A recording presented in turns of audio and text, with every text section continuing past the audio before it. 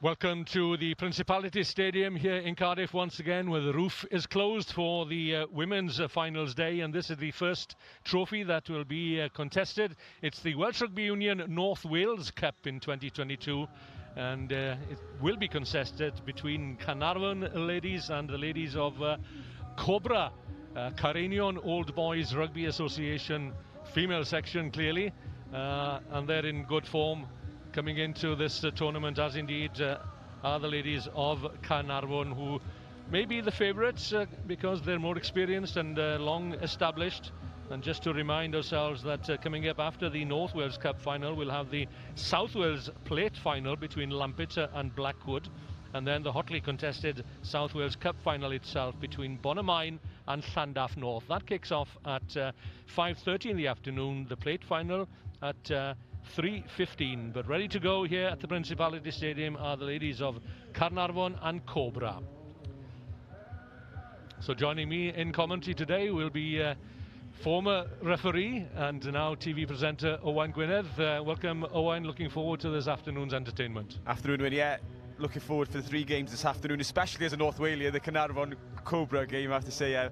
Looking forward to seeing the women play the two best teams in North Wales Rugby, the ladies section. Carnarvon, long established, have been successful for 10, 20 years in that female section, and have had a lot of success up the North Wales. Both teams now playing in the Premier League of women's rugby, so it's going to be hotly contested. And as always, when it's a local derby, bragging rights up for grabs, both teams want to have a party on that bus back up North Wales. Good. We'll look forward to hearing your comments as the day progresses. So let's have a look at the respective teams. And the first lineup we will see is the Carnarvon lined up. They're led by Iona Evans from outside half, but up front it's Meg Gray, Non Roberts and Ali Dennis in the front row. Tilleri Davis and Sarah Williams at lock forward. Seren Brown and Fionn Jones join Morfydd Evans, the vice captain, at the back row. Eva Williams is the scrum half, partnering Iona Evans. Kate Davis on the left, Mally Jones on the right. Suan Holloway at centre with Rodd Alaw-Parry, and the most experienced player in this Carnarvon lineup is Wales international Jess Kavanagh at fullback. And on the bench today we have Mared Jones, Natasha Preston-Jones, Emma Edwards, Harriet Rowlands, Hannah Hughes, Sophie Richards, Abby Cousins and Lois Leonard-Jones. So for Cobra, it's Kirsty Walsh, Annie Fairclough and Ellen Green up front, Carrie Higgins, Tilleri Lloyd-Evans, Daisy Evans, Gemma Robinson and Libby Jones. Fionn Williams at scrum half, Jaya Whittingham is the outside half, Kerry Hazeldine and Fiona Moss are the wing three quarters, Grace Potter and Kim Thurlow at centre, and Adelaide Edwards at fullback. And their bench consists of Hannah Parry, Alice Upcott, Lucy Morgan, Sian Jones, Carol Hughes, Grace Johns, Katie Howells and Fionn Worthington. So that's how the teams lined up, and they're ready in the tunnel, waiting to come out into this magnificent stadium, the Principality Stadium, the highest stage of all in terms of Welsh rugby, certainly. And they will contest the North Wales Cup final, Carnarvon against Cobra. And what do we anticipate? What do we expect? Owain, they'll come out all guns blazing, I should think, in the opening few minutes. Well, that's the thing. It's a great stage for any rugby player to perform and play on. This last week has been a testament to that so many players from every age, every background had the opportunity to play at the greatest stage in Wales, if not the greatest rugby stadium in the world. But every team has to be wary that it's a big pitch, it's a big occasion. They don't want to kind of fire off all their shots in the opening 10 minutes and then they're struggling for the remaining 70. So there needs to be an element of control by all the teams. Yeah, we've certainly seen that this week, and if these ladies have been watching on YouTube, courtesy of WRU TV, then they will see that any number of players have sort of faded as the game progresses, and the old calf muscle tends to pull as well. And a word also today, we have female referees for all, or both, or two games certainly, and the first of them, Amber Stamp-Dunstan, takes charge of this one, and she is supported by Stuart Kibble, Kath Pritchard, Jason Matthews and Steve Smith. So it's a proud day for Amber Stamp-Dunstan, and she takes charge of probably her first final, certainly at the Principality Stadium. Carnarvon in the white shirts. Both teams have similar strips, but Carnarvon have changed to a white strip and prepared to receive the kickoff from Cobra's number 3, and that's Ellen Green. Unusual to find a tight head prop forward starting a match. But a good take, a good clean take from the Carnarvon number 7, that's Fionn Jones. So first possession goes the way of the Carnarvon ladies.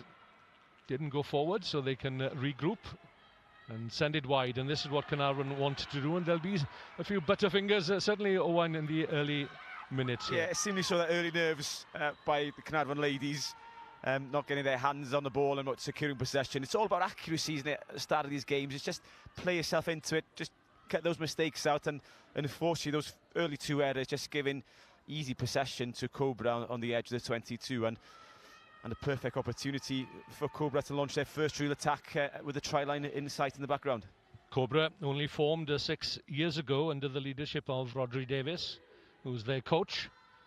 Let's see how they fare in this opening scrum. The strength and power of Carnarvon showing right from the first minute, and that augurs well for them, not so perhaps for Cobra. No, but the penalty coming Cobra's way, so maybe some illegal driving there from one of the props, just boarding in slightly, but yeah, the power coming through and showing how strong they are.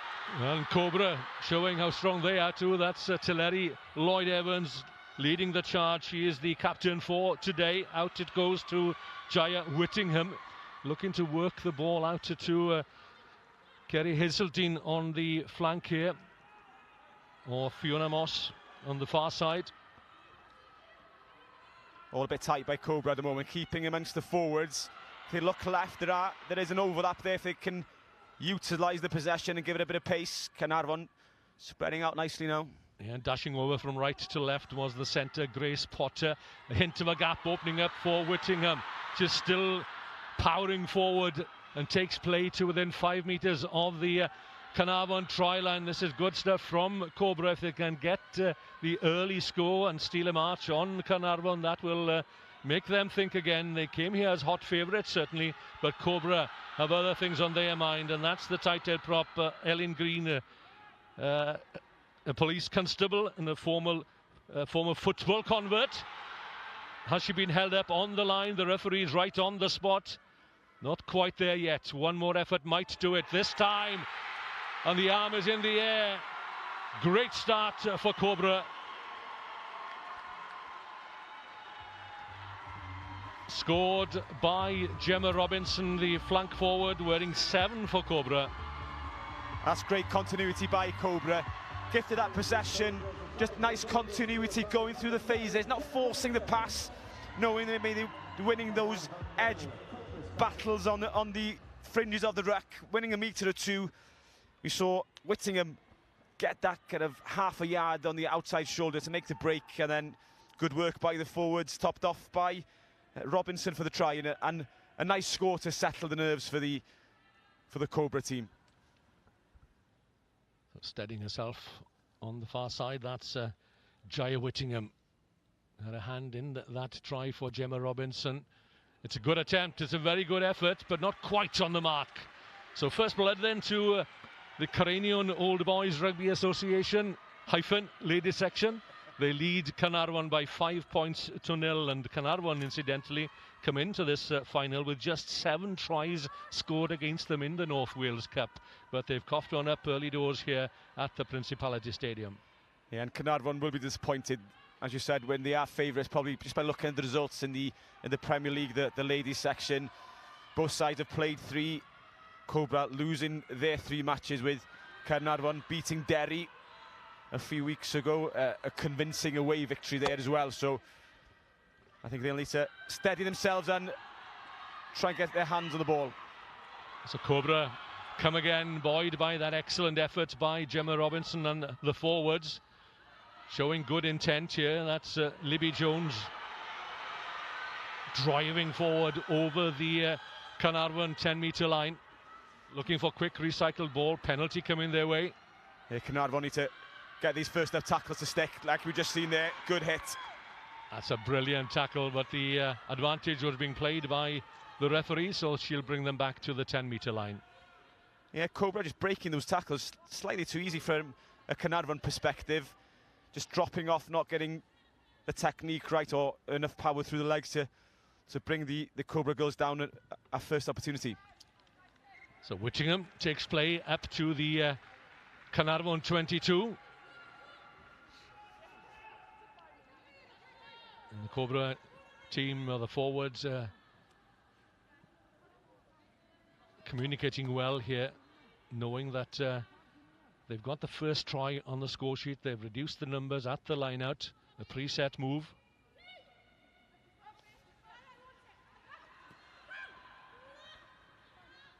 Fairclough, she's at hooker for Cobra. Standing back is Ellen Green, and leading the pod of forwards, number 8 and number 7, that's Libby Jones, and the try scorer Gemma Robinson. Has to be a penalty here, surely, against Caernarfon for not moving away from the tackle area. But the referee is happy for play to go on. And this is where Cobra have been impressive in the opening 5 minutes. They've been patient. They've not rushed. If they've been knocked back, they've kept the ball. They've been accurate in their play. Changing the point of attack, but it's a turnover for Caernarfon, and that was claimed by Ali Dennis, the tight head prop. Caernarfon still camped in their own 22. This is Dennis.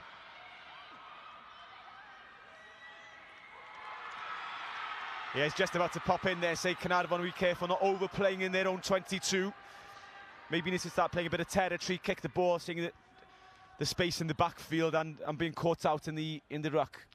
Fionn Williams thought about taking a quick tap penalty, but Jaya Whittingham had a word in her shell-like ear. I might have a go at this one. Then again, perhaps not, as we are having the ascendancy at the moment. Libby Jones, the number 8, carrying the ball into contact. Robinson, the veterinary surgeon in the Cobra ranks. Ellen Green, that's a good pass, but it's a great interception. Now then, can Caernarfon go all the way here, over halfway, over the 10-metre line? Still going, that's the centre. Jess Kavanagh, rather. Was it Rodd Alw Parry? It's Rodd Parry. And that's a great read by the centre. It looked like for 1 second Cobra had plenty of numbers out wide. It just needed to go through the hands. And there was an opportunity for Rodd Alw, spotting the danger and sensing she had to go for the intercept. And it's a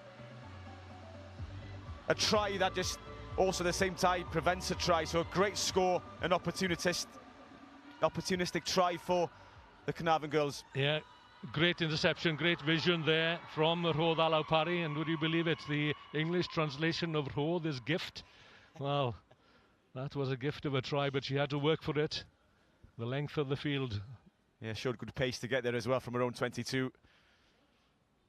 And against the run of play, Caernarfon up the opportunity, the chance to pop this over and take the lead for the first time in the match. Eva Williams from in front of the posts to give Caernarfon the lead, and she does so. So against the run of play. Yeah, good hands that needed there. There were plenty of numbers out wide. And a brilliant intercept and showing a load of pace. Cobra and Heseldine nearly get there. But plenty of pace by the Caernarfon girl. Rodd Alw Parry to get there. Yeah, Heseldine did well to give chase. But Rodd Alw had the edge. She had a start on the Cobra wing three-quarter, and that try will certainly steady the nerves for Caernarfon, who come into this cup final unbeaten.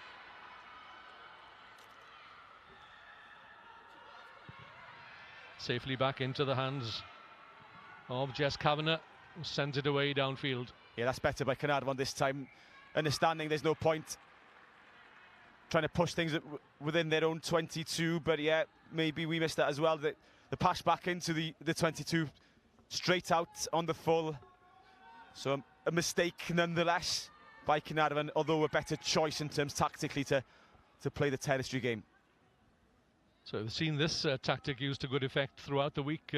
Teams reducing the numbers at the line now to keep the opposition guessing. At the back here for Cobra, that's the hooker Annie Fairclough. Yeah, not the best of throws to the front of the line. Caernarfon competing once again and winning the ball. That's good handoff from Teleri Davis. Ball called for early by the tight-head prop forward Ali Dennis. Yeah, Cobra need to be careful not to shoot off the line too early. They looked offside from that last ruck. There are gaps in that Cobra defence, and now Rodalo Parry taking the ball up again. It's Jess Kavanagh, Wales international. It's the high tackle that's been penalised, and the referees have been very vigilant on the high tackle at all levels of the game during this week. Yeah, it's something over the last year or two, isn't it? That's been clamped down on. Anything above the shoulder, be it with force or not, tends to lead to a penalty. I remember being here with Ian Goff last week. He doesn't totally agree every time that everything above the tackle, the shoulder deserves a penalty.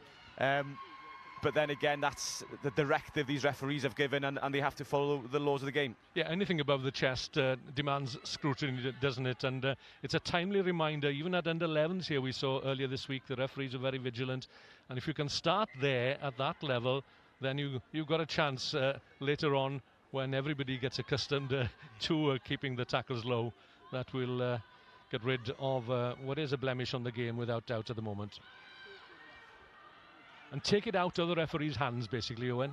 Yeah, and the referees have got plenty on their plates. I remember refereeing here in the Welsh schools and colleges final, and when you have players who maybe aren't fully aware of the laws of the game and how the referee has to interpret that law as well, at the same time, it's frustrating having to explain to them how these laws have to be applied. So it's nice that they've been taught from an early age what the laws should be and how they're applied.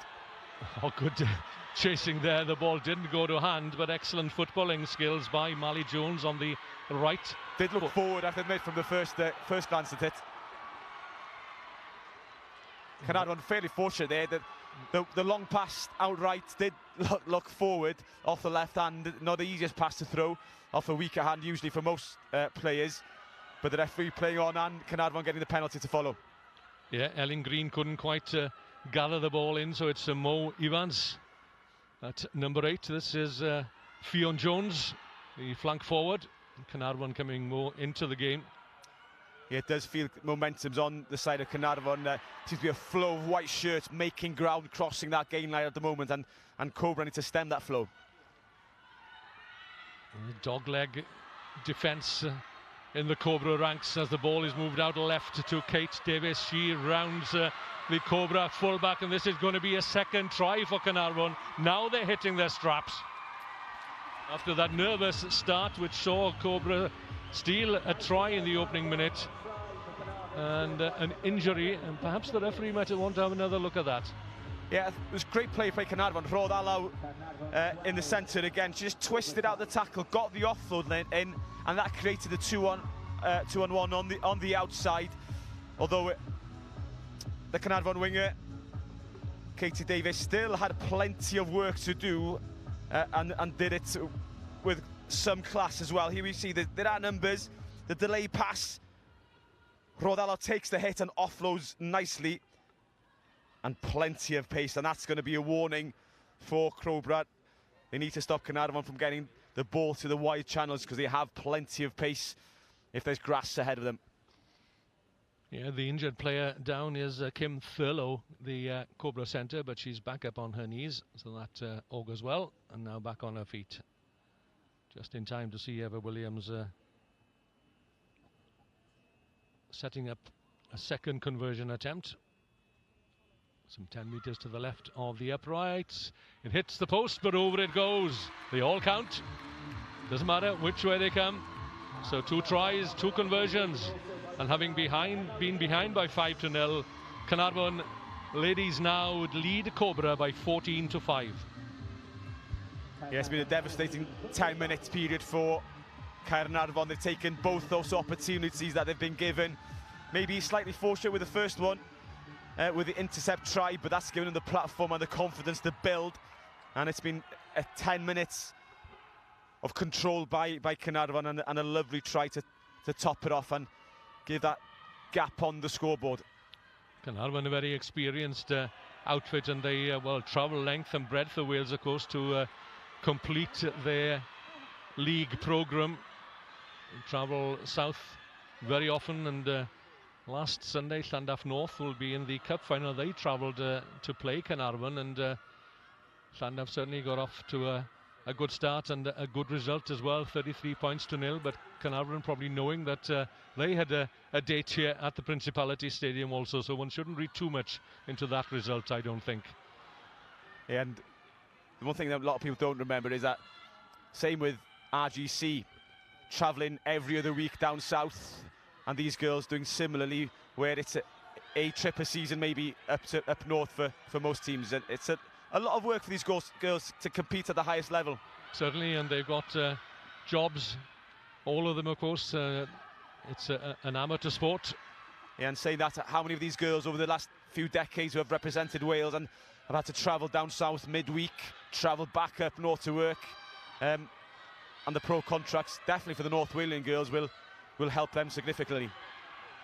So Cobra looking to get back into this match, knowing that they have to retain possession and be wary of the dangerous Caernarfon attacks. Kavanagh keeping a close eye on that one and keeping a left foot in play. Yeah, another Bester kicks into open ground, plenty of space back there if Cobra can utilise. Yeah, good vision from Whittingham, knowing that Jess Kavanagh was up with play, and dropping back there was Jaya Whittingham, and she sets off out on her extreme right. That's Fiona Moss, again looking to get the better of her opposite number. Brilliant work here by Moss. Away she goes into the 22, and it's another cracking try for Caernarfon. A third try in almost as many minutes for Caernarfon, and they're more than up and running.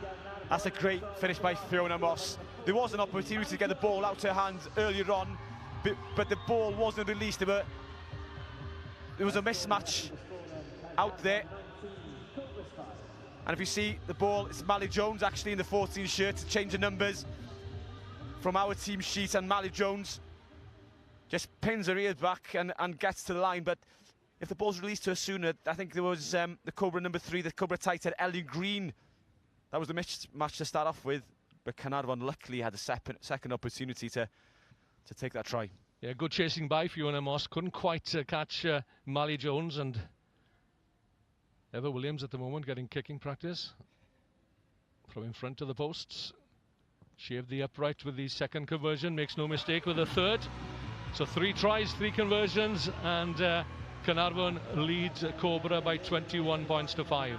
Yeah, we've got nearly 20 minutes on the clock now, halfway through this first period, and Caernarfon with 3 tries to their name. Now seemingly in having an armchair ride. Cobra really need to grab this game by the scruff of the neck. They need to get a bit of possession, they need to get a bit of territory, and as they did for that opening try by Robinson, just keep it and the door will open and they'll get their opportunities, where Caernarfon are just so far been so clinical when they've smelt half a chance.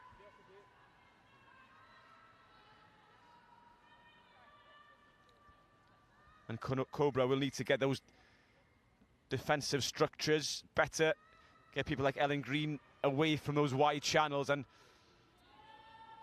avoid those mismatches. So Cobra have made 1 or 2 substitutions. We'll catch up with those once the names are confirmed. But in the meantime, weaving her way up towards halfway, that's the Caernarfon open side wing forward, Fionn Jones. To Larry Davis, again using that right hand to good effect, and he won't get the ball off her very easily. No, Larry Davis, she's been a great carrier. She's been getting some hard yards in there, giving the Caernarfon girls the platform to attack, and yeah, Cobra needs to bring her down early, chop her by the knees and bring her to ground. Loose ball in midfield, but it's snapped up by Rodd Alopari. That's a good steal by Cobra. Caernarfon are just getting those yards, they're getting the momentum. I think it was earlier try scorer, Rhodd Alaw Parry, who was crawling a bit too far on the ground to gain a second or so for the supporting players to get to the ruck. Yeah, that's a bobble of a rugby ball for you. Yeah, why is it such a funny shape? Well, here we are, it's a chance for Cobra now to get possession.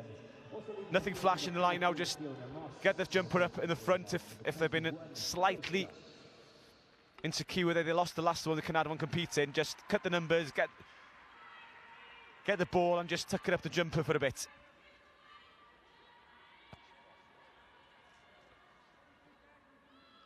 It's a throw again. I think it's not the lack of communication, it's the hooker unfortunately not hitting her marks.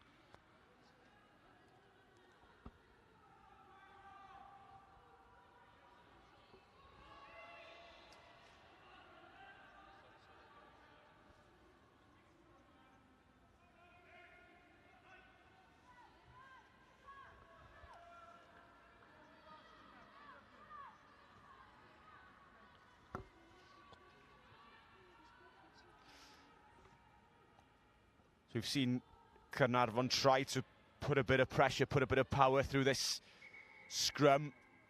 It did originally lead to a penalty to Cobra, so it's an interesting battle here.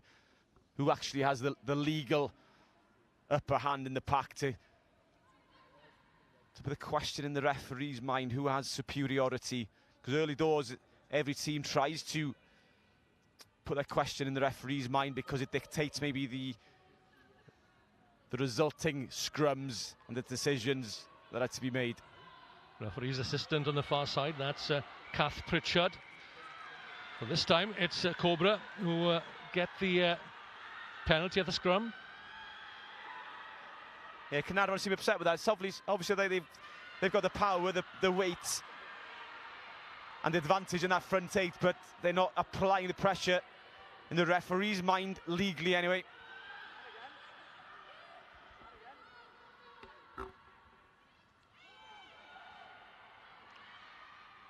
Oh, that's a big hit, once again, by Teleri Wyn-Davies in the second row. She's really showing her power and stamp on this. She's a formidable player, isn't she?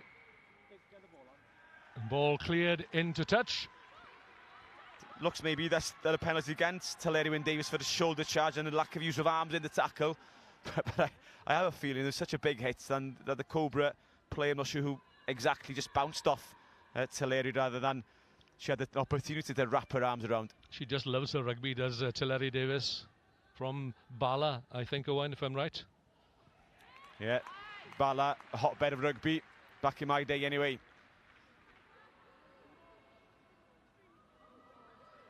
Farmer country as well, so it was always, from a youth level, always a tough team to play against.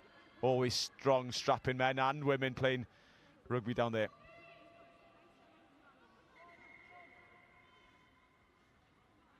So referee wanting a clear line of sight down the middle of that line out.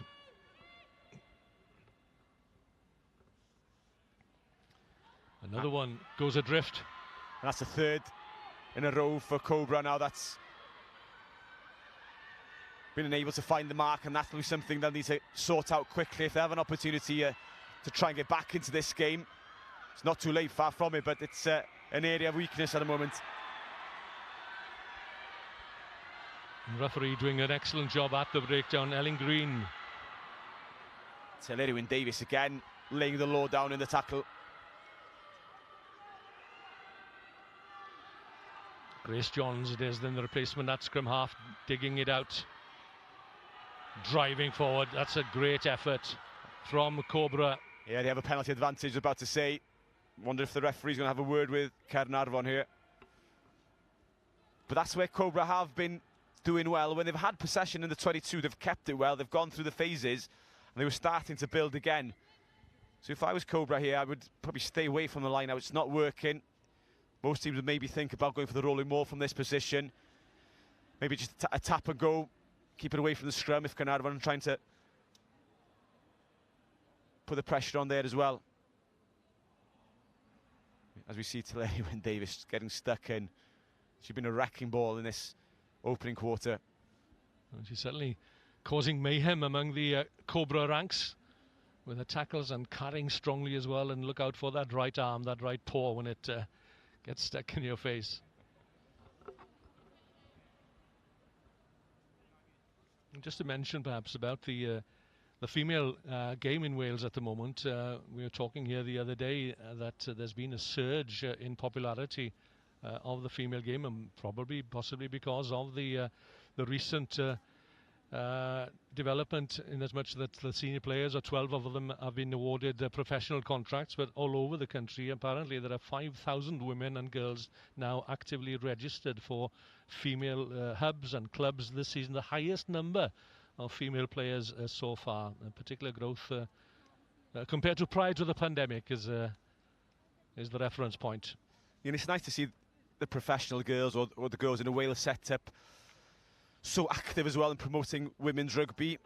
You know, they understand they have a role as role models, and they're actively taking part in training sessions, in taster sessions, to bring more girls into the game, because they know the pyramid system in every type of sport. The wider the base, the better the peak of that pyramid will be, and in years to come, it'll bring success to the women. It was unfortunate to see the first team losing to Italy yesterday, and it would have been the greatest Six Nations to date, winning 3 games and finishing 3rd in the table. Just couldn't do it, but bodes well for future Six Nations. So Libby Jones, the injured player, escorted off, just holding her shoulder. The ground is very hard here at the Principality Stadium, and what have you, this must be getting on for 30 games over the last week or so. Cobra that close to the Carnarvon try line. One pass left here, and there's a try on. The forwards take it up again. Those forwards out wide might not be needed. Oh, yeah, had that ball come out, then certainly Cobra had the advantage over on the left, but they're being penalised for a double movement on the ground. And a bit of back chat, showing some frustration. And that gives Jess Kavanagh another 10 metres or so. Yeah, and Carnarvon with the lead on the score, where maybe have some freedom to play here now as well, and the wind in their sails. Ready and happy to run it from anywhere and everywhere. Yeah, Ali Dennis with the hands out, ready to receive possession. It's on its way again. As Carnarvon, through Rodd Alawpari, scorer of the first try, look to create the extra player on the wide outside. Trying to release Kate Davis. Here we go. Barnstorming run again from Teleri Davis. Always takes 2 or 3 to bring it down, and that creates space on the fringes, sucking in the Cobra players. Sarah Williams, the lock forward, sets it up just inside her own half. Dug out by Eva Williams for Fionn Jones. Evading the first tackle and the second, and taking 1 or 2 Cobra players with her. Yeah, look, there may be a bit of crossing there. According to the referee, didn't obstruct anybody from getting to the tackle. A good interplay between Morfydd Evans and Teleri Davis. Oh, the 2-on-1 there. That pass stuck to hand. I think there would have been a try on the cards. Yeah, Kate Davis doing well to try and keep the ball alive, but if that ball would have gone to hand, there's acres of space in front of her, and from a try we know she's got bags of pace.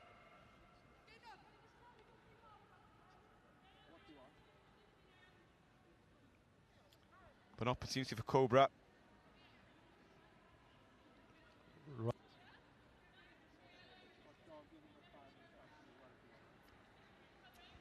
Yeah, but injury down here for Ali Ruck Dennis, the Carnarvon tight head. Yeah, she's a COVID vaccination nurse, or certainly has been a COVID vaccination nurse, and used to play for Keele University and Cardiff Met.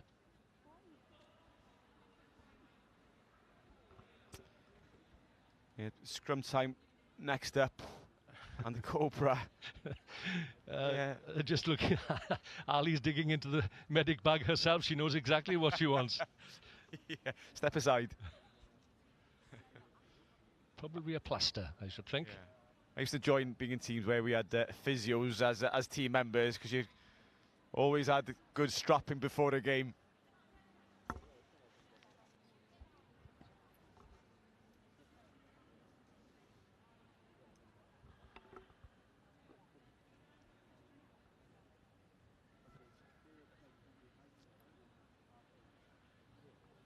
Yeah, I don't think the injury's too bad. She should be up and ready to go. Yeah, we've referred to the medical attention, the medical support all week, how good it's been. And Ali Dennis there, well, she's chatting with her medical support and just reaching out her hand, her finger. There we are, she knows exactly what needs to be done. Could be a dislocated finger, possibly. Possibly, yeah. Oh, that was the most painful injury of all. Well, you know what, I've never dislocated a finger, I'll admit. But I don't like watching them being put back in, that's for sure. So taped up and back in the ranks with a broad smile on her face. Sorry to keep you, she says. Yeah, I'm not going off. Not on this stage, anyway. So just to remind ourselves, it's Carnarvon 21, Cobra 5. 3 converted tries for Carnarvon. Actually, the closest game, I referred earlier on that Carnarvon were unbeaten. The closest game they had was a 24-10 win away at Cobra in Mayford. Yeah, and I've had the opportunity to referee at Cobra a number of years ago now, and it's a lovely little club in mid Wales, and serving the community well as well. So the referee just marking the spot for this scrum and urging the two front rows to come together slowly.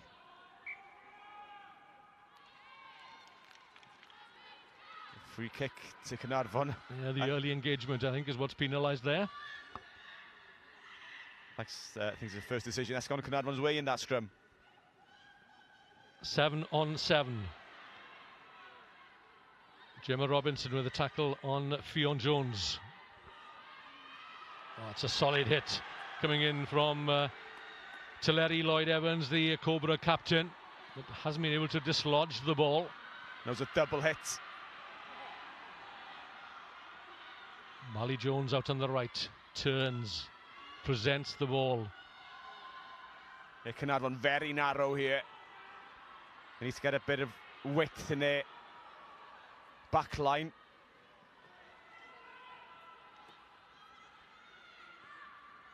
Davis again in the thick of it. Lovely show there from Fionn Jones. Makes the ball available. Quick ball is what Carnarvon are looking for. This is Sarah Williams. Yeah, Cobra at times looking a bit disjointed in the back line when they're defending. They're going up in a dog leg, not communicating properly. They're going in that one straight line. So another injury perhaps, have we, to a Cobra player. She fell under a pile of bodies there. We were talking about Tulleri Wyn-Davies earlier on. Had the responsibility of trucking the ball up again, and then a double hit coming in on it. I think Cobra have sussed out who the main ball carrier in this Carnarvon pack is, and it was a shuddering tackle that definitely shook Tulleri Wyn-Davies' bones. Yeah, Cara Higgins back on her feet, but being escorted towards the far touchline. Perhaps it's a head injury assessment, possibly.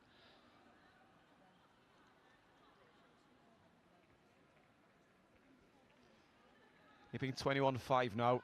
Cobra far from being out of this game.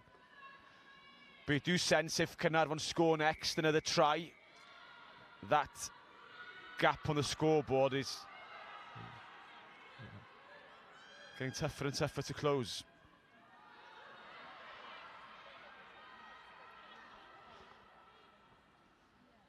So Carnarvon have had some good luck over on the narrow side here. Now they've got the width of the field, and Carnarvon reorganising themselves. Won't go far first time, or it might. Morfydd Evans, the vice-captain. If they flash this one back left here, back to the blind side, there's 3 or 4 players. Well spotted there Owen, and it's 11 on 11 again, and Katie Davis is away. She's eyed the touchline, cutting back inside, then out. Can she reach out? Yes, she can, but has she got the ball down? That's a great finish. Similar to the first time she had an opportunity down that left, then she cuts inside, fixes the defender, fixes the fullback, then using her pace to get on the outside shoulder and drive, good strength to get to the line to dot down. Yeah, good effort. This is how it came about. She had a yard or two of space and more than a yard or two of pace, causing all sorts of problems for the Cobra fullback, turning her inside out and then dotting down in the corner. That's a great awareness of space as well. She knows when she's in an open play, she has the pace. It's just a matter of fixing that fullback and then just skating on the outside. And Cobra just couldn't scramble back in time to scrag her down. So Eva Williams tight to the touchline. She had the distance, not quite the accuracy. But 4 tries now then for Carnarvon, and they lead Cobra by 26 points to 5.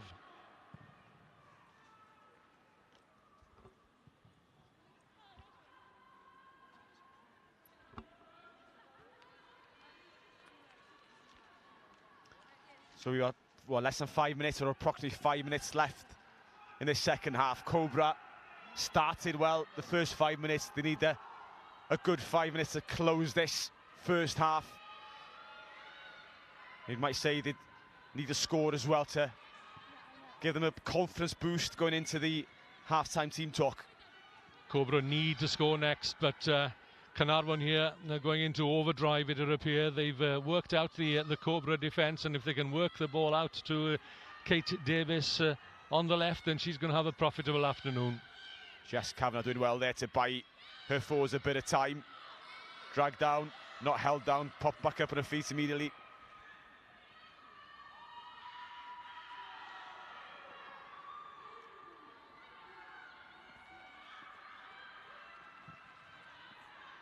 Now, where's that kick going to drop? It's a good take. Here's a premeditated move. You can hear the call, the outside backs coming up flat, looking for the crossfield kick. Not quite executed as the way they'd have hoped, but Carnarvon have stolen it. So in midfield, that's a neat little short pass, and bringing Tilleri Davis again in on the charge. And it's on its way. Good quick ball. Kate Davis looking for the wide outside again, and again she's given the Cobra defence the slip, and can she go all the way here? Hauled it down, but it's there for Whittingham. Great run there by Kate Davis out on the left, and she's helping out there now to try and get the ball back. That Carnarvon can come again. Davis. Nali Dennis involved there, so options left and right here.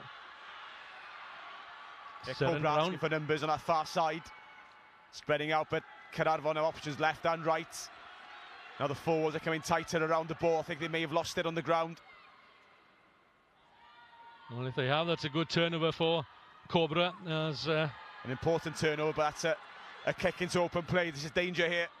Molly Jones, but it's snatched from her by Whittingham.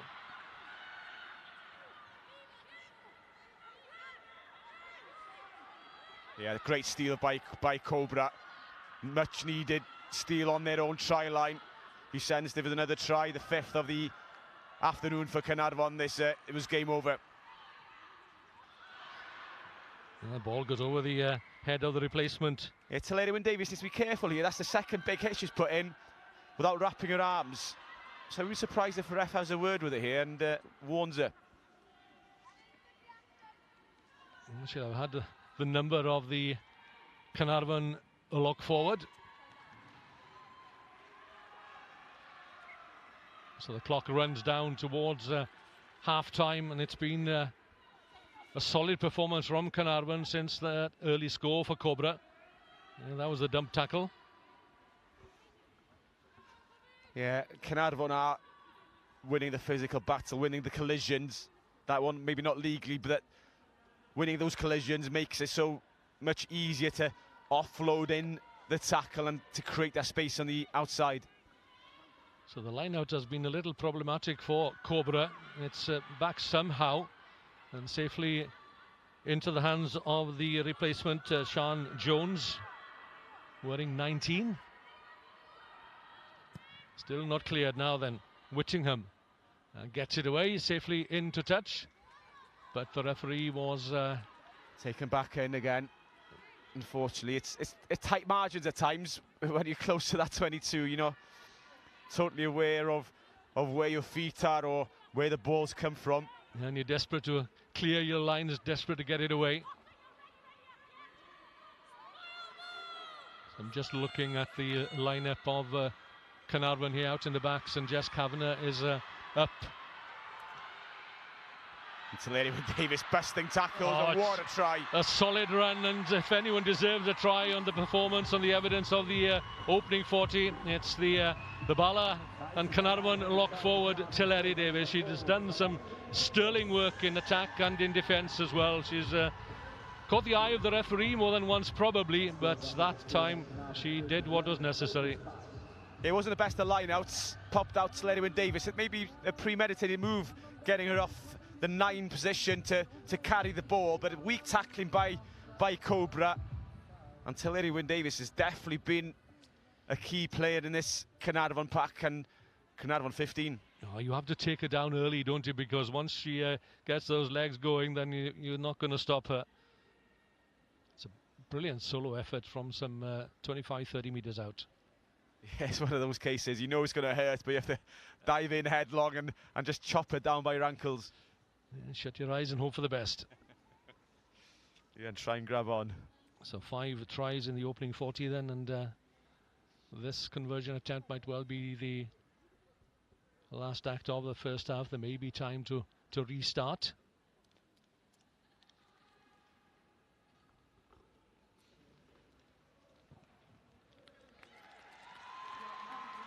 Simple effort from Eva Williams, and takes Carnarvon further into the lead, and by 33 points to 5.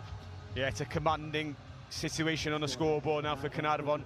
They showed a lot of nerves early doors, a couple of handling errors, but now they're in complete control of the scoreboard and the play on the field. Cobra need to re-galvanise, need to pull themselves together, and need to do what they did in the opening 5 minutes and just keep possession. Carnarvon do have weaknesses in that defence. We've seen that Cobra do get over the gain line on the fringes. So Ellen Green kicking long from the restart. I think there was a half break by Rodallo Parry. She's caught the eye as well in the first half. Integral to a couple of the early Carnarvon tries. The penalty is going to be taken by the replacement scrum half there, Grace Johns. Gemma Robertson has had an impressive first half for Cobra, probably one of their standout players. Well, she opened the scoring with that well-taken try, and now then there's going to be a warning at least, and a yellow card as well for the 2-try scorer Kate Davis. Yeah, I think it's a case of repeated infringement by Carnarvon in this area. And Cobra need to take full advantage of the one-player advantage. Whittingham setting it up for Grace Johns. In go the forwards. Can Cobra get a score before the referee calls time on this first half? A solid tackle from Fionn Jones, the Carnarvon number 7, and if they can work it quickly out wide. Whittingham with a kick through. But Molly Jones was back there to cover, and there we are. Bad decision, the kick there, needed. They just need to go through the phases. The gaps were opening, there was space out left, and an opportunity missed at the end of the first half for Cobra. So it's a solid opening 40 for Carnarvon. They trailed by 5, but they now lead by 33 points to 5, courtesy of 5 tries, and 2 of those have gone the way of Katie Davis out on the left, and she'll spend a few minutes in the sin bin. Let's remind ourselves of how that scoring came about. Yeah, the opening try, brilliant start by Cobra. Robinson crashing over down the left-hand side. And this was probably the game changer in the first half. A lovely intercept by Rodal Opari. Great pace by the centre. Nearly chased down by Heseldine. Yeah, risky play, isn't it? You know, you go for it, and you risk the chance of perhaps dropping the ball forward and then getting a penalty against you for deliberate knock-on. And again, Rodal out in the middle of this attack. Does well here to spin out the tackle, get the offload in. And the ball worked out to Kate Davis, the speedster. Again, showing a clean set of heels, and she's definitely a danger woman in this Caernarfon backline. And we saw the third try by Mally Jones. Yep. The opportunity seemingly lost beforehand. There was an overlap, there were mismatches, but the ball's recycled nicely, and again showing there's plenty of pace on the Caernarfon wings, and Cobra need to stem that quick ball from Ruck. And here, just eyeing the space, looking up, seeing what's in front of you, playing what's in front of you. And again, this is even better finish than the first one by Kate Davis, showing pace and strength to reach over to the left-hand corner.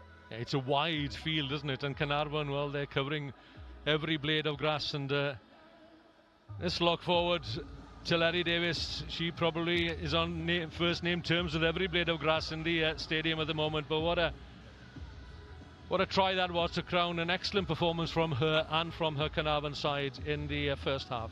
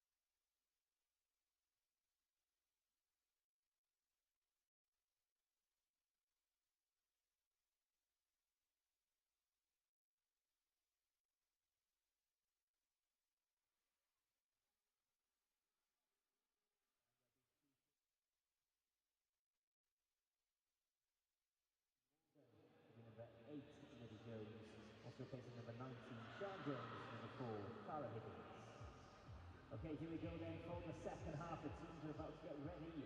This is the North Wales Cup final. Get behind both teams. Caernarfon and the Cobras.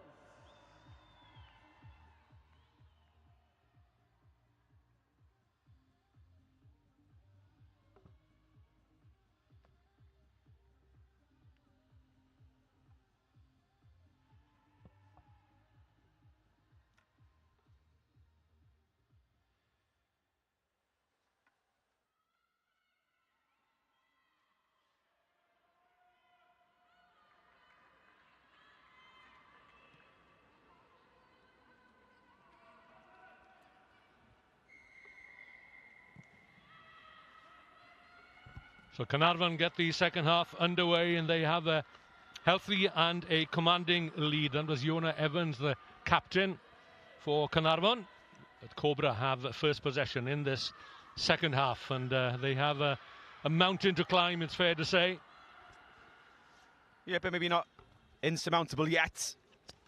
They need to score early, they need to score next to get that confidence back. You know, they've had opportunities in the first half, and they just need to play through the phases, because they've shown there are frailties in the Caernarfon defence. And they kick to the dangerous players out on the flanks in Mally Jones and in Kate Davis.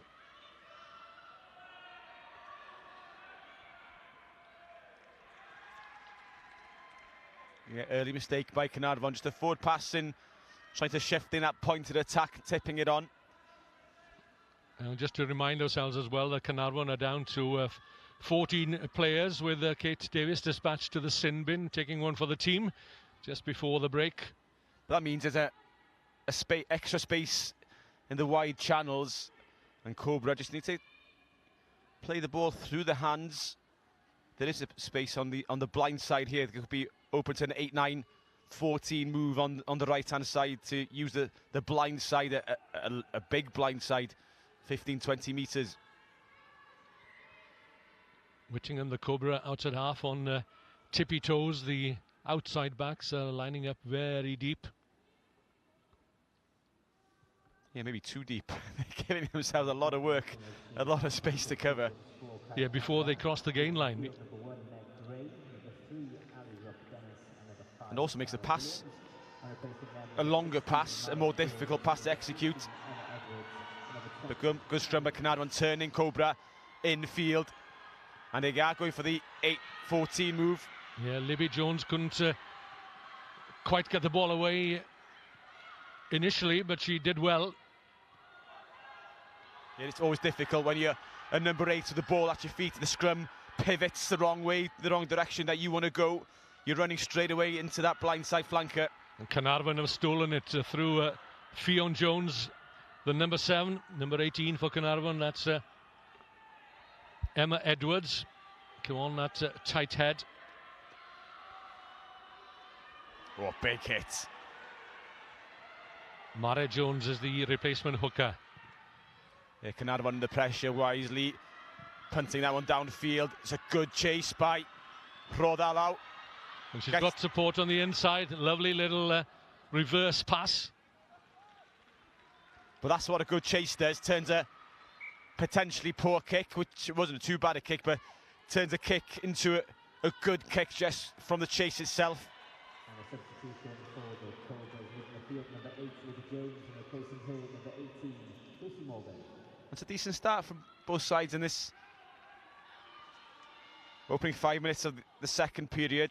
Yeah, plenty of energy being shown, and some initiative as well, and ambition, and that's what you want to see.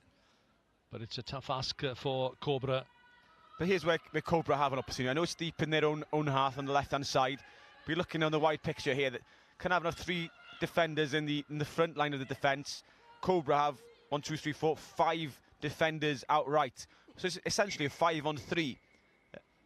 With a blindside winger could make a 6th player on the open side. So here there's space to attack. Just need that accuracy and pace in passing.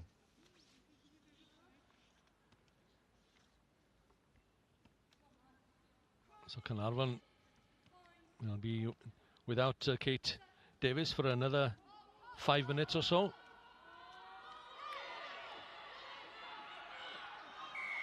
And scrum being wheeled deliberately according to the referee. Yeah, Cobra need to tap and go quickly here. And they haven't done so with Carnarvon, with having 6, 7, 8 bodies on the floor. Is an opportunity to take it, go, and they're behind that front line. Yeah, and Larry Davis just having a quick word there with the referee, and perhaps knowing that the referee is paying her attention and slowing down. It'd be frustrating from a Carnarvon perspective if this was a tighter game, that they're not getting maybe the decisions they think they deserve in the pack. We're seeing the referee being questioned here. It's obvious that the Carnarvon have the power and the strength and the weight in that front 8. There's obviously something that the referee is disagreeing with the body angle, the shape, the pictures that she's been shown by the Carnarvon front row. Morfydd Evans, the vice captain, just having a word with the referee there and asking for an explanation, and she was trying to tell the referee, I think, well, we have to push, and if we are too strong, then so be it. Yeah, good old pack leader. Yeah. If there's a tighter game, that's an area of play which could bring a lot of dividends and reward for Carnarvon. So an injury to the loose head prop of Cobra, that's Kirsty Walsh, and in place of her is Alice Upcott, wearing 17. Substitution for the Cobras, leaving the field, number 1, Kirsty Walsh, and replacing her, number 17. Well, it's safely into touch. That Cobra would have wished for a little greater distance, perhaps, on the kick. Yeah, they would like to be closer to that halfway line with a chunk of territory. So I think it's going to be a shortened line out. 5. Well, if it's not functioning as you would want it, then the safest ball is the one down the front. Yeah, they've done that. They've dummied to the middle with that pod moving backwards and brought the front lifter back towards the thrower. And having won the line out, it's been stolen once again, and by the arch poacher Fionn Jones, stretching the legs, hauled down. The high tackle. Yeah, by Jaya Whittingham. And Carnarvon look to add to their total, and who's to say that they won't now with Prodalo in possession. Well, she had support on the outside. She needed to give it.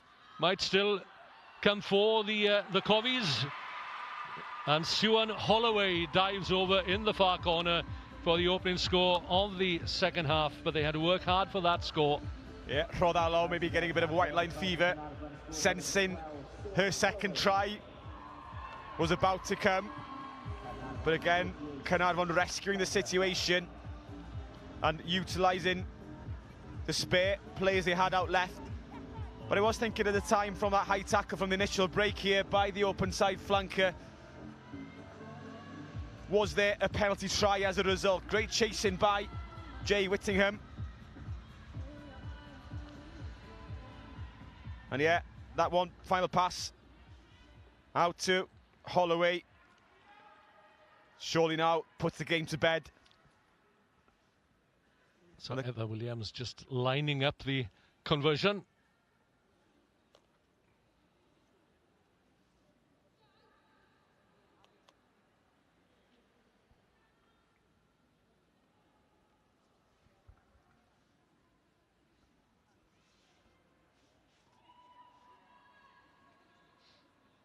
Four successful conversions so far for Eva Williams.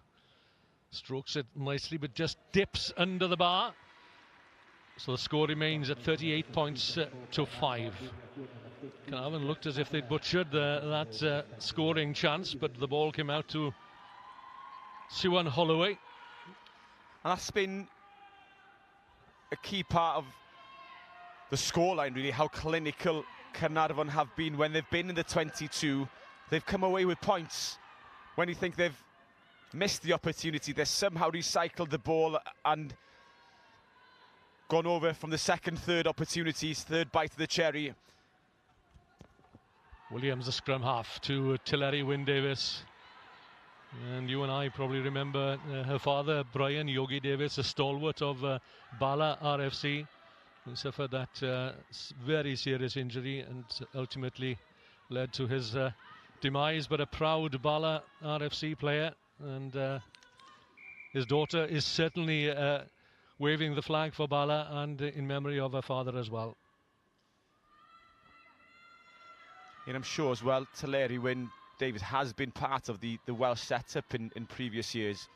I wonder if the Welsh coaching staff are keeping an eye on this game and the rest of the finals to see who's on the fringes, who will be stepping up into that Welsh setup and trying to give that base to the Wales ladies for future Six Nations to come. Well, they could certainly do with the power of the likes of Teleri Wyn Davies, bearing in mind that the Women's World Cup is to be held later on this year in New Zealand, and that Wales have qualified. They've drawn a line in the sand after yesterday's performance, I should think, against Italy, which they would be very disappointed with in the end, of course, by losing a narrow final scoreline. But they showed some good intent in the earlier rounds, and one didn't expect perhaps them to defeat England or France, and they are the first and third seeds in the world at the moment.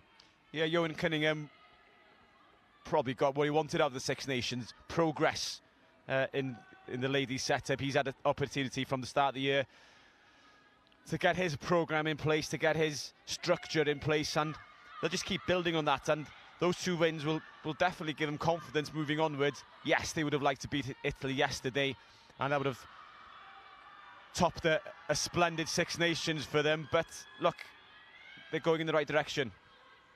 Yeah, there's every incentive now for the ladies who perform here today, and perhaps have thought about it, but can't afford to give up the regular jobs really to take up the invitation. But there's an opportunity now with semi-professional contracts and full contracts as well. Oh, that was a head-on clash. And the penalty goes Carnarvon's way, and we have another player down injured for Cobra. And just to confirm that Jaya Whittingham did, in actual fact, see a yellow card as a result of what was considered to be a high tackle before the try scored by Carnarvon, their sixth. Yeah, it's a good decision by the referee to come back for that yellow card. So often we see that when a team goes on to score, that the referee doesn't come back for that original offence. You know, the question in my mind would have been a penalty try anyway, if and it should have been a penalty try, because the last defender was the culprit of that offence, so it would have been inevitably a try. Probably would have been scored if an offence hadn't have happened.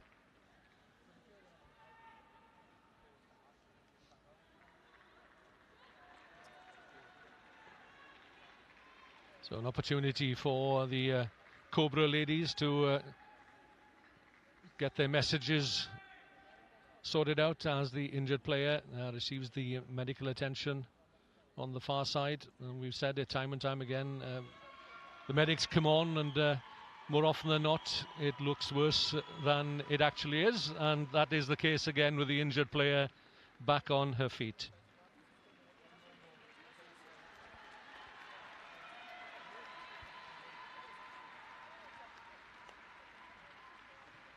Yeah, I think it's just the hit and the tackle just shook her up a little bit.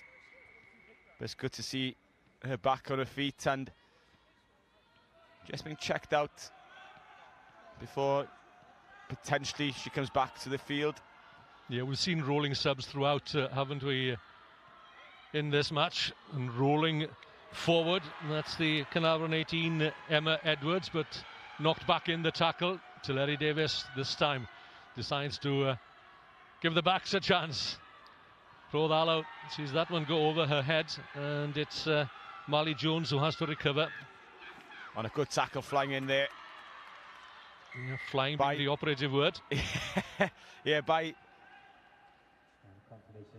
Teleri Lloyd Evans. Not only stopping that attack, but also winning the turnover. Line out to Cobra. Yeah, the occupational therapist and captain today for Cobra.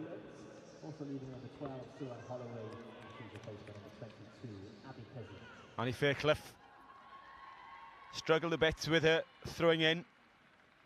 Again, needing to maybe mix things up in the line out. Use the dummy runner or the dummy pod going back. This time just going for the straight throw to the front. Again, Caernarfon competing and easy possession. Yeah, well read by Morfydd Evans, the Caernarfon vice captain. Hannah Hughes with ball in hand. It's there for Eva Williams standing in the standoff position. There's Tulleri Davis. Almost escapes the clutches of Gemma Robinson, who was holding on for grim death. Slowly but surely, Iona Evans. Yeah, trying a clever outside of the boot kick there. It doesn't quite work as she intended, but nevertheless, Caernarfon get their mitts on the ball. Knocked on in the process, though. So referee Amber Stamp Dunstan, and having a more than decent game, it has to be said. Yeah, she's been good with the yellow cards, that's for sure. She's identified those offences that have deserved yellows. It's just frustrating from a Cobra perspective that Caernarfon will have played 20 minutes in total of this game with 14 players, and they haven't scored in that period. Not yet, anyway. There's still an opportunity. I'd like to see Cobra maybe using the 8-9 move and bringing the blindside winger into play here, because they've got that extra player in there. And maybe having the blindside wing where she is at the moment, it's not going to be productive.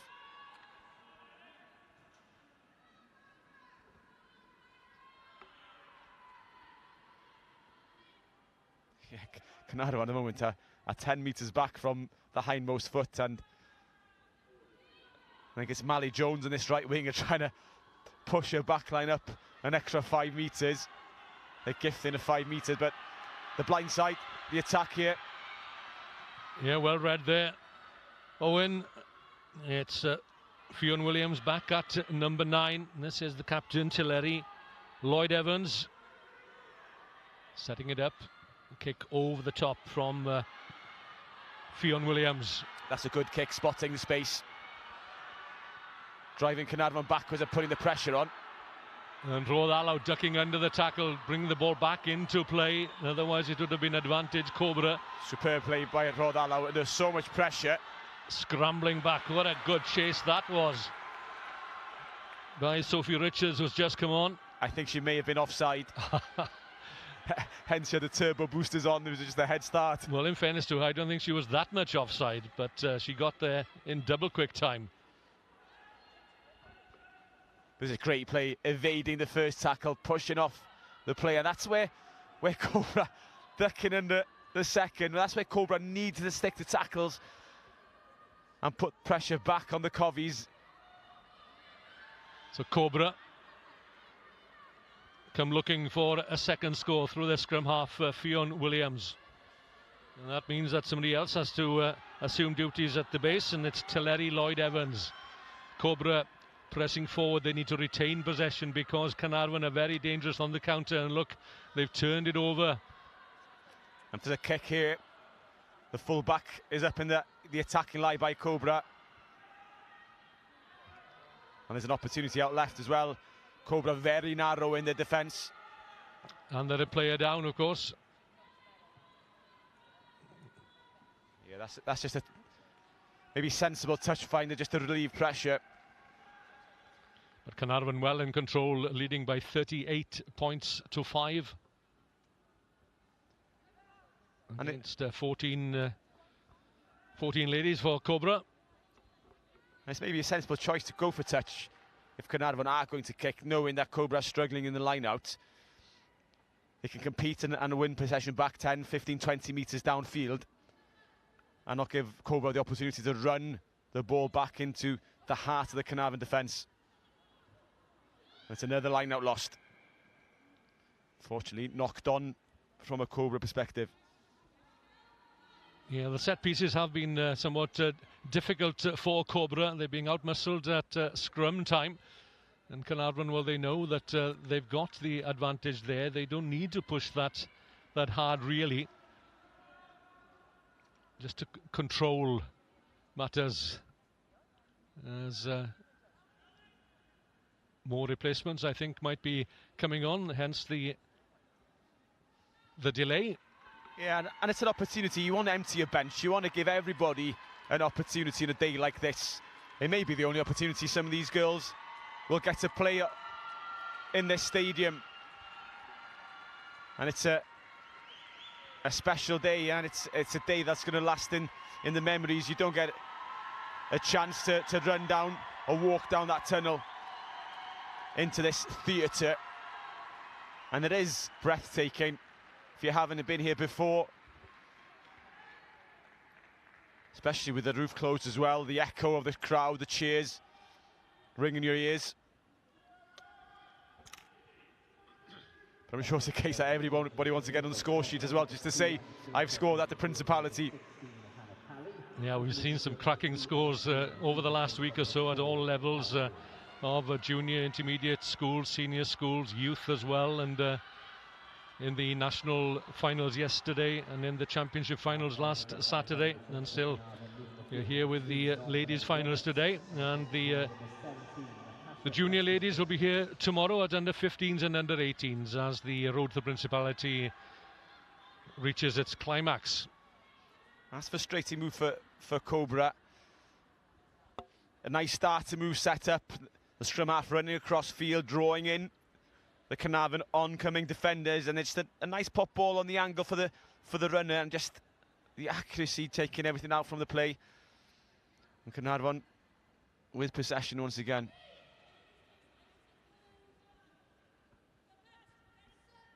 Alice Epcot on the loose head here for Cobra. It's a preset move by the looks of it. Ball from the back of the scrum, couldn't quite take it to Eva Williams, the scrum half. Yeah, maybe all these replacements are showing the lack of continuity, understanding, getting a bit disjointed, error strewn, legs getting tired. Yeah, we've seen that all week at the stadium. The ground is hard underfoot. Yeah, it's just that pass, just a bobbling above her head. Now then, Cobra need to produce something here, just for themselves to get something on the scoreboard. Carnarvon attacking the scrum. Fionn Williams onto Whittingham, was back on the field, having spent 10 minutes in the sin bin. Flash it back here left now, there's plenty of numbers. Carnarvon maybe have spotted it and numbered up correctly. A little disorganised though, the Cobra players behind the scrum on this side. It's mostly forwards. Yeah, they need to get up the pace on the ball at the base of the ruck. They were doing it well in the first half, but it's just been slowed down a bit. Oh, quick recycling, and Fionn Williams caught in possession, sets it back, and there is Daisy Evans. Again, quick ball here, suck a couple of defenders in. That's better. Carnarvon up very quickly, and the ball ripped there by Sophie Richards. Yeah, if Cobra tap it quickly here, need to pick up the tempo. Times and the clock is ticking away. By slowing it down, it gives Carnarvon an opportunity to line up, get back 10 metres. They take it quickly, they're in behind the defence straight away. So the time taken, and Carnarvon have reorganised, but that kick won't find a touch. It's a loose ball. And Kate Davis spent some time in the sin bin herself towards the end of that first half. Does well to keep the ball on the field of play. And Carnarvon come again. And Kate Davis obviously eyeing up a hat-trick as well. I'm sure she'll want to be in that bus home with a trophy, with a hat-trick to her name. Rodallau spinning out of the tackle, looking for the wide open spaces behind the Cobra defence. Yeah, Rodallau, she's definitely a nice runner. She glides through the tackle, she spins out. We see the wrecking ball again. Well, glide is not the description I would say I would use for Tilleri.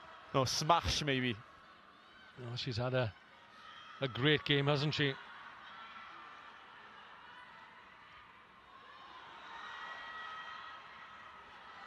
Yeah, Carnarvon penetrating through the defence. They've cutting Cobra up. Well, if that pass would have stuck, there was a 3-on-2 outright.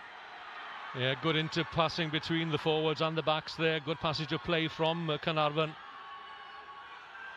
Eva Williams asking Emma Edwards to come in on the angle and to create a recycling opportunity, but not quite managing to complete that passage of play. Yeah, Cobra starting to look tired in defence. A lot of the girls walking into position, which means danger. If Carnarvon could get the ball out of the tackle, and again, a great fend by Teleri Wyn Davies. And I wouldn't be surprised if she maybe got a call. Some of the Welsh women, not always the biggest in stature, but Teleri would definitely give some ballast into that second row. Yeah, and Cobra, in fairness, they're making a fist of the second half, and they've restricted Carnarvon to just the one score. It's not as if Carnarvon have rested on their laurels, knowing that they've got a firm grip on this game. No, I think Carnarvon have huffed and puffed in this second half, but just not being able to kick the door down. The Cobra themselves, they've not really threatened the Carnarvon try line as they would have wanted, really, since that opening first 5-10 minutes where they were very impressive, flew out the blocks.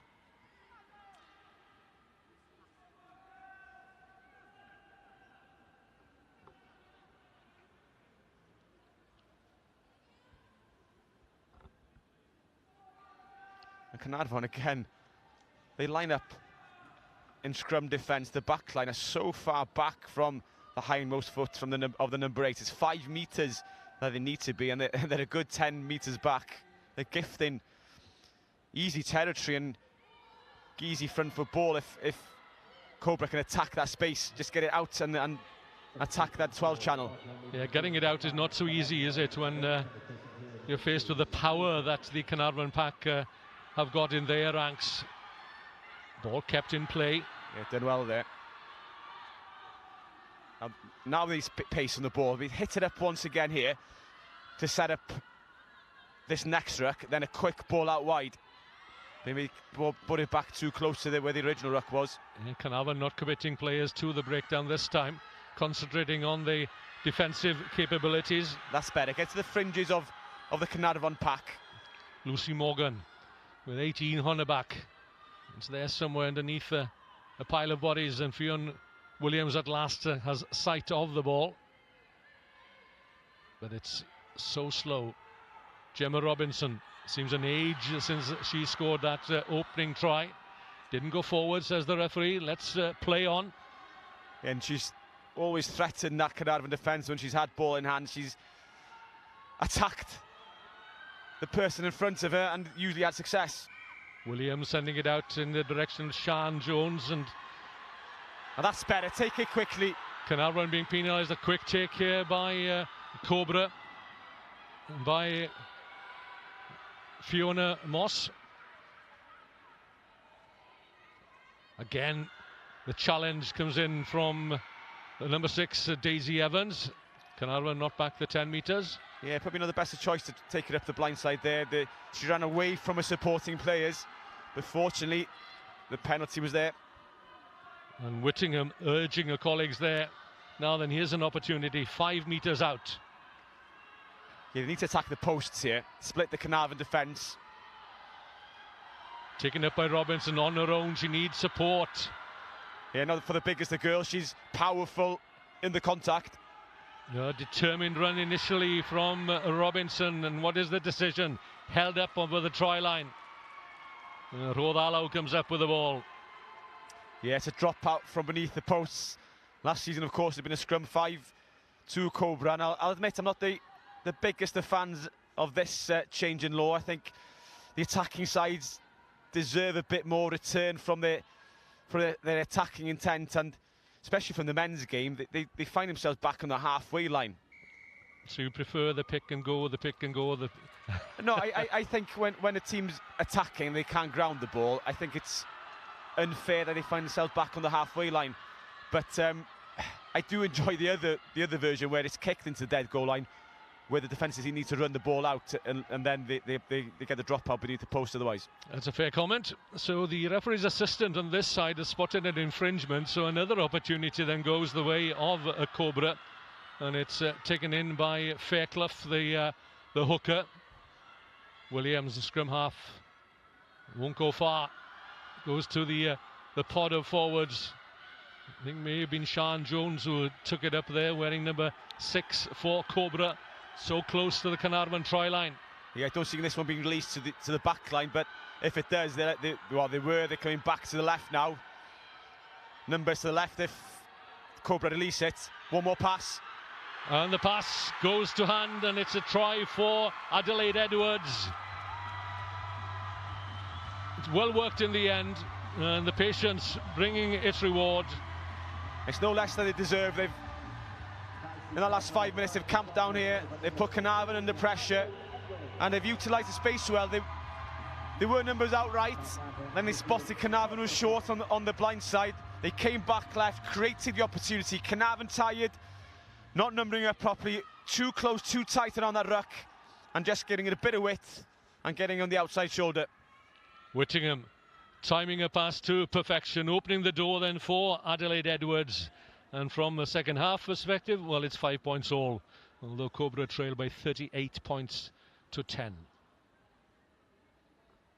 But this does give them something to celebrate on that journey home, if they're going home tonight or staying in Cardiff.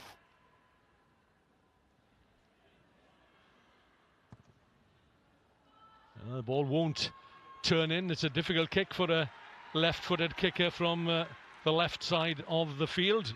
The angle is pretty tight, but the score with about 10 minutes remaining is Carnarvon 38, Cobras 10.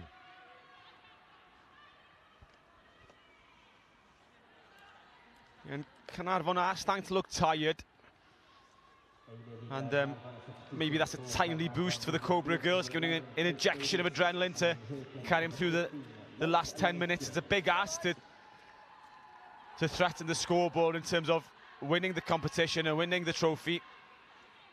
They can certainly make some damage in the last 10 minutes.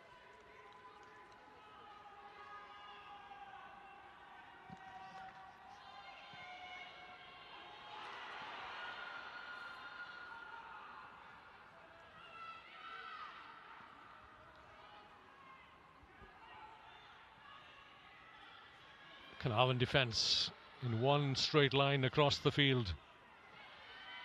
That Cobra come again, but Carnarvon have stolen it.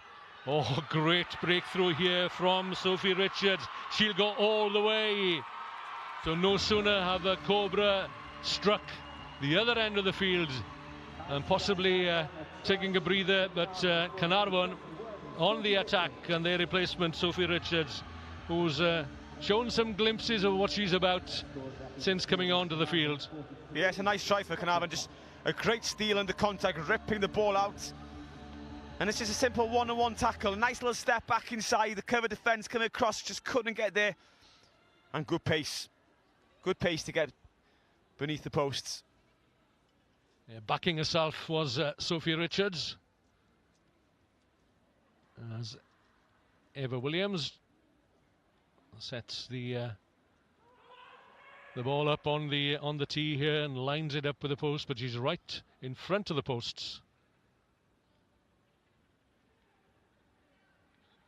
3 or 4 steps back and 2 to the side. Takes a deep breath to lower the heart rate 1 or 2 beats.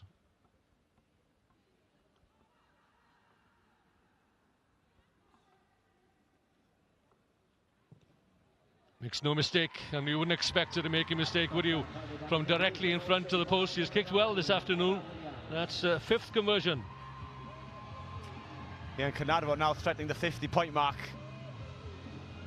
And you see again, the Cobra fullback, Adelaide Edwards, nearly getting there. But unfortunately for her, couldn't get there quite in the nick of time.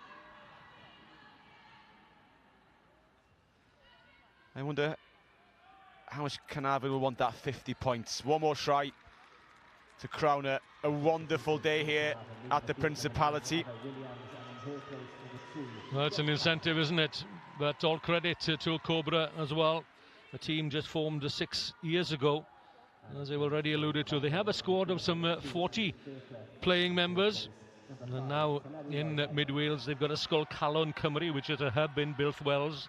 And Wayne Morris is the hub development officer there. And he's been blown away by the response of ladies wanting to play, an overwhelming response. And probably spurred on by the efforts of the Cobra ladies as well up in Montgomery. Yeah, and it's a similar story around the country.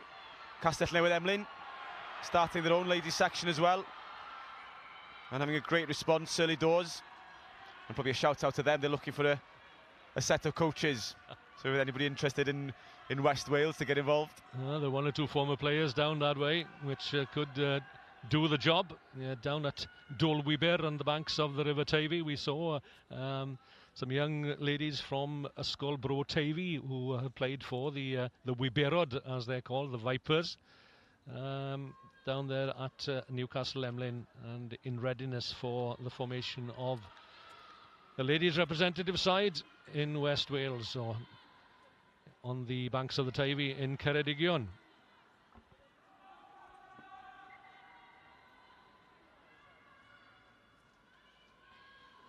So 45 points to 10 into the last 10 minutes. And again, as we've seen earlier on in the week, a team races out into the lead by half-time and securing the trophy that's on offer. But it's a big uphill task. It has been an uphill task for the opposition to come back in the second period. But in fairness to the Cobra ladies here, they've stuck to their guns and they come again. Gemma Robinson, she's certainly showed up well for Cobra this afternoon. And they knew they were up against it, but they've acquitted themselves well. They can be proud of themselves. Yeah, they'll be disappointed in the sense that they came flying out of the blocks and got that lead, and they were pressing, and it goes back to that intercept try nearly that so early on, maybe 5-10 minutes on the clock, and it felt like a game-changing scenario developing ahead of our eyes, and Carnarvon haven't looked back following that try. Larry Davis at scrum half this time. Yes, multi-talented. A turnover ball for Cobra. Be broken defence. And they're just slow to reorganise. That's what I find, where Carnarvon have the edge there, they're immediately back in the ranks. They turn and face the opposition. Well, they attack, they get the ball and they attack the first player in front of them. They look to gain ground, where Cobra maybe slow it all down, trying to get into their pods, into their systems, where sometimes you've got to get the ball under your shoulder, under your armpit, and just run. Just take that ground, and that'll create space on the edges afterwards. There'll be some timeout for attention to Lucy Morgan. Gingerly gets back up on her feet.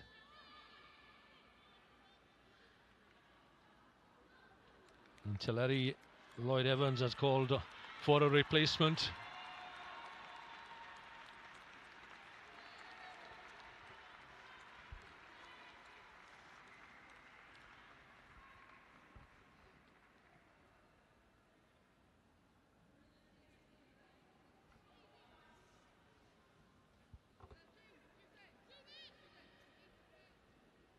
So the ball is away, I think.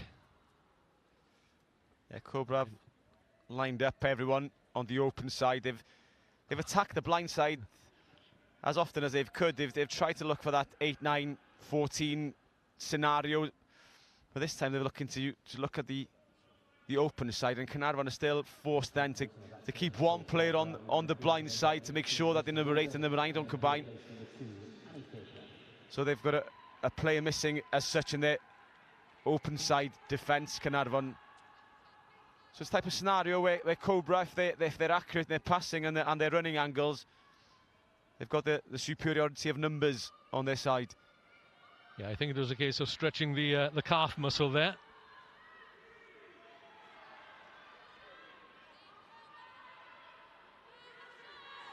Good work by Cobra and by Gemma Robinson. She's upended Yeah, maybe a dangerous tackle there, going above the horizontal.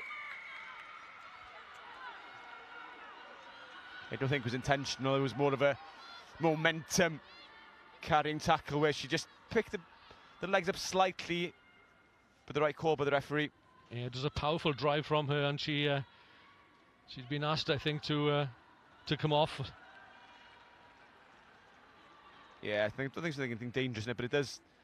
The legs do go above, and it looks worse than it is sometimes. Yeah, it was a clumsy tackle by Lois Eleni-Jones, nothing more. And Gemma Robinson, she's been advised to go off for a HIA, I think.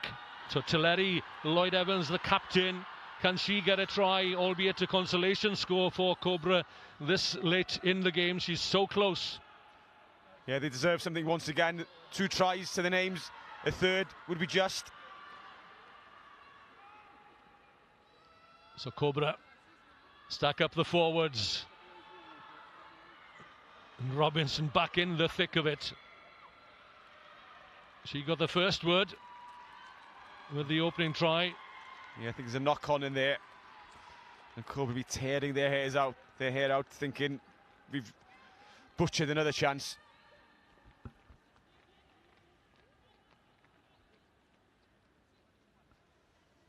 So Carnarvon holding out here at this scrum. They don't want the line threatened this late in the game, but they're still making some adjustments and giving all the squad members an opportunity to grace the Principality Stadium.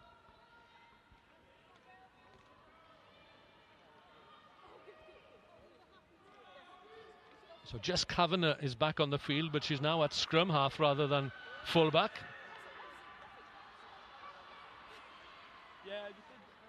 Picked up at the base by Morfydd Evans. Yeah, I can't see Carnarvon kicking this one. They've got a free licence to play. Looking for a length of the field try. Well, we've seen one already, haven't we? But Cobra still intent, still determined. Yeah, they may have stolen this one on the floor as well. A good turnover. Well, there should have been a penalty there for Cobra. Carnarvon holding on to the ball. Tilleri, Lloyd Evans has another crack at that try line. Sets it up nicely. Back it goes from Fionn Williams to the replacement. That's Fionn Worthington. Quick ball now to the right. Needs to be quicker than that. Carnarvon get an opportunity to number up again. Yeah, Cobra have got the numbers. That's what was needed. The bounce is kind. Neat little step from the fullback. She's already got 1 try, Adelaide Edwards. This is Whittingham. And Cobra finishing with a flourish here. Needs to come back left and keep their depth here. They're very flat in the back line. Inching forward, slowly but surely. There's a Carnarvon player in the way, and Tilleri, Lloyd Evans leading the charge once again. The support is there this time from Alice Upcott, and she's held up short. Penalty advantage. Yeah, 3 points, no good at this stage, and the captain doing her level best, but she's stopped in her tracks. The referee calls them back. Take it, take it. Taken quickly by the outside half. Brilliant tackle. Oh, almost cut in half by that tackle from Emma Edwards. But It's all about pride now, Owen. It is all about pride. But there's opportunities everywhere. If they just get that ball away from the base quicker. Carnarvon doing well to hold the Cobra players up, not allowing them opportunities to recycle the ball as quickly as they'd like. And Cobra managing to get it to ground, but there were 2 players screaming for the ball out on the left here. They're still there. They might not be needed. Desperately trying to get their ball down, and Carnarvon pushing Cobra back from their own try line, and again they probe the narrow side here. Yeah, and stay away from that touch line. But if they took it away from the first pass from the 9 channel and just took it away an extra channel to the 10 channel, they lengthen that attack, and they can attack the wider channels of the Carnarvon pack and the defence. You called it white line fever earlier on. And if they can spread it wide, because Carnarvon are defending narrowly at the moment. And the Covies are stolen it. That's a good turnover. And it's sent high into touch, and that is the last act of this opening final, then the North Wales Cup final. And Carnarvon raced out into a 33.25 lead at the break. They've added to the total in the second half, but Cobra threw everything at them in the final 10 minutes or so. They scored a second try, and they can be proud of their efforts in reaching the final here at the Principality Stadium, a day that they will remember. But Carnarvon will celebrate royally tonight, that's for sure. They've secured the North Wales Cup final with a final scoreline that reads Carnarvon 45, Cobras 10.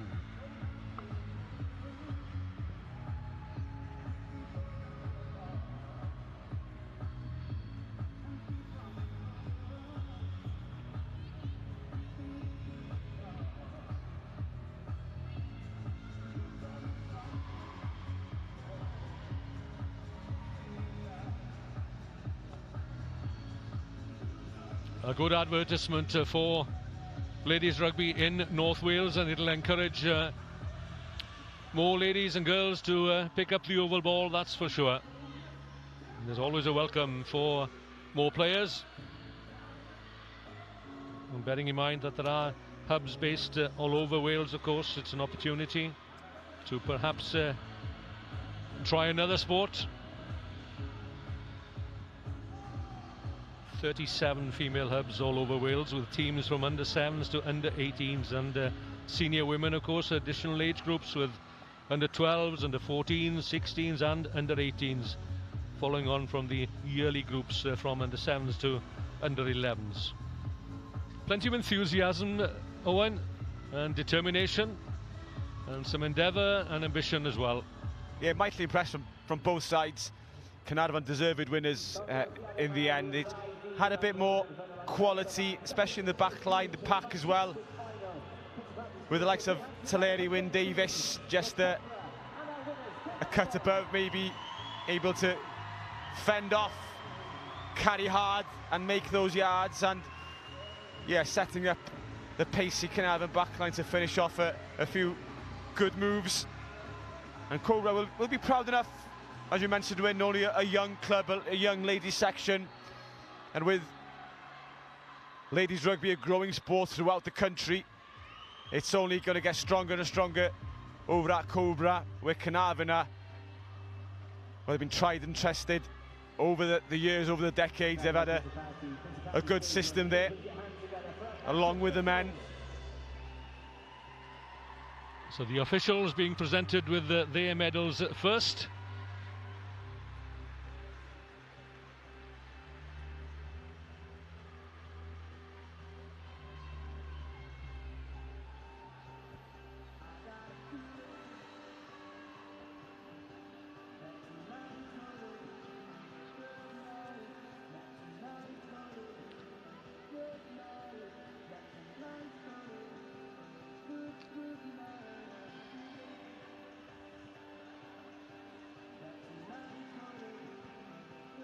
So, a word for the coach, Rodri Davis, who's doing a sterling job up there in Meifod. Biology teacher at Ysgol Uwchradd Llanfyllin, an ex-first team player for Cobra. He's also coached the youth, and yeah, he's roped into referee as well. You know all about that, Owen. It's a typical community club, isn't it?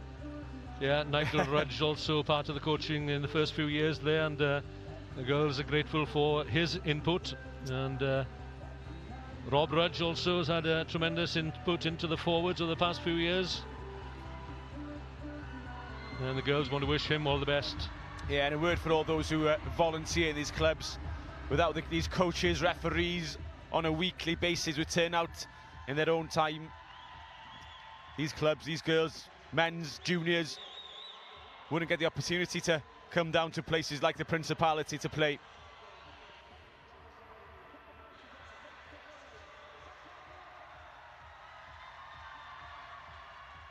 So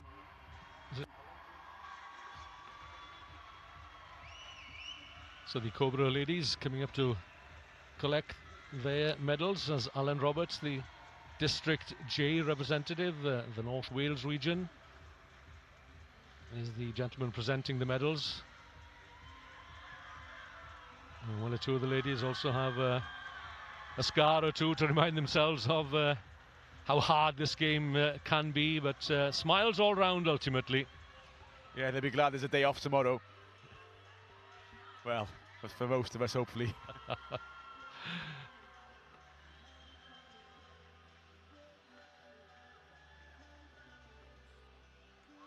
Yeah, the spirit of rugby, and the game played in fine spirit, in good humour.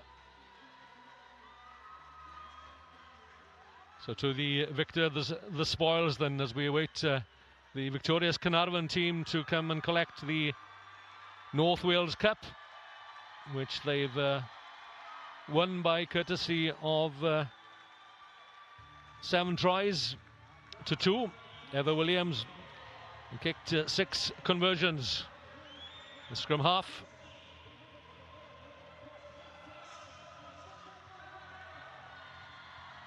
There's a good travelling North Walian contingent here as well in the stands. A long journey down to support their clubs, but they're making their voices heard. Jess Kavanagh there going through, the Wales international, who brought so much experience, or has brought so much experience to this Carnarvon side. And the girls certainly have benefited from her support.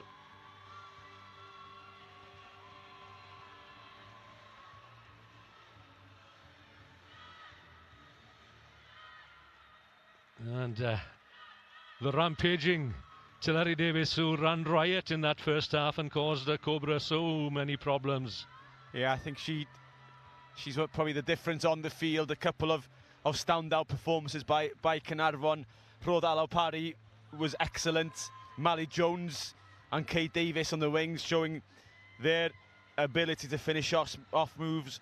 Jess Kavanagh, especially in the first half, she was an integral part, cleaning up and tidying up when Cobra were threatening. She was always there in the middle of it. But Tillery Wyn Davis was a wrecking ball and in the centre of everything that was good for Carnarvon. Certainly was.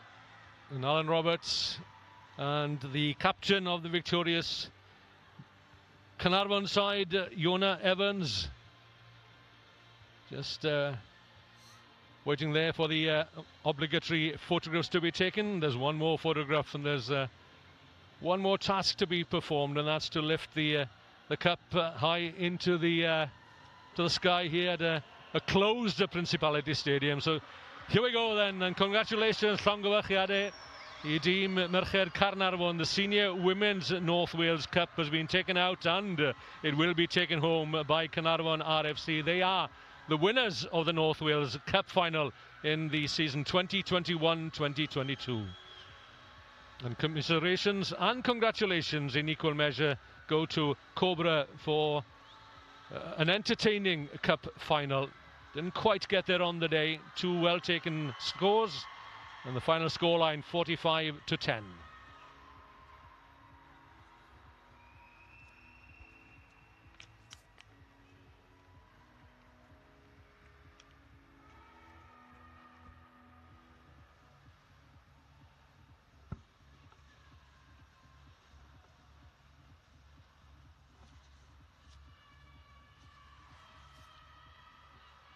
So stay with us for the South Wales Plate final, which is the secondary tournament played for.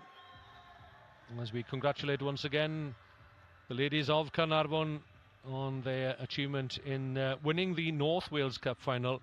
Yeah, we'll still be here at 3:15 for that South Wales Plate final, and will be contested by Blackwood RFC in Gwent and Lampeter RFC from Ceredigion. The second team from Lampeter to compete this week after the youth came up short last Saturday.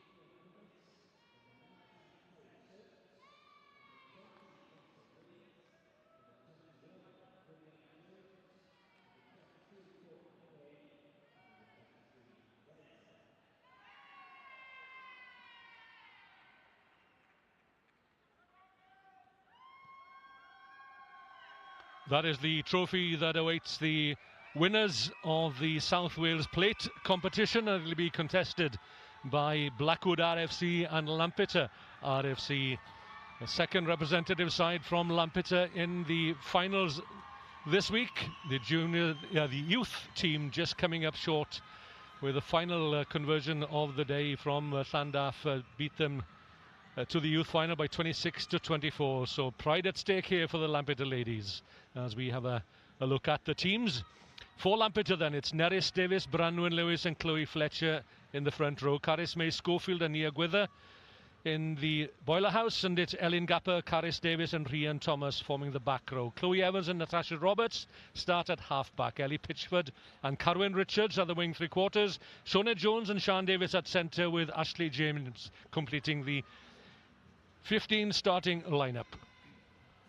And to come off the bench, it's Danny Wrightham, Steph Parry, Sarah Jarman, Katie Langslow, Kerry-Ann Jones, Suzanne Walker, Fiona Prythro and Sarah Webster. Side representing the Lampeter club from Ceredigion. From Blackwood, it's Katie Paul, Gemma Singer, Abby Madden, Cerys Williams and Robin Allen. Chloe Evans, Jasmine Dunleavy and Lily Snape at 8. Megan Vidal, Sophie Scheid, Amy Jones, Kerry Bailey-Lewis, Ebony Tedstone, Robin Graham and Kaylee Phipps completing the starting lineup for Blackwood. And the finishers, as they are known, will come off the bench. And they are Paisley Price, Rebecca Price, Fionn Griffiths, Terry Stokes, Jessica Mays, Miriam Jones, Courtney Mackay and Zez Miller.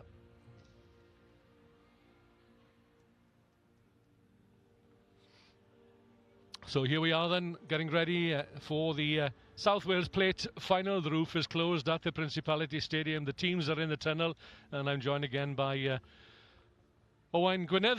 Owain, we've seen an exciting opening match for the North Wales Cup final, South Wales Cup final, Lampeter Blackwood, East against West. Yeah, hoping for much the same as the first game. Plenty of endeavour, plenty of spirit. In that one, Caernarfon maybe showing that the pack was a bit stronger. And it'll be interesting to see the contrast of styles in this one. You're thinking Lampeter, the West Walians usually throwing the ball about. Blackwood, usually tough up front. So are we going to see that traditional styles of play from the clubs themselves? But certainly it'll be hotly contested, that's for sure. They're both in the same league as well. So it'll be honours at stake here, and as well as shield up for grabs. It's the third time that the representative side from Lampeter has reached the final here. I think it was 2009, the senior side came unstuck against Morriston. The youth lost narrowly to Llandaff last weekend. Let's see whether the ladies can uphold the honour of Lampeter. And Blackwood on the right-hand side here, it smiles all round today.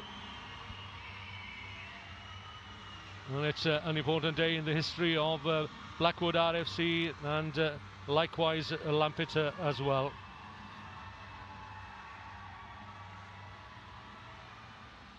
So Nathan Hughes will be the referee who takes charge of this one.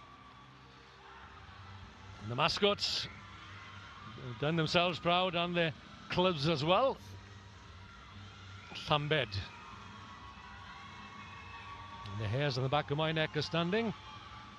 My old club. Founder members, amongst others, of the Welsh Rugby Union. Apparently the first ever game of rugby in Wales was played on the lawns of St David's College in Lampeter.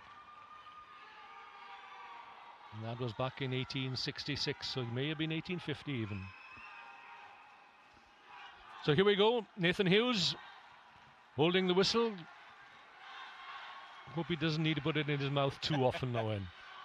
No, in the North Wales Cup, the referee allowed the play to flow, and she was able to. Blackwood, they only set up a club some 8 months ago, a ladies team. They were a Stage A development side with no official league status. After a very successful season, Blackwood are now in Division 2. First penalty goes the way of Lampeter. And that's a testament as well. 8 months as a club and already reaching the Principality Stadium That's a high benchmark for the future, for future teams to follow. So Natasha Roberts kicks for the far touchline, and it's safely over the sidelines for a first line out. Let's see what Lampeter can do here. We've seen teams have problems at the line out. Let's see how proficient Lampeter are in this set piece. And as every game, nerves will be tingling by both sides, and teams want to ease their way into these games, and Lampeter just tucking it up the jumper is the perfect way to do that. Yeah, getting the drive on. It is a good take at the line out by Ellen Gapper. Ball lost forward, was it? Nudged forward by a Blackwood hand. It was a close call. Yeah, but a good starting move, just tucking up the jumper, allowing the Lampeter girls to get a bit of a rumble on down that left flank and releasing the back line, and it was good penetration. And if that wasn't knocked forward in the tackle, it'd been a perfect platform to launch that second phase of the attack. So we learn more about the respective sides following this scrum. Packing down for Lampeter, it's Nerys Davis, Branwen Lewis and Chloe Fletcher, and for Blackwood, Katie Paul, Gemma Singer and Abby Madden in those respective front rows. Lampeter to run the ball inside the Blackwood 22 and looking for the opening score. Up from a fullback, that's Ashley James. Set back nicely. Slow ball perhaps. Shona Jones at 12 there doing duties of scrum half. Yeah, good tackle by Robin Allen there, came flying off the line. But good hands here, and there's a try on the cards, a 3-on-1 down this left flank. She's cutting across the field, cutting across her fellow attackers, but no need for support. Bags of pace by Ashley James, the Lampeter fullback. So Lampeter have the opening score, and this is how it came about from that recycled ball out quickly from Natasha Roberts into the hands of the centre. She had numbers, she had support on the outside, but backed herself. And Sian Davis goes over for the opening score for Lampeter. Great start.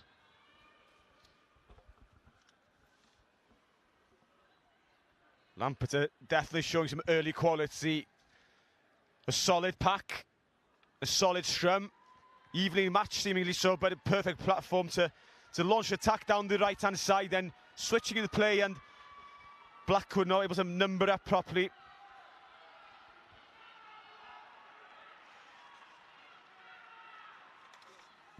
So the conversion not successful, but the early psychological blow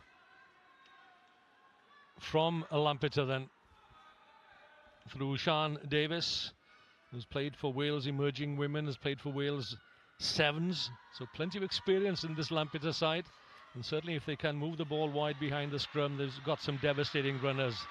Not so bad up front either. Yeah, Blackwood don't need to panic now. With only the first couple of minutes of the contest, plenty of time. Yeah, and Lampeter will remember that they defeated Blackwood fairly recently by 47 points to 14, but they were down at half-time, and it was a great second half comeback that gave them that victory. But that can be discounted, because on Cup final day, you never know what might happen, and all teams raise their game. Yeah, and Blackwood will surely be up for this one. Their first visit as the ladies section to the Principality Stadium. The Lampeter, in the first 5 minutes or so, are looking very comfortable. They've shown they've got a solid base in the pack. There's pace out wide, and they've got a decent kicking game as well. Yeah, we mentioned that Blackwood set up a ladies team as recent as 8 months ago, but I think that probably formalised the team, because I have a note that Blackwood played their first game ever in November 2007, and they lost to Abercwmboi by 12 points to 0. A little show there from the hooker, Branwen Lewis. Yeah, there was a sense that Blackwood had stolen the ball on the deck, and a cheap penalty given away at the breakdown, dragging in the scrum half needlessly. And again, if Lampeter look up, there's numbers there. Yeah, Blackwood not committing players to the breakdown. Set up there by Nerys Davis. It's on its way again. The hard pass from Sioned Jones not quite going to the hands of Sian Davis.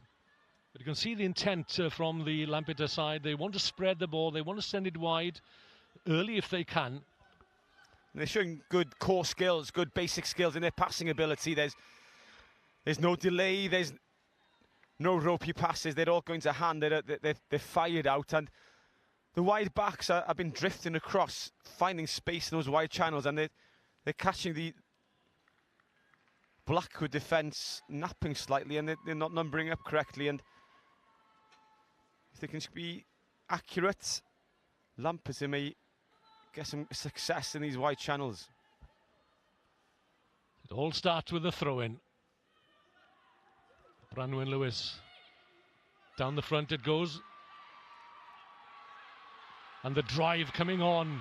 A forceful drive, but there's a crossing, says the referee Nathan Hughes, so a let-off for Blackwood. That's a big let-off. Blackwood didn't come any numbers into that rolling maul. Again, for the second time, I'd say they've been caught fast asleep. They need to wake up a bit here. They apart from that penalty from Lampeter, they could have been underneath their sticks once again.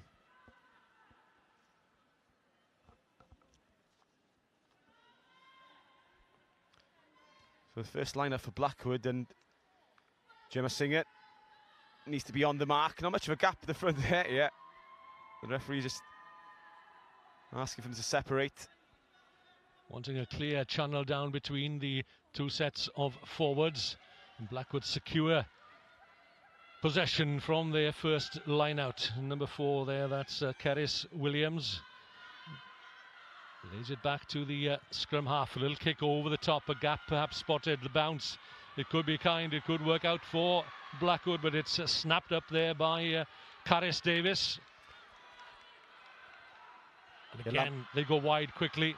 Yeah. The Blackwood defence in disarray, dog-legged. There's a high tackle on the try scorer, Sian Davis, I think.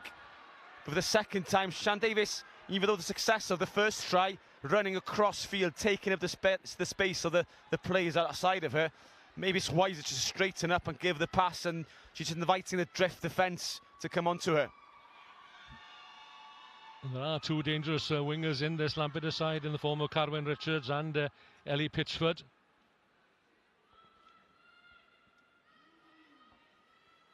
So just a word of warning to keep the tackles high. And the captain brought in as well just to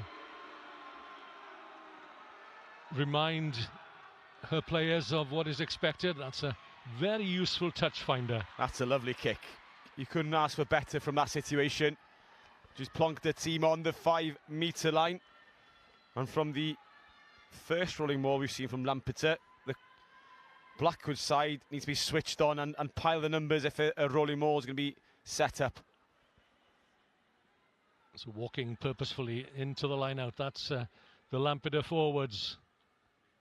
Climbing high once again. Elin Gapper would appear to be the main source of possession for Lampeter. The forwards drive on her, and it's a well-executed try for the West Walians.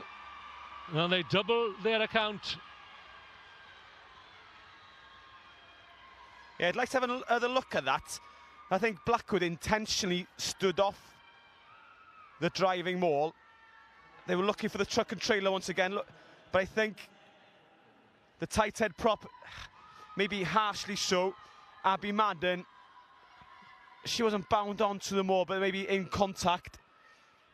I think Lampeter maybe slightly fortunate with that try. I think it was Caris Schofield who scored that try. She had the ball tucked under her arms the last time I saw it. Let's have a look at the conversion attempt. Pretty good, very good in fact. And Lampeter race out to a 12-0 advantage. And it was Caris Schofield's try that was the standout try in that fight back by Lampeter against Blackwood away from home. Yeah, that's a hammer blow so early on. I think it's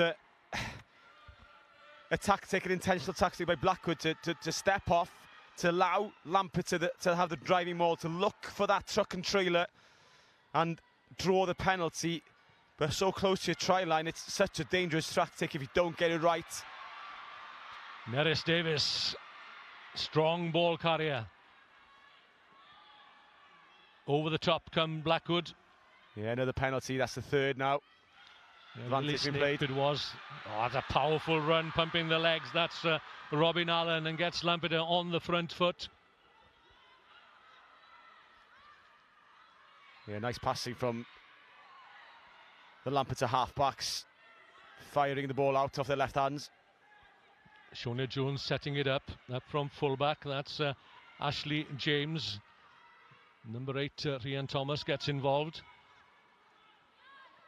Number 11, Ellie Pitchford, but she's operating on the right side.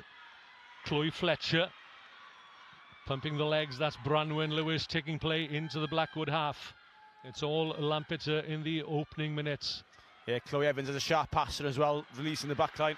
Round the corner, Shona Jones on the outside track, and Sian Davis is on point again, stretching those legs and taking the ball away from the Blackwood defenders, round under the post for her second try in the opening 10-12 minutes or so. And that's a fantastic score. Patience between the forwards and backs, building quietly, building nicely, and it's just the quality of the passing. The show and go there was fantastic, drawing the player and an easy 2-on-1, and Sian Davis has bags and bags of pace, and she's already eyeing up a hat-trick with less than 10 minutes on the clock here in the National Stadium. It's a devastating combination in midfield, isn't it? Shona Jones, who studies at Gloucester Hartbury, and Natasha Roberts, the former Whitland player, recently returned to Lampeter after stint with Bonamine, adds the conversion, and Lampeter are out to 19 points without response. Yeah, and for those who haven't been to Gloucester Hartbury College in the past, they've got some fantastic facilities there. The university feeds the club team, the Hartbury club team, and also Gloucester Rugby Club and Worcester and those wider clubs also with links to university, and the men's university for sure are always part of the top 4, 5 or 6 teams in the Bucks leagues, and they develop quality rugby players. And there's quality in this Lampeter side too, and here they come again through Ellen Gapper, not quite managing to retain possession.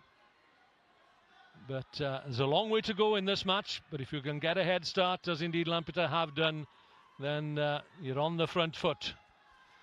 Yeah, 19 points in a 10-minute or 15-minute period is devastating. And it's a case of Blackwood that the coaches maybe need to get a few words in to motivate to pick those heads up. They'll be probably looking down towards their feet thinking, what on earth has just happened?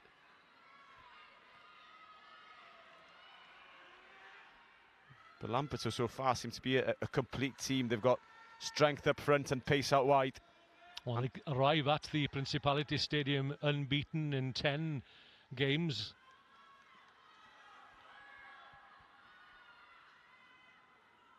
And it makes such a difference if you've got good quality handling skills. Yeah, and in those 10 games, the one perhaps it's even more significant that the opposition have only crossed their whitewash 4 times. And Blackwood is across 4 times in this game now. So Blackwood will have possession. Let's see what their outside backs can do. But first of all, it's a task for the forwards to set the platform. And seemingly there's a penalty advantage being played. So the pressure's off. They know they can come back for the penalty. A good carry by Cerys Williams. Little kick over top just to test the Lampeter defence. Ashley James was up from fullback. The advantage was insufficient, says the referee Nathan Hughes, so he'll call them back for the original infringement. But it's a good kick, a good choice to go over the top. The Lampeter backline were flat, including the wide wingers not dropping to cover the space. So the fullback had a lot of work, a lot of grass to cover. Sophie Scheid is the outside half for Blackwood. Here we see here again, only the full-back back there, but that's going to make Lampeter think, are they going to have to keep those back three together, or can they keep that high line? Just makes them turn, maybe slows down the rush defence.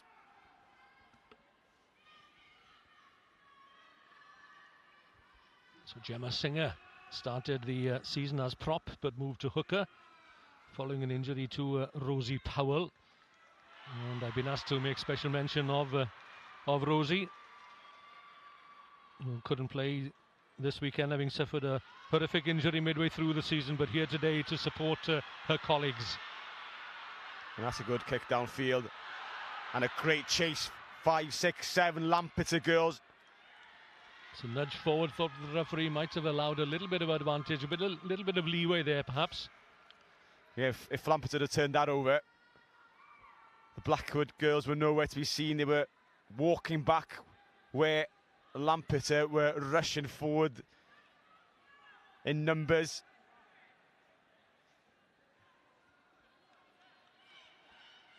So Lampeter camped on the Blackwood 22.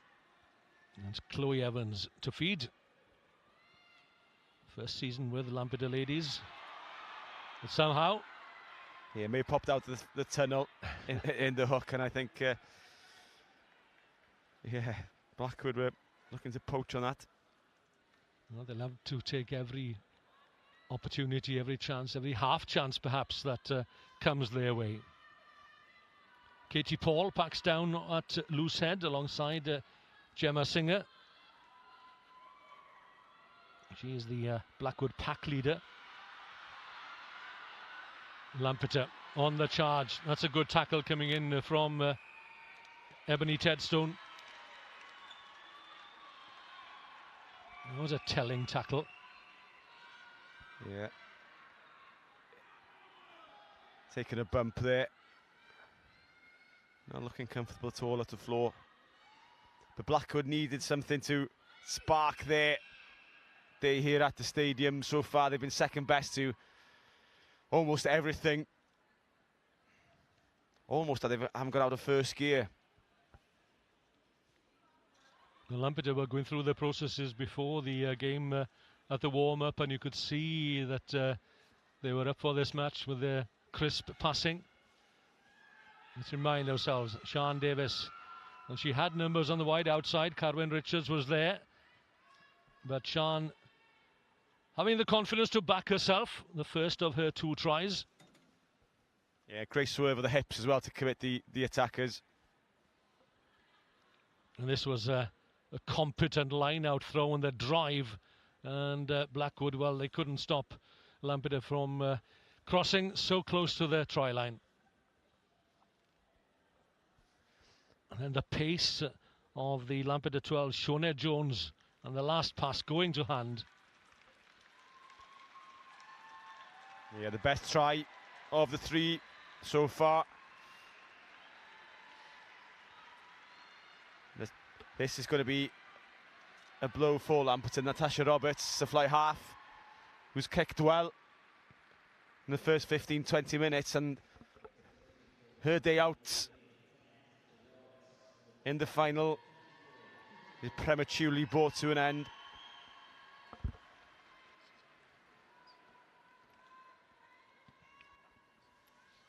So number 24, that's Suzanne Walker, the Lampeter replacement.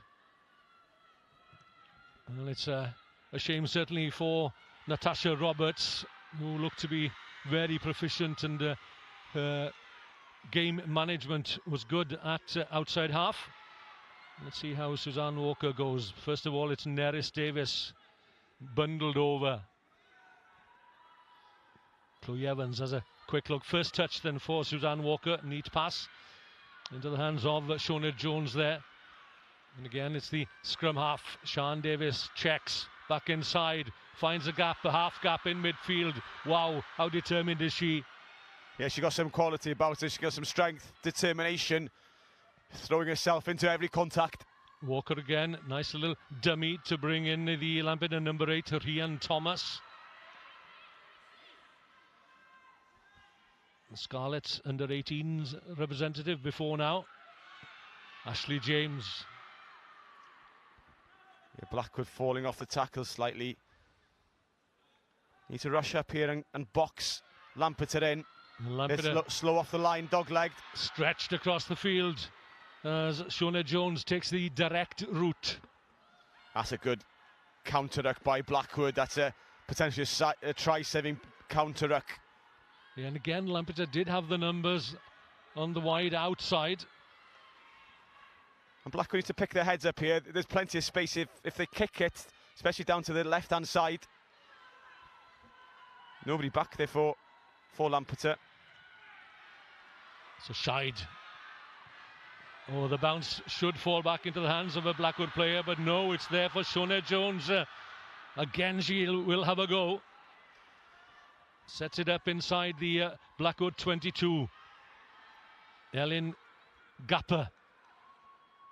Seen her proficiency at the line out. Walker taking that one above her head. Nia Gwither. Lock forward. James to the tight head. Chloe Fletcher lost forward. But the referee calls them back for offside against Blackwood. Yes, Shona Jones and Sian Davis are obviously threats in the centre there for Lampeter. They're seemingly super talented, especially physically. They're so quick.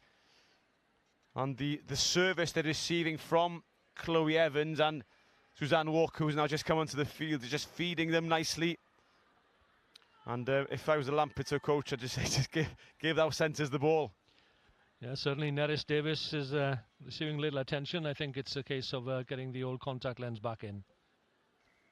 Yes, sense the tackle again, and a lovely offload by Shona Jones, keeping the move alive. And again, Sian Davis, she's so quick, she's so elusive, powering through forwards. And again, I'm wondering, I was asking the question in the North Wales Cup final, I wonder if some of these girls will be pulled into a wider national setup just for a look, because already Sian and Shona are showing some capabilities, physical capabilities, the core attributes you need to be a quality rugby player. And can that be harnessed and can that be developed? Well, Sian Davis is in the wider Welsh camp, or was for the Six Nations, so she certainly caught the eye, as she has done here today in this plate final. The secondary tournament today from South Wales' perspective. And the forwards gather round as Branwen Lewis looks to get her hands on the ball like every good hooker in this situation. Ball slipped back to Chloe Evans. Walker. Blackwood up very quickly. Shona Jones again leaves it. Oh, nice touches. Little kick through, just pinning Blackwood back, and they'll have to have their wits about them here. That's Sophie Scheid. And she is the head coach of the Blackwood side. Good decision making and good skills by Lampeter on the back foot, losing territory, losing ground. Lovely hot potato skills to keep the move alive, but they were going backwards, and a sensible nudge forward behind the defence, turning the Blackwood defence and forcing the error. But the initial line out to start it all, Blackwood committing numbers early on, learning from their mistakes, and initially doing well in defence. Yeah, it's pretty much a family affair in Lampeter. Neris Davis packing down there on the loose head. The head coach is Gareth Davis, her husband, and the forwards coach is Neris' older brother Barry. So she has the messages on the field, certainly from brother and hubby as well. Yeah, Lampeter be disappointed, looking to attack the blind side. The space not there. Blackwood did have a couple of players defending that channel, and they forced the turnover. But for Blackwood, this is an important scrum now. They're in their own 22. They need to get out of here. Yeah, down in this corner, it's so difficult to get out of. Lampeter strung across the field. Ashley James back on halfway. Yeah, Lampers will be telling themselves no pens. A good 8 move here to give a platform. Yeah, bringing in the centre on the burst, and that's a good starting move to get a platform, maybe to look for the kick. Yeah, picked up at the base by Lily Snape. And the Snape family is synonymous with ladies rugby in Blackwood. Yeah, I think the assistant referee on this near side coming in with the call from the fence in the front row. So a chance for Sophie Scheid to clear her lines, And that's a and good takes nudge. play up to midway between the 22 and 10 metre line. And considering the angle, that's a fantastic kick. Winning, what, 20, 30 metres. And giving her pack some breathing space.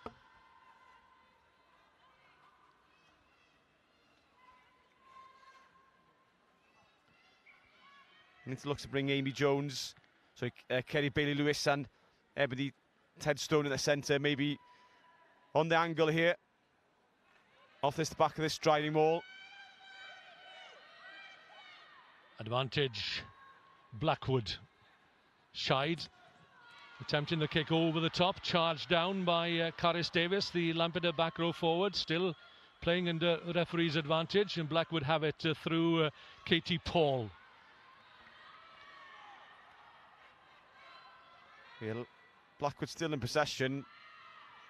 I think there's a penalty advantage, or there was a penalty advantage being played.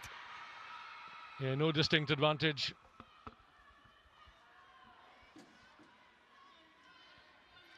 That's better by Blackwood. They've got their hands on the ball. They're gaining territory. Lampert will be disappointed. They're giving maybe cheap penalties away.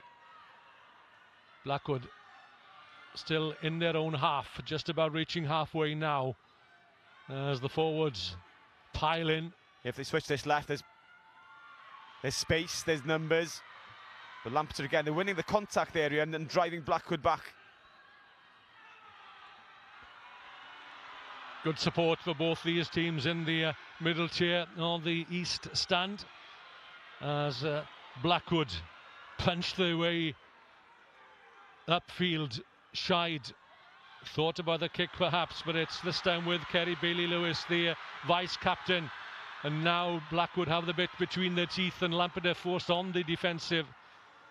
Arriving there was Lily Snape, the number 8, and someone needs to assume duties at scrum half, and it's Chloe Evans who's taken up the challenge.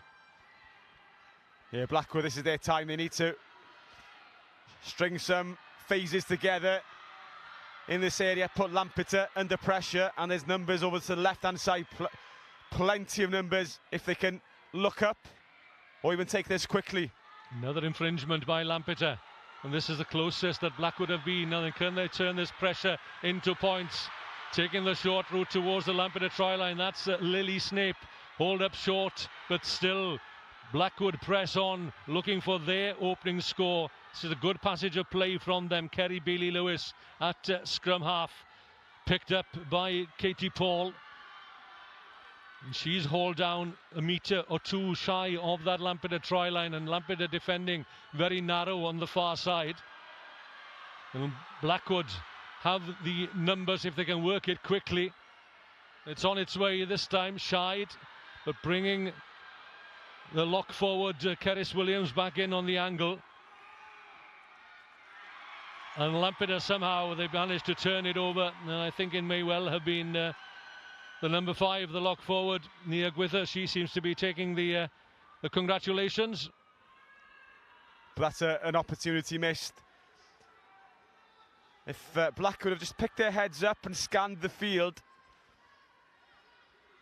you know, it's an easier option maybe to keep it tight and try and plough your way through the fringes of the defence, but numbers were wide.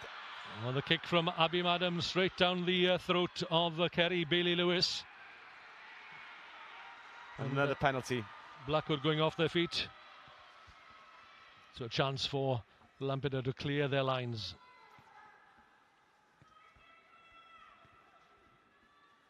And it'll be Chloe Evans to take the kick, but Neris Davis is being substituted for now, certainly.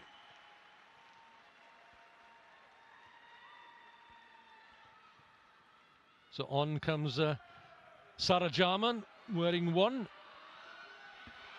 Yeah, and a second touch finder missed.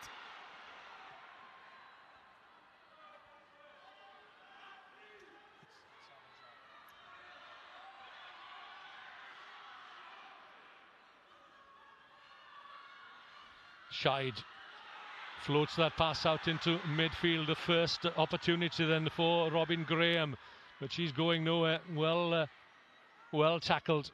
Yeah, we've seen the difference there with the quality of passing. Where Lampeter have been sharp and she's been punchy and been accurate with their passing, putting the ball in front of the players, and they're not sticking this quite the same by Blackwood. So Blackwood still plugging away. Scheid on to Abby Madden.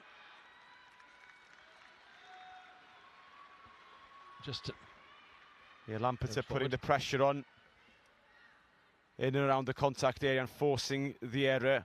But a much better 5 minutes by Blackwood. They've had possession, they've had territory. They've built some pressure on that Lampeter defence and put him on the back foot. But unfortunately, when you are in the 22, it's easier said than done. You don't want to give easy exits for your opponent, and they've given away a couple of penalties. And Lampeter, well, not helping themselves by not finding touch and inviting the pressure back on. Chloe Fletcher and this tight head. And the front row appear to be under pressure, but slipping the binding. That's the infringement, and that's how Blackwood are being penalised. Good hands there from Ellen Gapper, taking the ball right up to the Blackwood defence. It's there on a plate for Chloe Evans. Walker, the direct running once again of Sian Davis. She's already got 2 tries. Hauled down just outside the Blackwood 22. Stretches her arms and lays the ball back for Chloe Fletcher. Another penalty coming for Lampeter. They're looking to put this game to bed before the half. Walker sends it on its way, straight down the middle, head back, eyeing the try line and pumps the legs. That's Caris Schofield. Well, that's a try for a second row. A try she won't forget. Certainly won't. I think she was under the pile of bodies that went over from the line out earlier on. But the number clear on her back this time. But again, the probing on the wide outside was Sian Davis, and then Lampeter had the width of the field. Yeah, and it's Sian Davis' determination. She just pumps and pumps those legs. She doesn't give up. She doesn't go to ground easily. And then, again, Blackwood maybe slightly disorganised in the back line in their defence, not coming up in one line. Slight gaps, slight chinks in midfield, and Caris Schofield taking full advantage, 30 metres. And yeah, you don't see second rows usually score from that distance.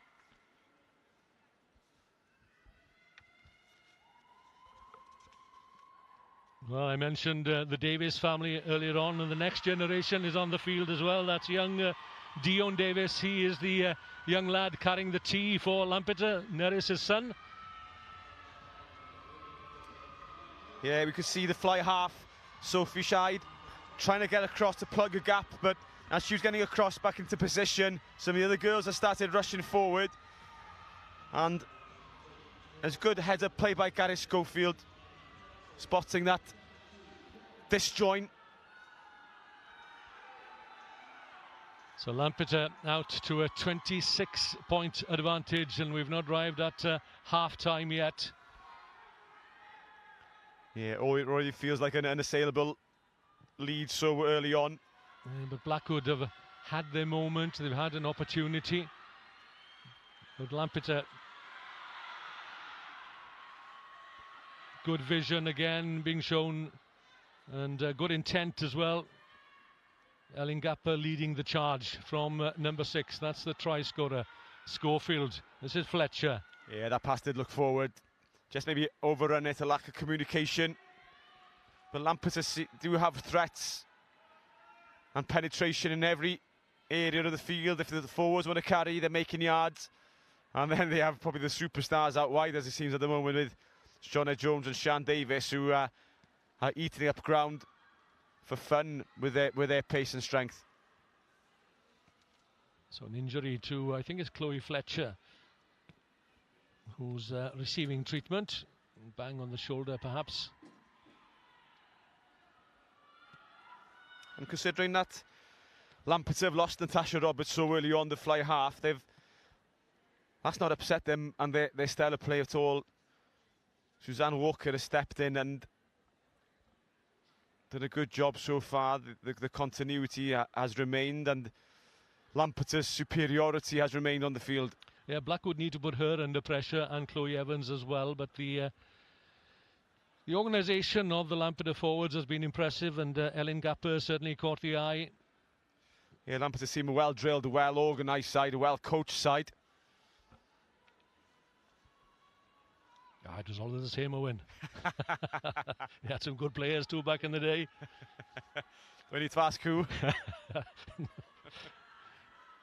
Great memories. Great memories. A great club as well. Seemingly kind of, for someone from the outside in, it's always nice passing the club. It's in tremendous facilities, and they've added further facilities in recent years down there on the Llanybydder Road or on the Carmarthen Road, and any number of junior sides, and that's what's been impressive by any number of teams that have arrived at the Principality Stadium this week. The strength that they have in depth, and the encouragement that they give to the younger sides and the next generation of players.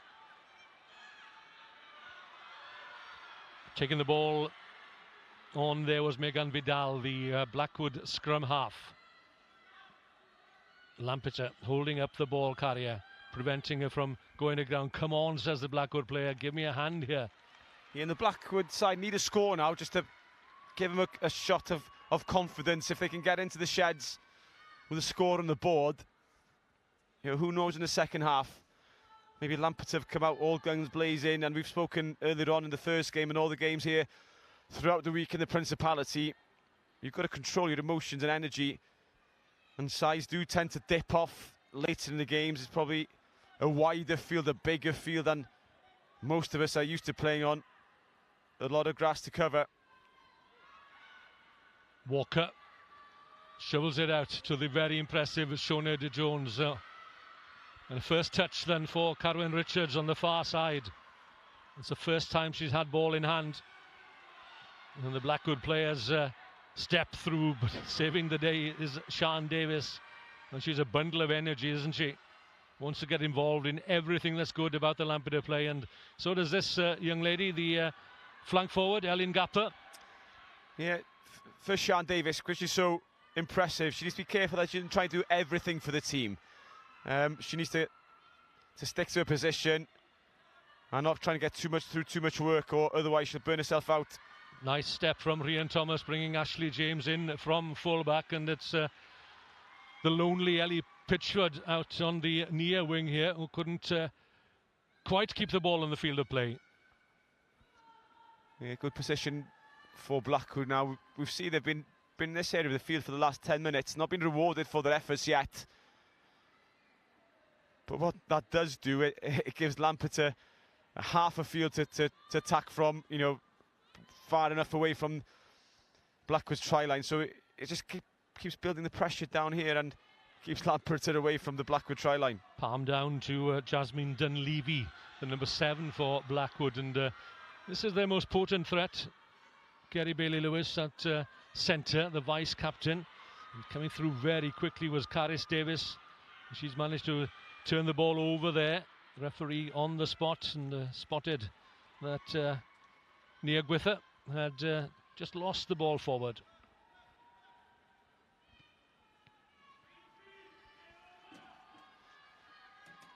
Another good position on the field for Blackwood. Scrummage, midfield, able to split the backs left and right if they want, or pile. Chloe Evans is the number 6 on this side of the scrum, packing down at wing forward, and has played at under 18s level. She captained the team originally, going from strength to strength, as indeed her team at the moment still looking for that opening try, stolen by Lampeter. gap prominent again. Yeah, Blackwood not retaining possession and looking after the ball. Sean Davis causing mayhem again among the Blackwood defensive ranks. Walker leaves it for Jarman.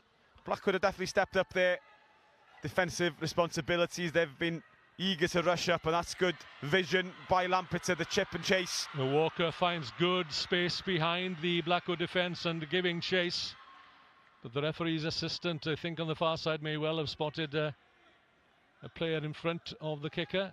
Or has he called them back? Yes, he has, for the original infringement. Yeah, it would have been interesting to see if that was played on again. The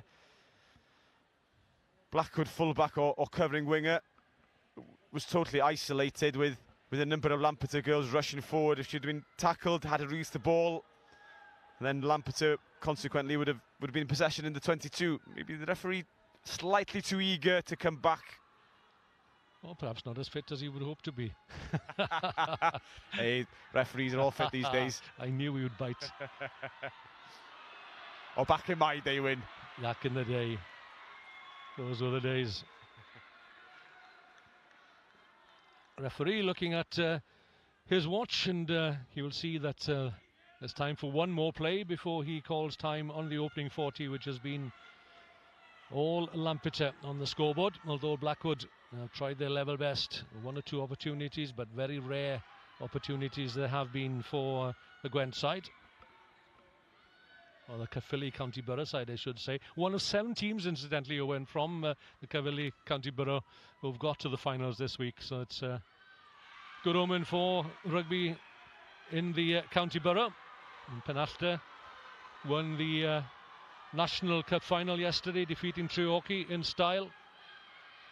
Yeah, not the first time for Penallta to win the cup in recent years, if I remember correctly. I think it might have been the 3rd time, or they were looking for the 3rd Yeah, I think so. victory. But they're regular visitors to the Principality Stadium here, bearing in mind, what are they, celebrating 70 years? A relatively young club compared to Lampeter, certainly. One of the founder members of the Welsh Rugby Union. And always have a good following, Penallta, as well, especially for home games. I remember refereeing there. The crowd be stood on the bank. Quite intimidating as a referee walking down the steps to the field. So the Lampeter coaches will be delighted with the opening 40. Lots of work to do from a Blackwood perspective, coaching perspective. It's still... Well, they've grown into the game. They've shown some promise, but they've just not been able to string decent enough attacks together. Kerry Bailey-Lewis seemingly is the biggest threat at inside centre for them. They need to get her running onto the ball. Yeah, and the ball hasn't gone further than Bailey-Lewis in this opening half, and such as the pressure being applied perhaps by Lampeter. And this is where I'd like to see teams pick up the tempo. So often, sides switch off defensively with penalties. I think the referee wanting a word, but it's an opportunity to get the ball behind the defence, especially kind of when you're not making much ground from your penalties. And you need to find touch as well. Scheid couldn't quite get the ball over the sidelines for what must now surely be the last passage of play in the opening 14. Impressive 40 minutes it has been, and it's not over yet as Chloe Evans looks to send the ball wide. Yeah, big up and under, not finding touch, knocked on by Robin Graham. And there is the whistle to bring the opening half to a close. And Lampeter, they've not had it all their own way, but they've taken their chances early on, and they've had the tries, 4 tries in total, and they lead Blackwood at half-time here at the Principality Stadium by 26 points to 0 in the South Wales Ladies Plate final.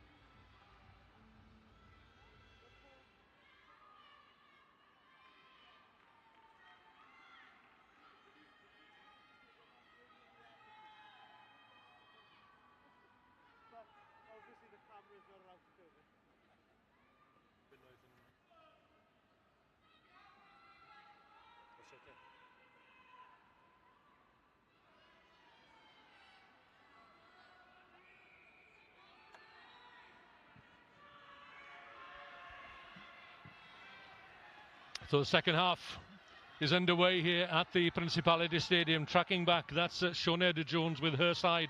Lampeter leading Blackwood from the Caerphilly County Borough by 26 points to 0. West against East, and West at the moment gaining the upper hand. We'll catch up with the replacements as the game progresses. Number 18 there, that's Fionn Griffiths for Blackwood. And Blackwood have grown into the game. As the first half went by, they couldn't convert pressure into points. And Lampeter have marshalled Kerry Bailey-Lewis very well. She's been the main threat from Blackwood as Fionn Griffiths carries the ball into contact. Yeah, I'd like to see Kerry Bailey-Lewis maybe running on the angles, the short angles off 10. Just attacking that 12 angle, attacking Sioned Jones. Oh, good work there to rip the ball clear. And the pass into the hands of Carwyn Richards. Evades the first tackle, returns the favour to Sioned Jones, and Richards again. Good communication between the two. And Lampeter on the front foot at the top of the second half. Walker the replacement. Yeah, superb interplay, and just simple hands here, and there could be and should be maybe a try on the cards. Ian Thomas has to, well, it's the hooker Branwen Lewis rather. Well, we know exactly where this young lady is going, and she's going over for the hat-trick. Sian Davis, 2 tries in the first half, and third a hat-trick for the Lampeter Centre here at the Principality Stadium, and Lampeter go further into the lead, out over 30 points. And the turn of pace is just fantastic. Again, not the slickest of passing, not as we saw in the first half with everything accurate, but the hooker doing well, picking up the scraps. And Sian Davis doesn't need a second invitation, and just that acceleration just takes her away from the first and second defender, and then she just burns everybody for pace. And you can see the sevens skills coming to the fore in her play. She's played for Wales Sevens. She plays regularly for the Samurai Invitational Sevens rugby side, and such a valuable acquisition for this well-drilled, well-organised Lampeter side. And she does remind me of Hannah Jones, who's wearing that 13 shirt for Wales at the moment. There's a similarity in their play, and I'm sure Sian Davis will be looking to put pressure in the future on Hannah Jones's international spot. Yeah, where better to create an impression, a favourable impression, than here at the home of Welsh rugby, and no doubt that Ewan Cunningham, the Wales coach, may well be in one of the hospitality boxes, perhaps having a sly look. We'll have to drag him over a chat if he's here. So Blackwood restart. Rare mistake. Yeah, rare mistake. And again, when there have been mistakes by Lampeter, Blackwood have failed to punish them. And the scoreboard, very one-sided, 31 points to 0. And if Blackwood, seemingly unlikely at the moment, they need to start taking and putting some pressure.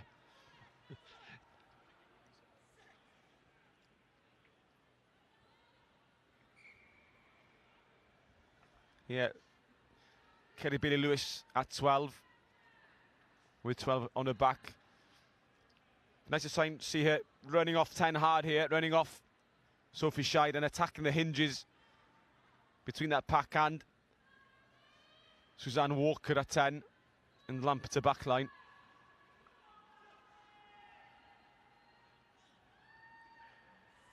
The scrum some 20 metres in from touch. Yeah, lack of control by Blackwood, not for the first time. And a great jackal and a great turnover. Penalty advantage, and if this goes out wide and finds the speedsters.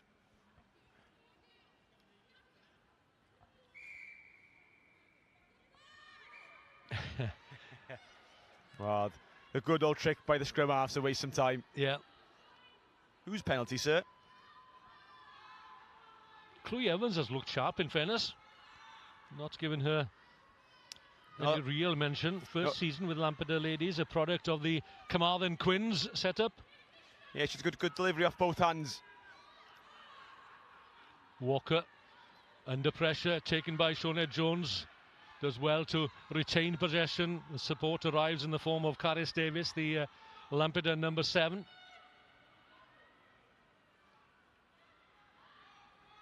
Lampeter out on the narrow side. But this time it's been spilt. An advantage goes the way of Blackwood. Well, that's Fionn Griffiths, who joined Blackwood from Rhydyfelin this season. A very strong ball carrier, as we've seen already since she's come on. Jasmine Dunleavy. Good carry, and that's what Blackwood need to drive the Lampeter defence back, put them on their heels, and it gives an opportunity to spread it wide. But look again how quick Lampeter were up there, and look at the effort being put in by Elin Gappa, and she's won the ball back. Brilliant work by the wing forward, Chloe Evans. Not the best of kicks perhaps, but it might still work out. It's advantage to the Westphalians. For half a second I thought Sian Davis was eyeing another length of the field try, and the main difference has been the names we've mentioned already. Sian Jones, Sian Davis, they've had the pace. They've been individual tries, some of them, where Blackwood maybe haven't got that cutting edge in the back line, the forwards, to really rip through the defence, and once they do get through, pull away.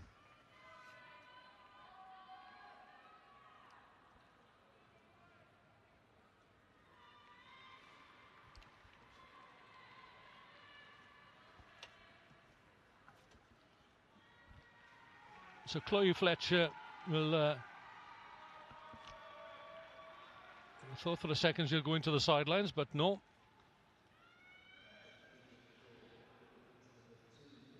Blackwood have made a substitution on the far side. That's Zez Meller. Brilliant haircut. Sporting the club colours. She gets my prize.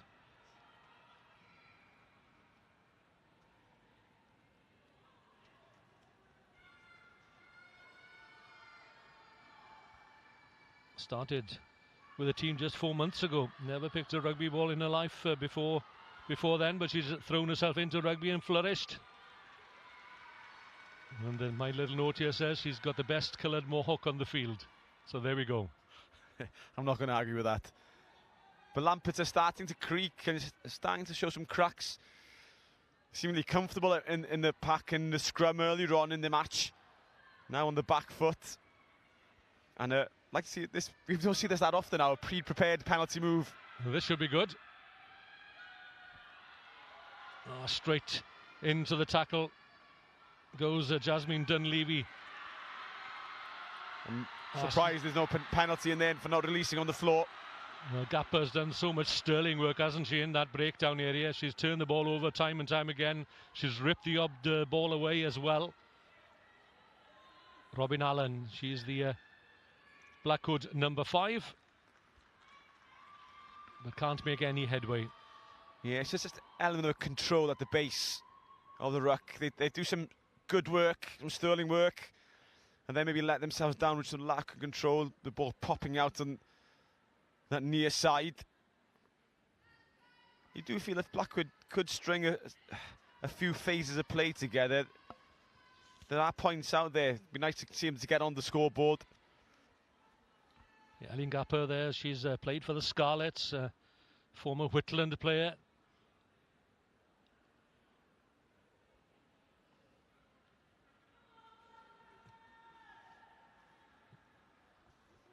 Yeah, a break here maybe coming at the right time for Lampeter. They seem to be tiring quickly. The energy being zapped out of those legs. They've been working hard and they've had reward for their efforts so far. 5 tries in all.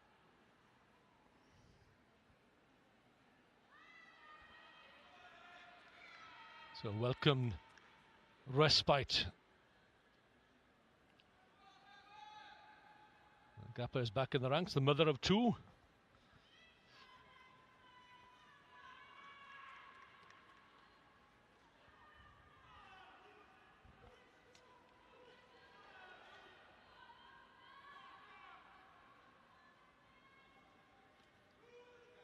And Blackwood need to put some pressure on this Lampert's a pack. They've been creaking ever so slightly. Lampert's get it away quickly. Ian Thomas at the base of the scrum, and Chloe Evans takes it up to the 10-metre line. And who's there at scrum half? It's the winger, Ellie Pitchford. It's better by Blackwood, rushing up off the line, turning the ball over. The question is, what can they do with that possession? It's as much as about stamina in the second half.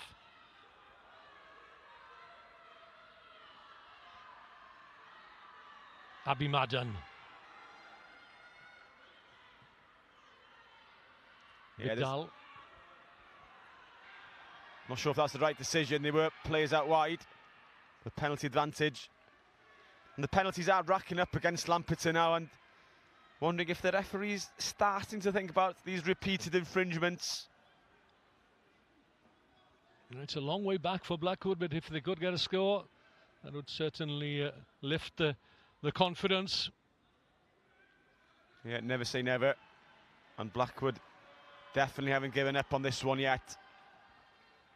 And apart from a breakaway stride by Sian Davis earlier on in the half, it's been all Blackwood in the second period.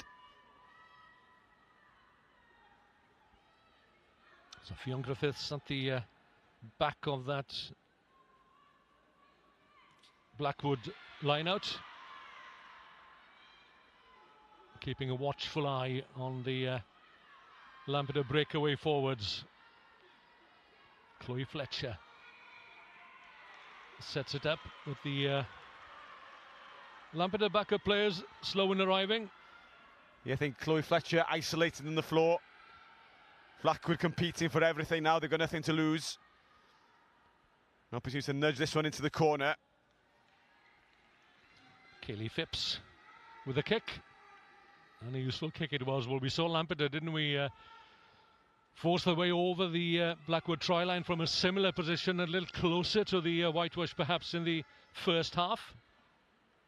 Yeah, Blackwood will be ruined the decision to hold out those players and not piling in to stop the drive. Trying to catch Lampeter then unawares of a truck and trailer, but referee not picking up on it. And time for a Lampeter replacement or two. Nia Gwither has departed, the Lampeter lock forward. And we'll catch up with the two ladies coming on. Steph Parry and Katie Langslow are the replacements, wearing 19, that's Langslow, and Parry wearing 17. Cleanly taken by Chloe Evans as the forwards gather round and look to gain forward traction, but Gapper is there holding up proceedings. It's another penalty advantage being played by the referee. Wouldn't be surprised at all if he goes to his pocket. It's not going to go far this time, is it? No, up the jumper stuff, and I wouldn't blame Blackwood. They are making yards in that area. Lampeter definitely falling off the pace here. Let's have another go. Yeah. No, that won't be allowed. Blackwood creating their own truck and trailer there. And yeah, as I suspected, not sure who's leaving him, maybe. Well, I think it's Shona Jones, actually. Yeah. That's centre. Blackwood sensing this is their opportunity now. So in the shadow then of the Lampeter posts, turning the back against the opposition. One more effort should do it, and it's the prop forward, Abby Madden, who gets to the try line, but she's lost the ball forward. Great defensive effort by Lampeter. Well, we've seen how dangerous they are on the attack, and they're equally proficient in their defensive efforts. Yeah. How heartbreaking is that? Just to spill the ball on the line, especially when there were players out wide. One pass either side, I think a try potentially would have been scored, but it's so easy to put your head down and keep it tight, especially when that's been paying dividends and been so effective. And a good heel by Blackwood, turnover ball. Against the head, and the referee's arm is outstretched again, and Lampeter have to be careful. They've already lost one player to the sin bin. No advantage, and Blackwood will surely go for the scrum here. the tap and go, wasting as little time as possible. Yeah, Fionn Griffiths again. She's a hard, difficult player to stop, but Lampeter somehow have managed to turn it over, or have they? And the referee's assistant on the far side would like a quick word with the referee. Penalty for pulling down the maul, for collapsing the maul. Well, that's 2 more penalties in quick succession. A third, and there should be another yellow. So Blackwood knocking on the door yet again. Surely they have to cross the whitewash this time. The Blackwood player held up by Pitchford, it was, over on the right. This is superb defending by Lampeter. It's popped out. Surely must have gone forward somehow. Well, I'm not so sure. Gappa had a hand on it, and then the ball came back and pounced upon by a Blackwood player, and they can count themselves unlucky, I think. No television match official. Yeah, but Blackwood not getting anything for this sustained period of pressure and intensity, and they deserve a score now. Well, they've been camped here for a while now, haven't they, have Blackwood? So let's see how Lampeter cope with the powerful drive that is likely to come and inevitably comes through. That's a devastating scrum. And finally, the arm is in the air. And it's one for the purists for sure. But it's been coming for quite a while. Yeah, it's Lily Snape diving over for Blackwood. That's one for the Snape family. They'll be delighted with that one. Yeah, they've deserved that score. They've been knocking the door for quite some time.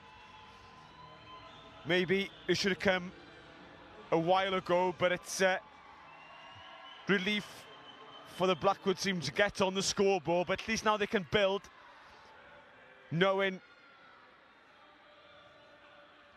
the Lampeter team have some fragilities, especially in that pack. They've been going back at a rate of knots in the scrum, and they can target that area.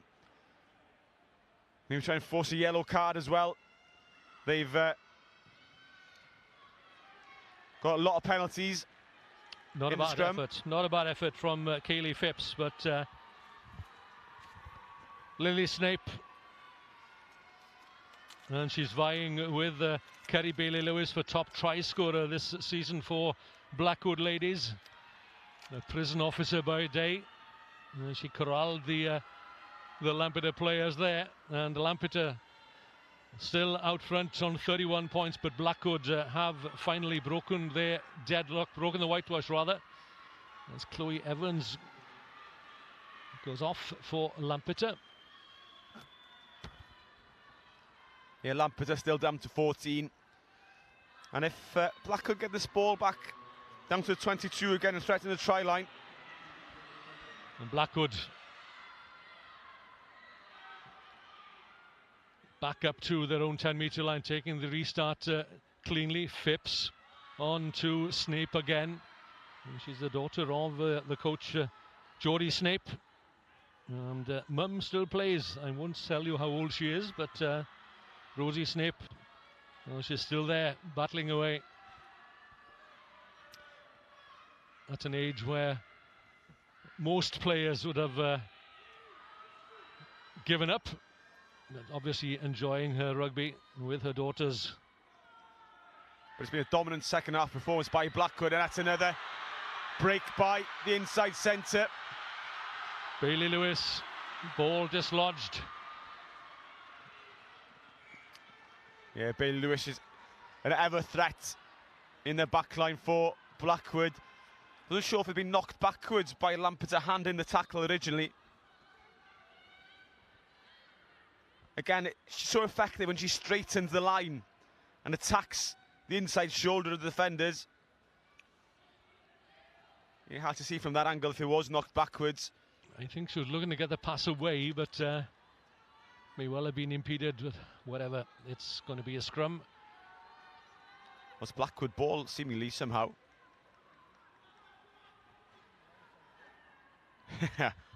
Maybe not.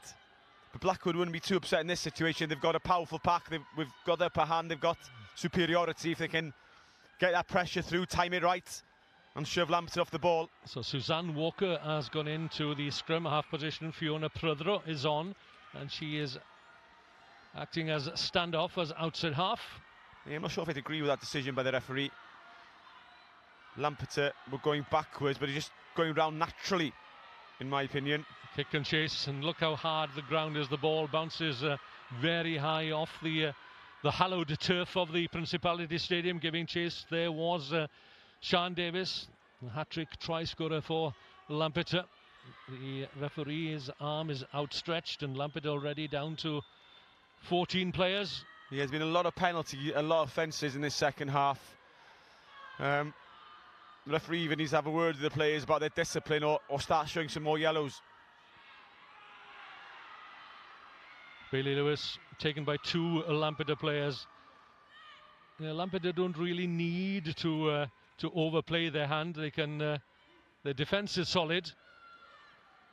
Yeah, they've not leaked many points, but they've been inviting pressure, and it's a matter of time you feel that Black could be crossing that whitewash once again, especially if Lampeter have more players in the sin bin. It's been all Blackwood in this second half. Yeah, 5-all in this second half as well on the scoreboard, showing how competitive it has been. And again, the preset move. Yeah, I don't think they timed the first one right, didn't commit the defence. And again, similarly, you need to invite the Lampeter defence into that wall first before shifting the play. Yeah, Lampeter standing off here. It was Jasmine Dunleavy that took it in. Katie Paul now at the loose head prop. And would you believe it? She's at it again. And that's Ellen Gapper. Very impressed by her play. Yeah, doing the hard graft, the hard work, allowing the others the glory of scoring the tries, the impressive tries. So back to Fiona Prythro. Left-footed, sends it downfield. Yeah, it's a great kick, finding the space. Miraine Jones has to turn. Just about manages to gather under pressure from number 8, Rhian Thomas. An all-encompassing tackle from her.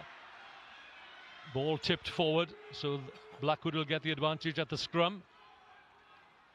That's good rucking. Good clearing out. A powerful drive. A little kick over the top from Kaylee Phipps. And that's nice play there. Again, looking up, seeing the space. And in the women's game, you realise that because they don't kick as often, the back line do stay flat, the wingers stay up. But when they do kick and be accurate with it, there is space behind that foot line, and you can force the defence to turn round. Oh, that's great clearing out.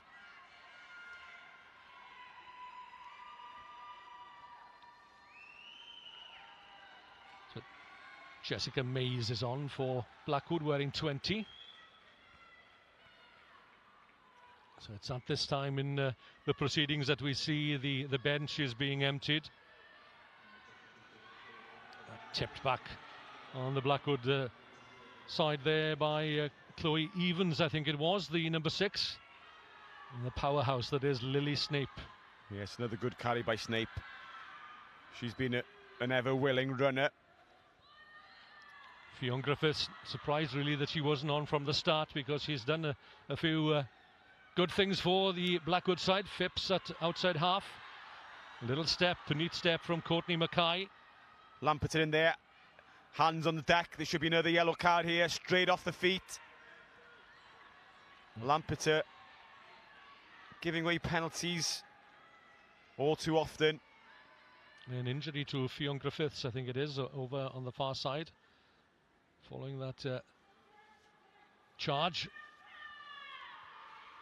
Yeah, and different to the first half, Blackwood are churning the ground up. They're making inroads into the Lampeter defence, and Lampeter have been defending for long periods of time in this second half, and you cannot but imagine those legs are feeling very heavy, the arms are feeling heavy.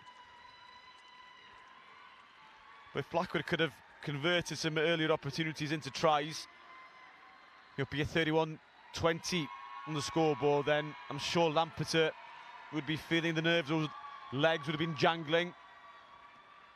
Yeah, it's as much about stamina as anything at this state of play. Yeah, good decision here to go for the scrum, tying in the Lampeter 8. They haven't had much success from those pre-planned moves with the wall. So Kerry-Ann Jones is on for Lampeter in place of Rhian Thomas, and Sarah Webster is on for Ellie Pitchford out on the flank, on the extreme right. Solid scrimmaging again from Blackwood, and it's the dangerous 8-12 combination that almost takes Blackwood to the try line. It's still there. Yeah, for a moment I thought the referee was in the way, his arms out once again. It's penalty after penalty for Blackwood. Lampeter with a player down, or Blackwood with a player down. There's 2 players down at the moment. Fionn Griffiths is back on her feet. So Lampeter back to a full complement of 15 for the minute. Not sure, they might be back down to 14 shortly.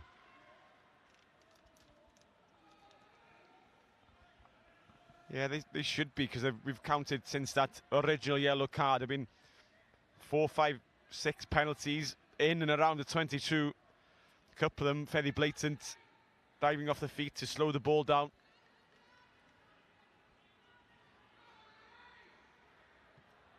And there hasn't been a general warning in the direction of Lampeter. The yellow card has been dispatched for a succession of penalties against the West Walians. So 31 points to 5. Lampeter would appear to have done enough in the opening 40. It was a killer 20 minutes for Lampeter. They scored 3 tries in that opening quarter, and somebody sensed it was going to be a cricket score at one point in the opening period. They were running away, scoring tries at will. Yeah, I refer back again to that win by Lampeter away from home against Blackwood, 47-14, 6 tries in the second half against Blackwood. But they're not getting it their own way in the second half here, that's for sure. Well, this is a better position to try this trick. They're going to invite a lot of pressure straight away. Straight down the middle, this one, the wall splitting. Taken up by Jasmine Dunleavy. She's hauled down a metre short of the Lampeter try line. Blackwood looking for their second score. They might get it through their industrious number 8. And she has her second try, has Lily Snape, as the referee puts his arm up to confirm that Blackwood have their second score. Well worked try from that short penalty. Yeah, and it's a sign of the Lampeter defence tiring. They were so solid in the contact area, and now they're just dropping off a yard or two. All started from the preset move, and the big runners of Blackwood smashing holes in the defence and doing enough to get over the line. And they need to take this penalty or conversion quickly just to get the game going once again and to launch another attack. At least Lampeter have a chance to get out of their own half with the restart, as Phipps eyes the posts and sends the conversion through. They're up to 12 points against Lampeter's 31. It's a long haul, it's a long way back. But slowly but surely, Blackwood taking a firm grip on the second half. Yeah, they've been by far the best team in the second half, and if something, they were edging it towards the end or the first half. It's just that Lampeter have been so clinical when they've had opportunities, and those opportunities have been opportunist as well. Yeah, Blackwood played 8 games on the way to the final, lost 1, drew 1, won 6. Yeah, head down here, give a platform. Blackwood enjoying success with the forwards. Yeah, trundling downfield, up almost to their own 10-metre line. Back to Phipps, into the wide open space. It didn't get good contact on it. He may have been touched in flight. Yeah, but I suspected that there was a high tackle by, I think it was Suzanne Walker, and that's what's being penalised. Yeah, the high tackle. You can see the referee indicating, and he's brought them back for the offence. And Lampert have been maybe the worst enemies during this one. With the amount of penalties they've given away, they've been just giving possession and territory to Blackwood. I'm not sure why she tapped and go. She tapped and ran there. The resulting kick is a fantastic kick. And the chase was on. Yeah, good counter-ruck to steal the ball. Blackwood in possession. There it is. Trapped for the moment as Fionn Griffiths arrives. And she drives Blackwood back into the Lampard 22. Relentless stuff here from Blackwood and trusting in their forwards. And this time it's Jessica Mays. It's just a sea of yellow shirts piling forward. Lampard are finding it difficult to stem that flow. So this time perhaps it might come out wide. One more effort perhaps from the forwards. Will they trust their backs on this occasion? Bailey Lewis sends it out to the replacement. That's Mirine Jones, but it's Bailey Lewis again looking for Blackwood's third try. And yet another penalty. And I think it could be another yellow card. There's going to be a stern lecture here. There'll be a discussion, a serious discussion, if not a yellow card. Is gone into his pocket. And it's the replacement, Sarah Webster, who sees the yellow card. Yeah, that's been a fair call. It's been a long time coming. Just the amount of penalties that Lampert have been giving away, they should have come earlier, really. It's not down to the offence itself, it's just about the volume of offences. That's a lovely nudge. That's the perfect kick, yeah, 5 metres out. No hesitation, she knew exactly what was needed, and Lampard know exactly what's coming their way this time. And there's... And the Blackwood pack have been impressive in the second half. They've had the superiority and just need to be accurate, win the line, pile in. And look for the number 8. She's got one hand on the ball. They need to get this moving. Lily Snape turns her back, driven forward by Fionn Griffiths. I wouldn't be surprised if the back line join in. It's gone to ground. Slowly but surely. Now then, look for Kerry Bailey Lewis perhaps this time. No, it's Courtney Mackay, the number 22. Gappa is there again, looking to get her hands on the ball. Phipps, well tackled. Back left, there's plenty of shirts, yellow shirts.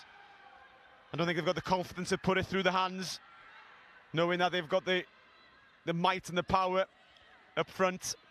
That's Amy Jones being held up over the Lampard try line, and Gappa is underneath her and got both hands on the ball. Yeah, it's difficult in that situation where you get your body angles wrong. You used to try and recycle the ball instead of driving over the try line when you're in a situation to dot it down. Megan Vidal. She took the quick penalty and she's been rewarded.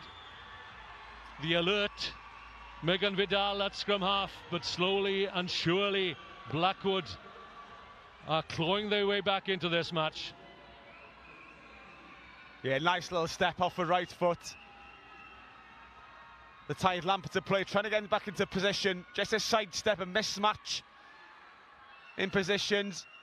9 against 2. And Branwen Lewis couldn't change her body shape in time to stop Vidal from getting by her right shoulder.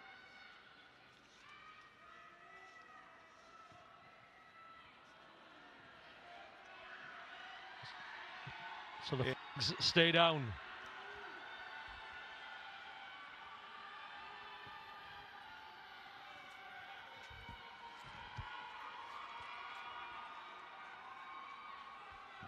It's a tired Lampard side that amble back towards halfway.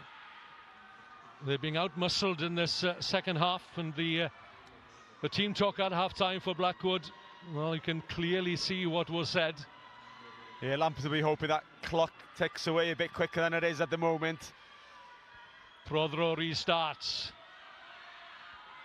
Blackwood just about managed to claim the restart. A little miscommunication perhaps, but no real harm done.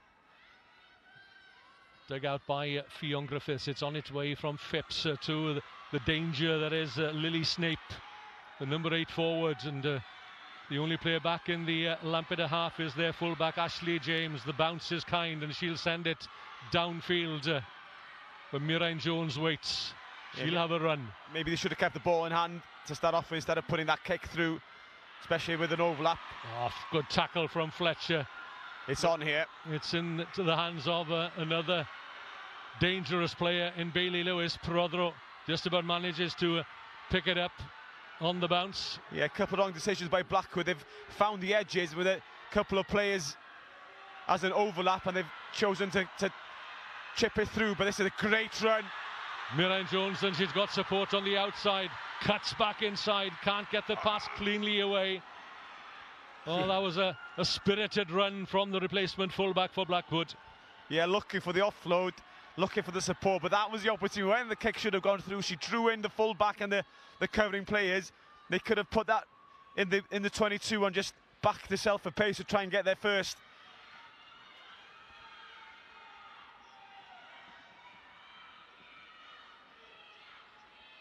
A great run, yeah, and the offload was forward. And that tackle had to be made. So Schofield goes off. Fresh legs for Lampeter.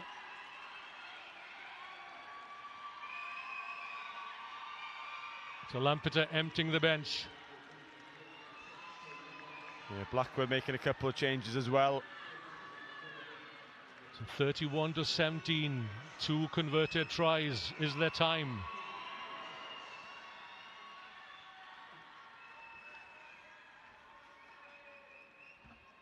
So timely substitutions for Blackwood. Number 17 and number 19, Rebecca Price, is at 17. She is actually the squad captain, and Terry Stokes.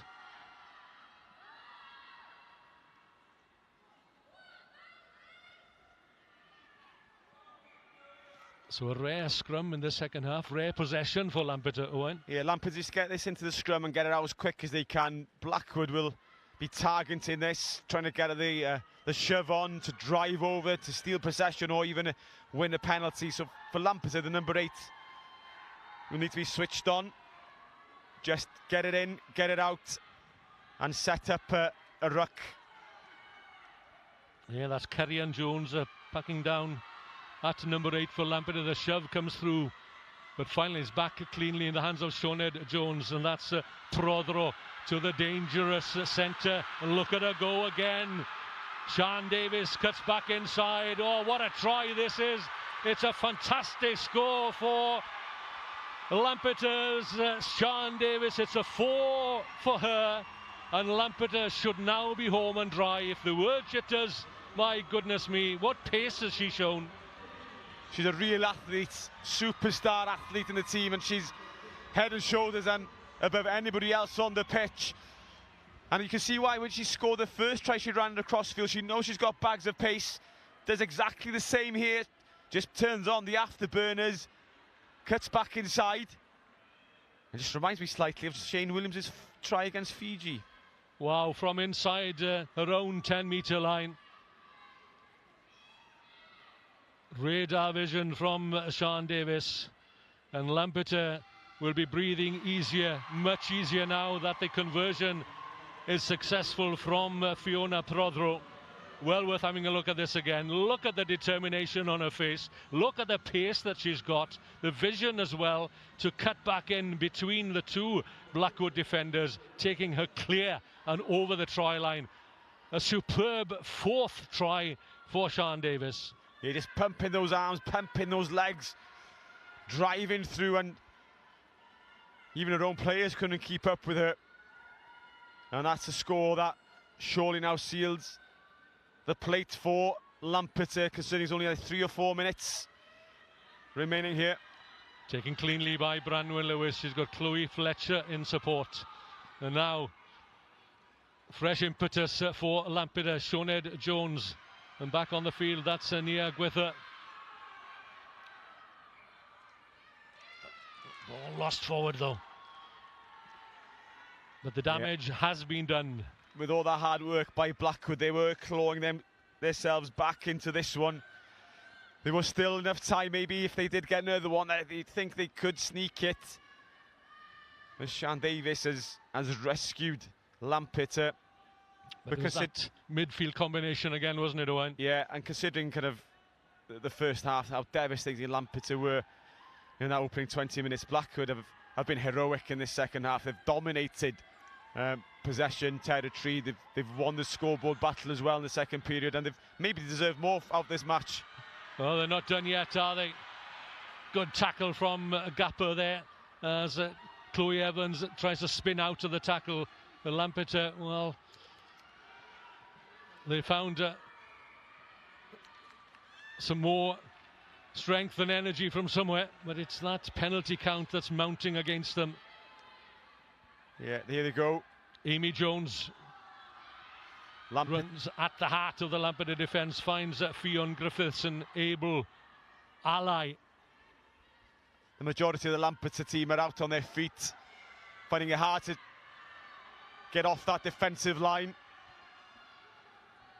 Blackwood showing some great determination and energy late into the game. Abby Madden it was with a charge initially, and there could be a hat-trick here for the Blackwood number 8 today that she will never forget, that's for sure. Lily Snape and Blackwood in the second half, it has to be said, they've trusted their forwards, and that's where they have had the advantage. And had they done so in the first half, had they had possession, well, it's a cliche, isn't it? It's a game of two halves. Yeah, and maybe it's turned out to be that stereotypical West Wales battle with their skills out wide, especially with the pace they've had. With Blackwood traditionally, the men's team as well, being strong up front. Well, Lampeter arrived in the Principality Stadium with the intention of trying to run Blackwood off their feet, and they did so in the opening 20 minutes, but Blackwood regrouped at half-time, and they're well worth the 22 points on their side of the scoreboard, which might change shortly with that effort, which dips under the crossbar. The gap is still 16 points, and that's 3 scores. Yeah, too much to do for Blackwood, but it's nice for the number 8, Lily Snape, to get her hat-trick. There'll be a day to remember for her for the rest of her life. But it's Blackwood will be kicking themselves from the slow start, the decision in the line now to step off, and also maybe not targeting and closing Sian Davies down early to stop her getting and picking up her Speedy Gonzalez feet. A missed kick, then a skewed kick from Fiona Prodro, not going the mandatory 10 metres, so it's advantage Blackwood going into the final few minutes. Nerys Davis is back on at loose head for the Ceredigion side.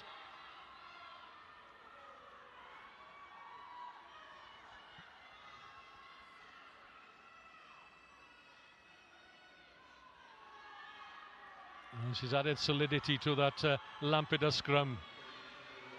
Yeah, a good break. A knock on in the tackle. So it's advantage Blackwood.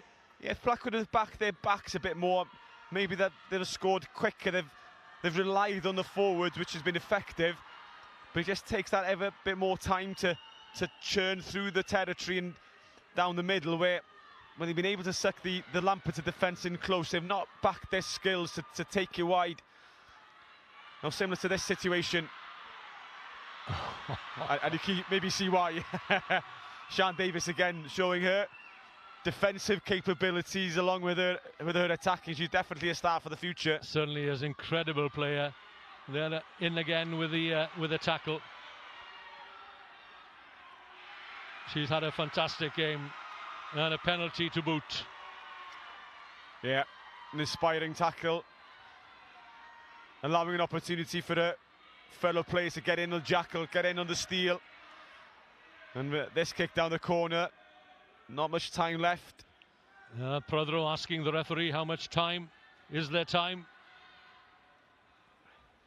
One more play maybe, just control this, put it down in the corner, win the line out and chip it off again.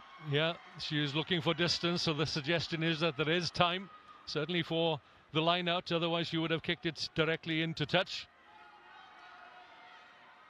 Yeah, I wouldn't be surprised if this will be off the top, if there is time, and just give it to Sian Davies in the middle. Danny Wrightham is on for Lampeter, wearing 16. And the ball not going to hand at the line out. They're so efficient in that opening half. Yeah, maybe one last opportunity for Blackwood to get another score. Oh, it's the tireless Elin Gapper again, who's trying to prevent that ball from coming back. She's had a strong game, has the Lampeter back row forward. Yeah, Blackwood around the ball again in numbers, and this time in the game it's not what you need really. The possession is there, they need to get into space, get into the wide channels. And Neris Davies getting stuck in there, as Lampeter need to do, and they can do with her strength and power. Yeah, they're going to go for the corner. We'll just get some territory, and the line-out has worked well for Blackwood. 60 points scored in this match, 38-22. And Blackwood, all credit to them for the way they come out in this second half with all guns blazing, and they've taken the game to Lampeter, and they've been rewarded for their tenacity as much as anything else. Yeah, all credits to Blackwood. They could have given up the ghost, given up the game a long time ago, but they've showed plenty of effort. And there it is, and it's fitting that it was Gapper that should take that line out steal right at the end. She took the first line out that set Lampeter on their way, and a club that was established way back in the 1870s when the WRU was formed, one of the founder members, and for the first time there's a trophy on its way back to Lampeter. The senior team failed in their efforts back in 2009. The youth team came so close last Saturday, but whereas the men have failed, the women have prospered and succeeded. All congratulations to them, and congratulations to Blackwood as well for getting into the spirit of the game, certainly in that second half. And had they greater firepower possibly in the opening half, then it would not have been over as a contest. But Sian Davies, wow, what a game, what a player, 4 tries to her name. And special mention also of Lily Snape, the Blackwood number 8, a hat-trick to remember. Not many people score hat-tricks here at the Principality Stadium, let alone 4 tries. What a game, thoroughly enjoyable game, and worthy winners in the end. Lampeter from Ceredigion have taken out the South Wales plate final here, defeating Blackwood by 38 points to 22.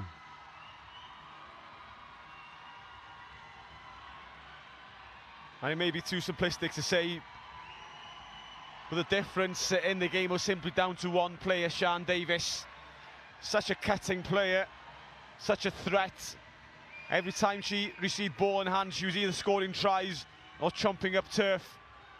And just a game-changing player where Blackwood maybe potentially the better team when they went through the phases. Early doors, Lampeter seemed so slick at ball in hand. They had such good ball players, 9, 10, 12, 13, all had ability on ball, passing, accurate.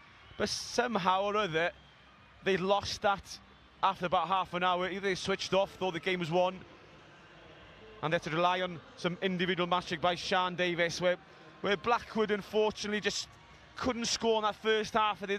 They've taken those opportunities in the first half when they were close to the line, just notched up a try or two. Maybe they could have snatched this one late on.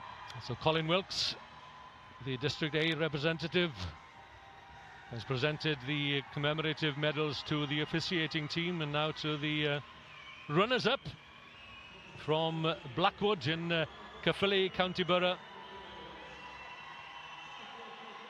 And they're still smiling.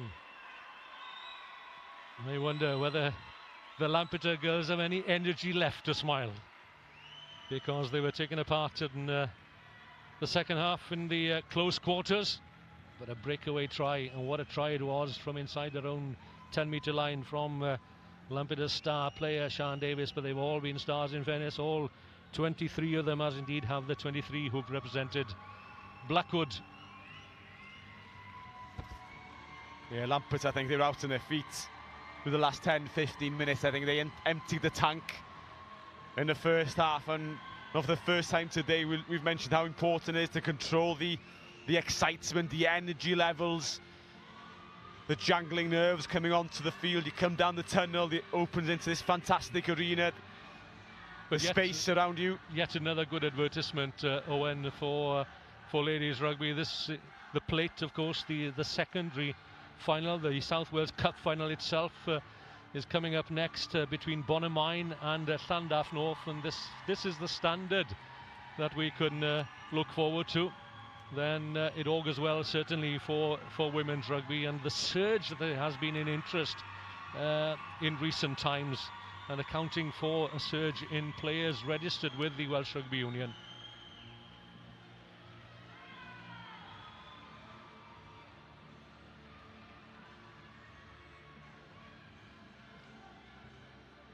It'll be interesting to see the future of Welsh rugby. We've obviously got a competitive international team now. What's the next level below that? Is there going to be a semi-professional to a professional team on the club stage? Is there a team maybe potentially going to be introduced to a similar competition of the Premier 15s? It would be good to have a Welsh team or a Welsh region competing with the English girls. That'll be a great platform to develop and progress. I'm sure a lot of the Welsh girls based in England maybe not wanting to leave those clubs quite yet. They're attached to the likes of Bristol, the likes of Harbury and Worcester, because they're being exposed to top level rugby with international players around them week in, week out. But Wales will need a club to feed the talent in the smaller local clubs. They need a region as such to compete at a higher level. Impressive Chloe Evans at scrum half.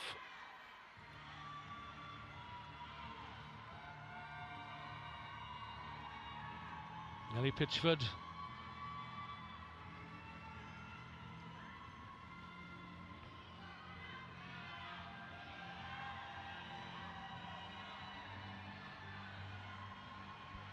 Well, it's been a marvellous day, that's for sure. Yeah, smiles from year to year. It just shows how much it means to these girls. Yeah, Fiona Prothero came on. Danny Wrightham. Yeah, a couple of the girls have had the blue hair dye as well out the night before. Yeah, all the extended squad receiving their medals. Caris Schofield, I had her down as 2 tries. I think she was the try scorer from the rolling maul in the first half. And then the second try.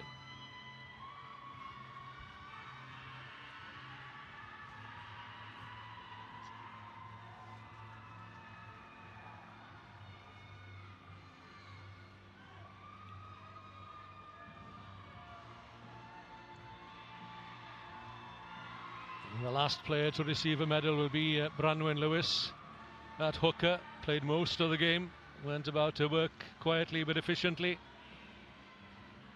And there is the South Wales plate, which will grace the trophy cabinet in the North Road clubhouse and base headquarters of Lampeter RFC. And the supporters have made the journey down from Cardiganshire.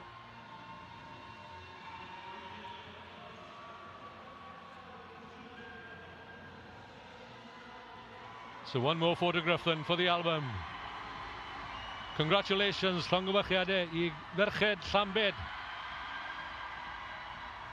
Nhw yw enillwyr y plat. Yr merched hŷn ym Mewncampwriaeth Undeb Rugby Cymru and 2021-22.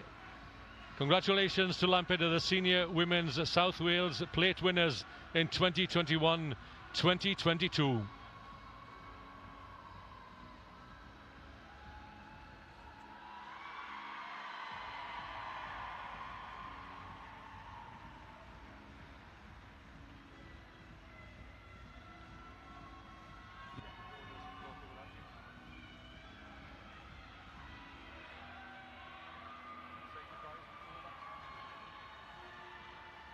So 2 trophies have been decided so far then. It's the North Wales final, which went to Carnarvon, and the South Wales plate final, well, the plate goes to West Wales. Let's see where the South Wales Cup final might go when that game kicks off. Later on, a family event, family occasion for Lampeter, and that South Wales Cup final will be contested by Bonamine and Llandaff North. Again, it's East against West and all to play for. So stay with us if you can.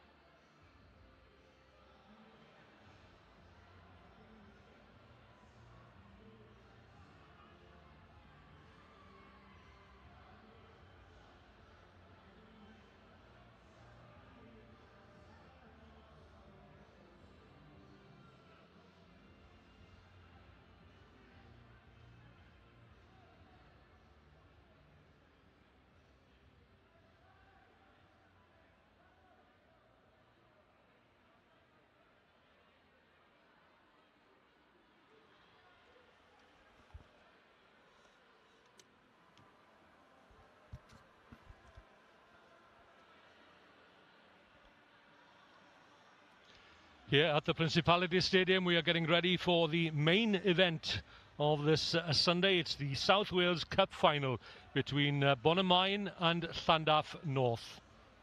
The culmination of the road to Principality for the ladies, the senior ladies, and it's a hotly contested final yet again between Bonamine and Llandaff North. They've played each other twice this season, and there's been only one score between the teams, both claimed home and away by the Cardiff outfit, the Llandaff North. It's West against East, and the battle between the two main cities in Wales and in South Wales being Swansea and Cardiff. Well, we've stepped up, haven't we, Owain, from the North Wales plate to the South Wales plate. That is an exciting final in itself. And here, what are we looking for between Bonamine and Llandaff North? Once again, we've seen the intensity, the skill level step up in both games, and hopefully as a main event it's going to be the same again. We've seen Carnarvon earlier on. Llandaff North beat them comfortably a few weeks ago, so we know Llandaff North is a good team. They've got the edge against Bonamine, so I'm sure there can be a bit of niggle, which always happens between sides who play against each other often in a league system. The Bonamine will want to get a victory on the board against Llandaff North just to pay back from those narrow defeats throughout the season. And at the end of the day, it's a cup final. There's a trophy at stake. There's something to put in the trophy cabinet at the clubhouse, and that's the be all and end all. And whoever wins it, won't care how they performed on the day, is just get across the line and get their hands on that trophy. And on the day, well, the team that wants it the most might well take it. Let's have a look at the respective lineups. And Llandaff North, Jade Evans, Beth Kenyard, Jenny Scoble, Fiona Evans and Liliana Popadek. At lock forward, Kira Philpott, Keris Ballet and Keely Ward, the back row forwards. Rhea Parker and Joanne Jones, the controlling influences at half-back. Catherine Richards and Zoe Healy are the wing three-quarters. Molly Philpott and Claudia Merrick at centre. And the 15-player lineup is completed by Amberly Ruck at full-back. The finishers, the impact players then: Sophie Waugh, Becky Newton, Rita Breen, Bridget Jones-Crabtree, Sioned Young, Kerry Edwards, Catherine Turner and Biba Chutta. That's the Llandaff North squad. And now for the Bonamine squad: Demi Stevens, Shannon Nolan, Sarah Berry. They are the front row forwards. Amy Thomas, Natalie Murphy at lock forward, Lauren Weaver, Amy Price and Georgia Stevens at back row. And then Davina Moore and Sophie Moore. The halfbacks: Leah Pascoe, Fionn Bowen at centre, Lucy Rees joining her, and Anghara Jones on the right wing with Sasha Bailey backing up at fullback. Ruth Lewis, Bethan Rickard, Cherry Morris, Hannah Jones, Gillian Conway, Caris Bynum, Jennifer Champion and Rachel Wasserman. Those are the players on the bench for Bonamine, and we'll see them, I'm sure, more than once during the final, if the previous finals are anything to judge by, because we do have rolling subs in these final matches. Yeah, that's an interesting one in itself. How do you utilise your rolling subs? We remember back in the day with the likes of Adam Jones, who at those days weren't maybe the fittest they could be. They were taking Adam Jones off early in the game, bringing him back on in the second period, trying to manage players so they don't empty the tank too early. You utilise them different areas, different periods of the game, bring them back in when you think they may make an impact. And I wonder if sometimes they bring their stronger players on sometimes towards the latter end of the half, just to kind of see if they can get an extra nudge on a tiring opponent. So waiting for the teams to come out of the tunnel.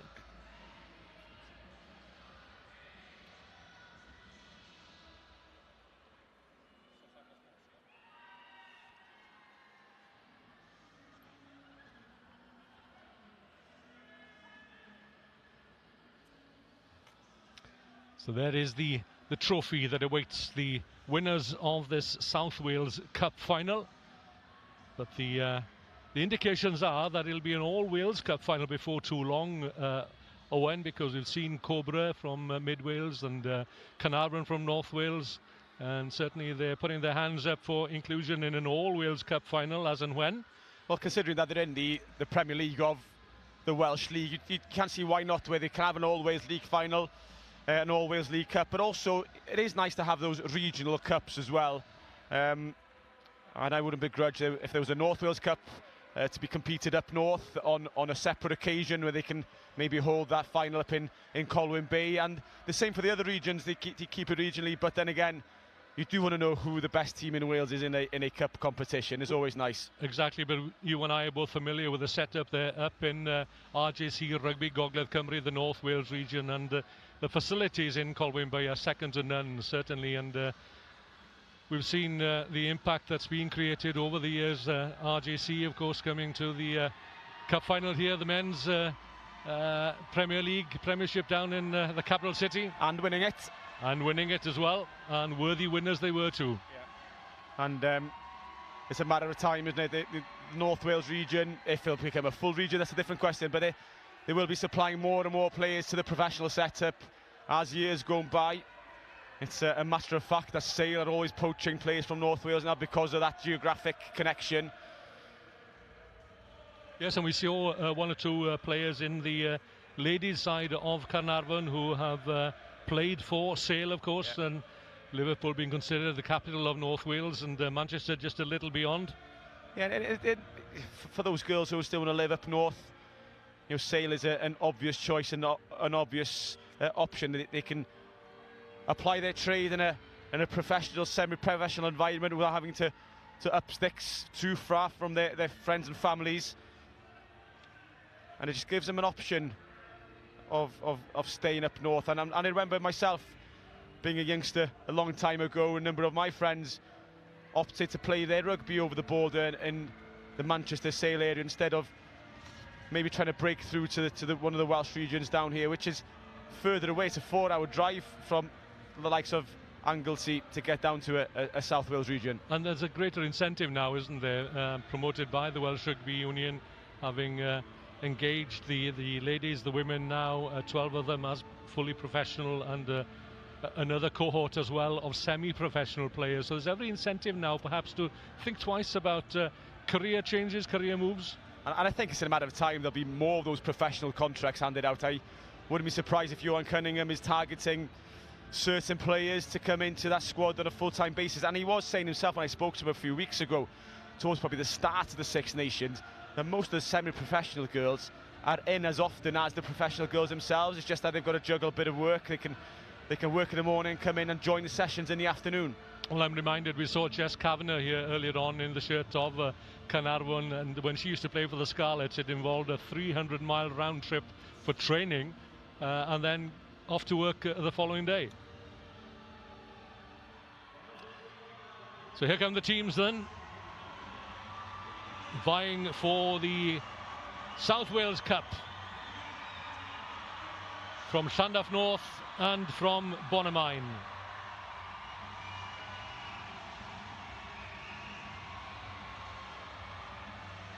A proud day for both the clubs.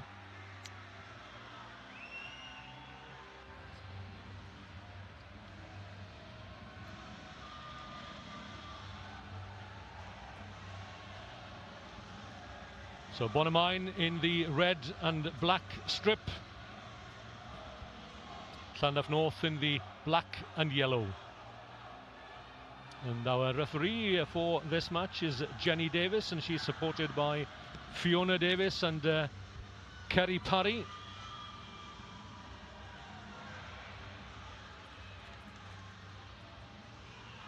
So just checking the watch against the kick-off time.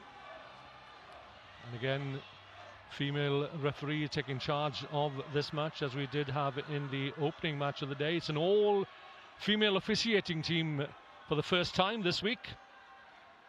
Just checking that Bonamine are ready to receive the kickoff.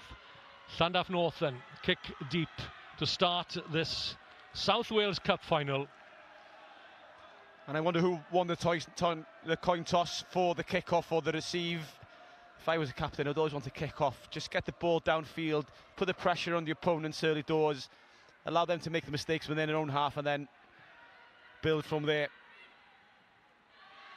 Well, it's stolen by Bonamine right from the first line out, and it's taken up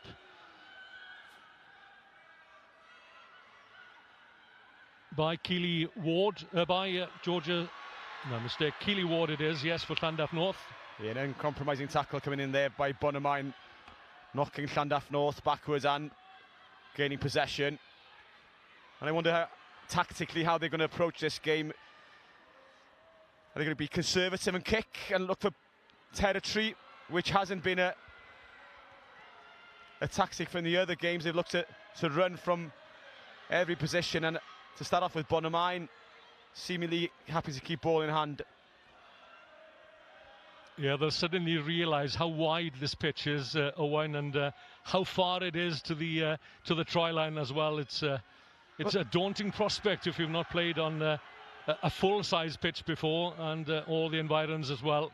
Well, that's the difficult part with your spacings in the back line, I imagine. Not that I played in the wide channels as a player, but if the wingers, if they want to hug the touchline. And here is the opening opportunity then, and it's taken by Llandaff North's Zoe Healy out on the right. A stunning start, a dramatic start by the Cardiff outfit. They stole the ball at the line out, and from broken play out it went to the right hand side. Yeah, a great steal on the floor, and exactly what I tried to mention to start off with. If you can get the territory and force errors within the 22, it gives you the opportunity to pounce on those mistakes and turn those pressure moments, key moments, into points. And a well-taken try by Zoe Healy.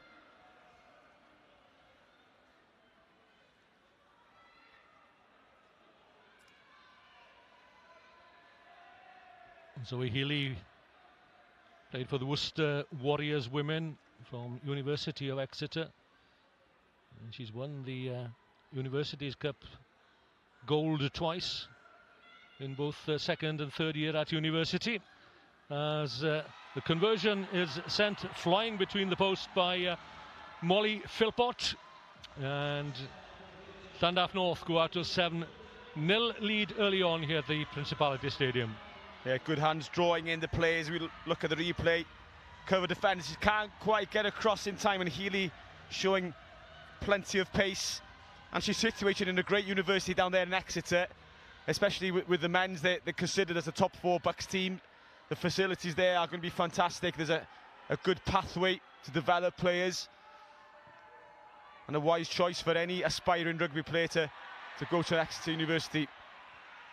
Llandaff North's tight head prop Jenny Scoble couldn't quite take the restart, so it's the second line out of the match, and or scrum rather. The first scrum of the match will go the way of Bonamine. Yeah, the point I was trying to make earlier with maybe alignment in the back line and the width you put in your positioning. A lot of wingers will try and hug the touchline in order to give the team width, but what that does then is put pressure on your inside players to pass the ball a bit further than they used to. So you've got to kind of be sympathetic to the ball playing skills of those in and around you. If they can throw that 10-15 metre pass off the left hand, it's a difficult skill to do.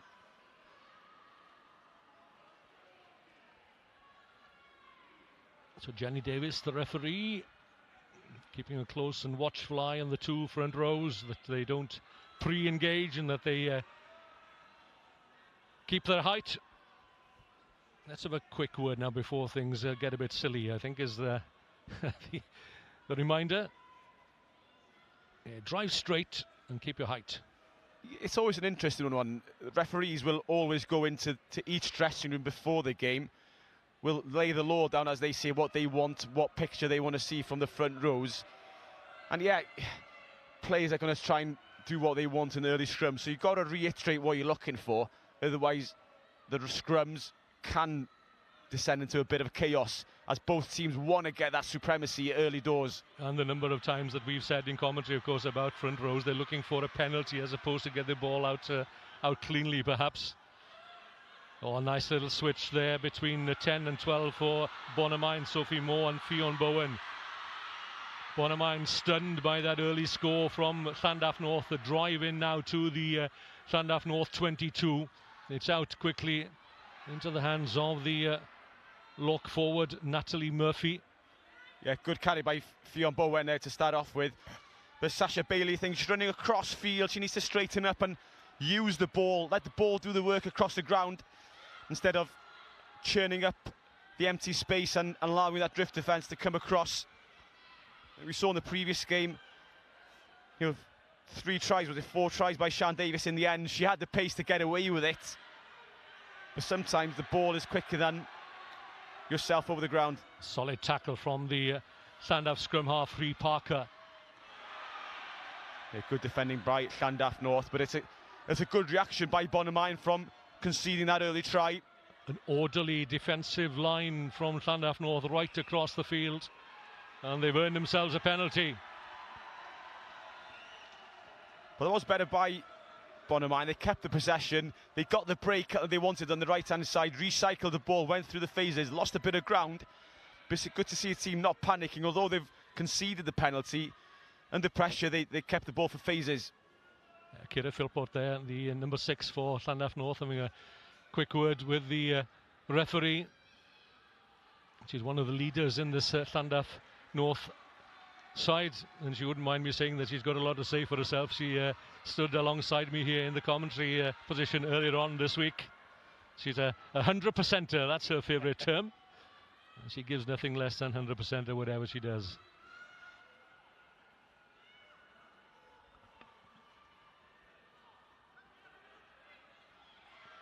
She is lifted high, not quite making contact with the ball, so it's there for Bonamine. Just a slight overthrow, but it's nice to see the ball flighted in nicely, dropping into the second row onto the jumper in the line. Maybe just a first feeler, and then she'll hit the straps.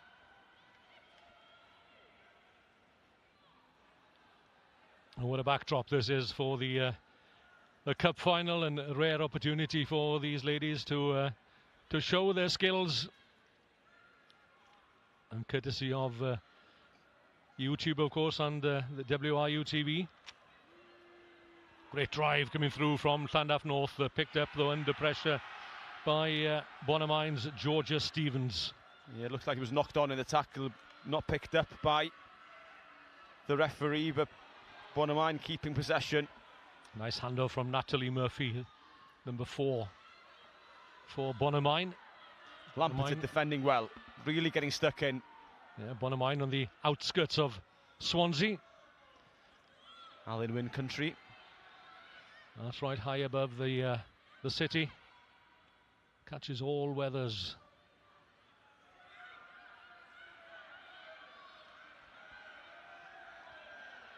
Good strength being shown. Yeah, good pace on the ball, and timing the run well. Attacking that Llandaff North defensive line.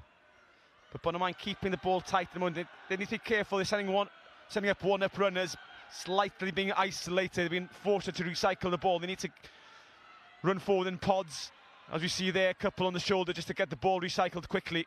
Natalie Murphy is the principal ball carrier, and so we've seen so far in this match, the Bonamine number 4. Yeah, Fionn Bowen again getting involved. That's a big collision in midfield. And well contested on the floor. That's a fantastic piece of defensive work by Amy Thomas, the number 5 for Bonamine. Making the tackle and back on the feet to Jackal. Yeah, I think Natalie Murphy slightly shook up with that.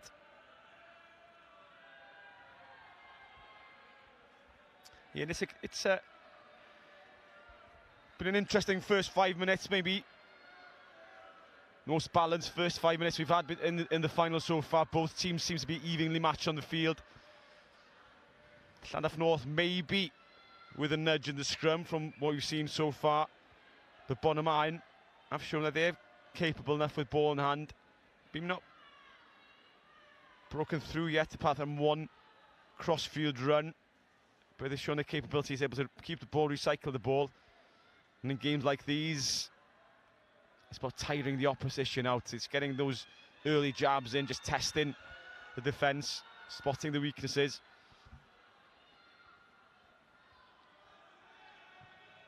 So Llandaff North's outside centre, Molly Philpott.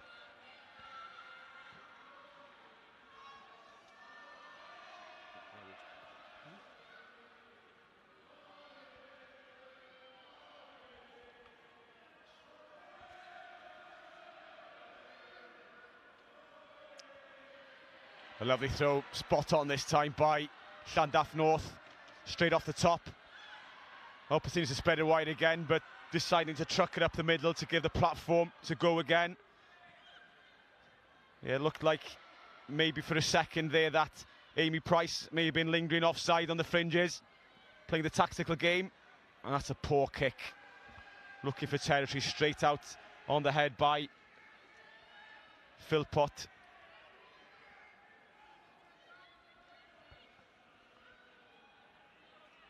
So Bonamine on their own 10-metre line.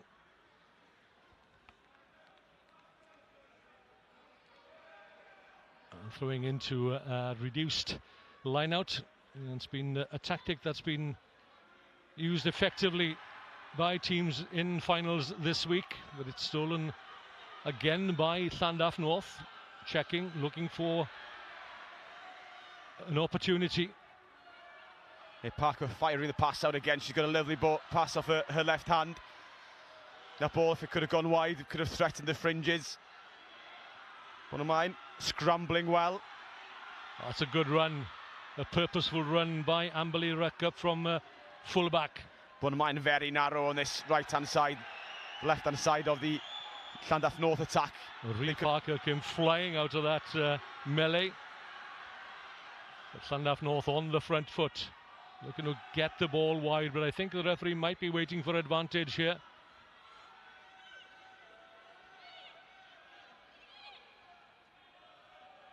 Yeah, and Hannah Jones is everywhere for Bonamine. She's got 14 on her back, but she's playing like a flanker almost.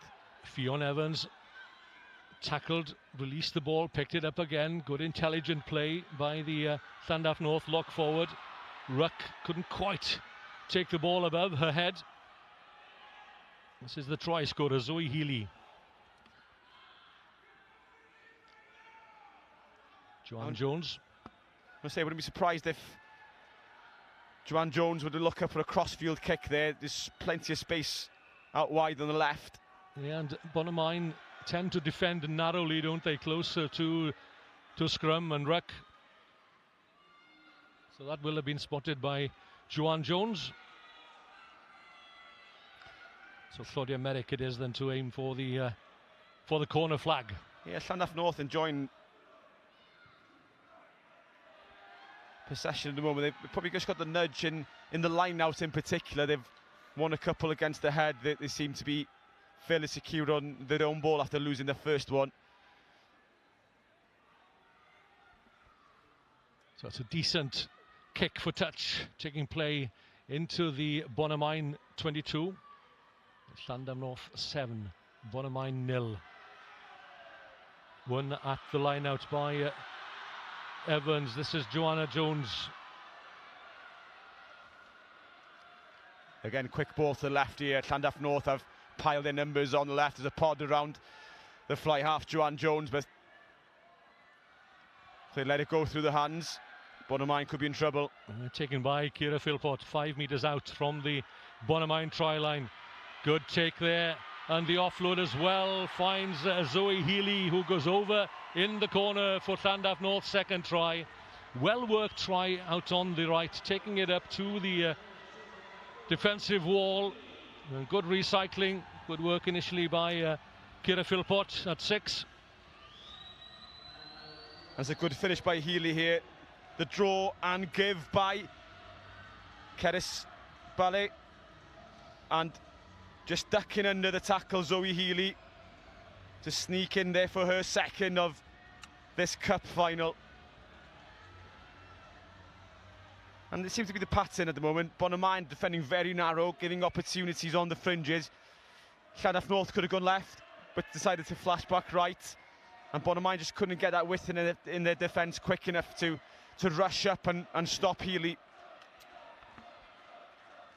And it all comes from that set piece, that platform, the lovely move, the back peel, bringing the ball down, then the pre-prepared 9 move peel.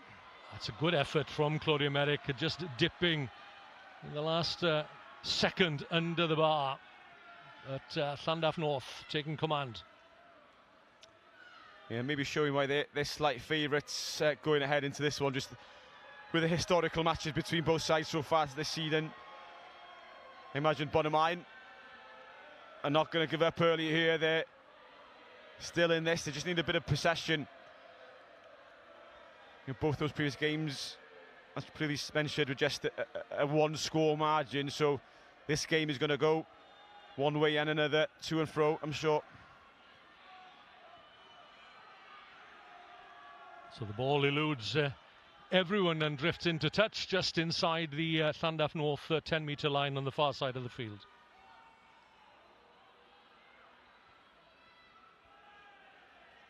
And a knowing look between the two props at the front of the line-out. Down from Philpott. And immediately into midfield again to Molly Philpott this time. It's a good carry, good quick ball off the base. Joanne Jones, a lobbed out pass to Catherine Richards, taken by the Bonamine flanker Amy Price. If Bonamine not committing too much into that defensive ruck, they're keeping bodies out, but they need to slow this ball down somehow. Good recycling from Llandaff North. They have the numbers out wide, and we know what Zoe Healy can do. And the link again was Caris Ballet.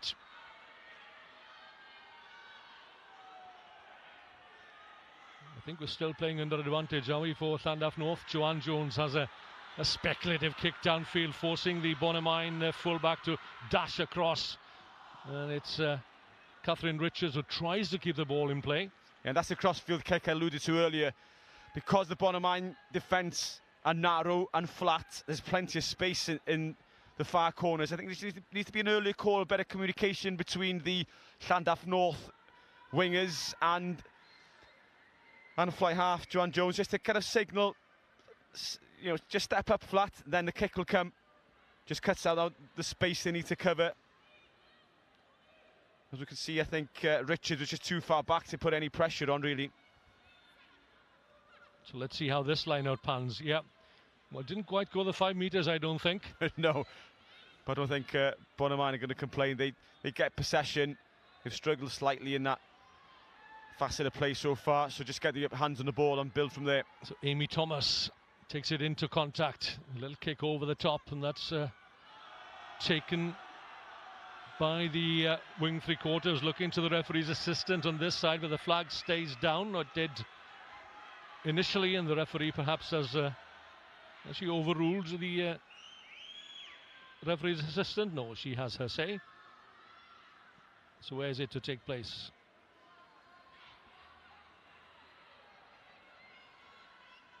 Oh, ball nudge forward. Yeah, it was a difficult one.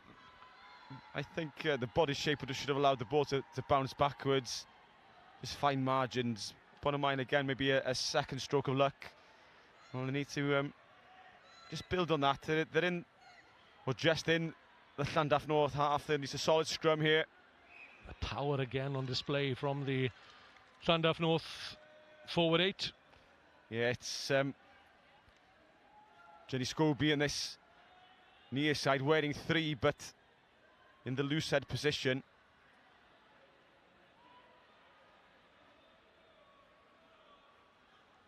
And in between the two props is the hooker Beth Kenure.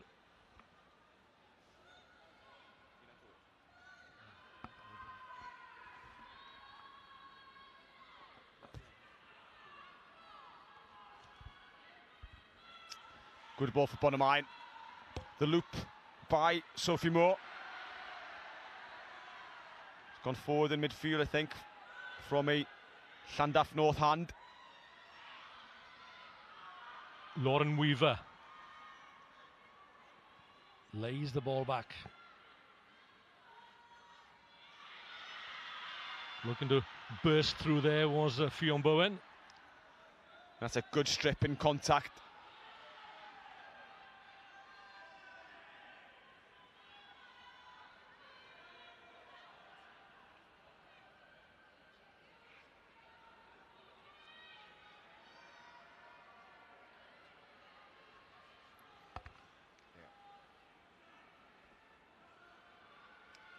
Penalty on the 10-metre line. Surprised they're going to tap and go from here instead of aiming for the corner and just taking a chunk of territory. Yeah, strong carry by Georgia Stevens initially, but the ball was turned over and Merrick sends it way downfield, giving chase is Bonamine in trouble here. Joanne Jones. Yeah, there's an injury in the backfield for one of the Llandaff North girls as well. So play goes on, and Llandaff North are looking for their third try here. Amberley Ruck loses the ball in contact, stolen by Bonamine. Nolan with some good work there, the hooker. Opportunity for Bonamine to clear their lines. They need to find touch here, and that's a good kick.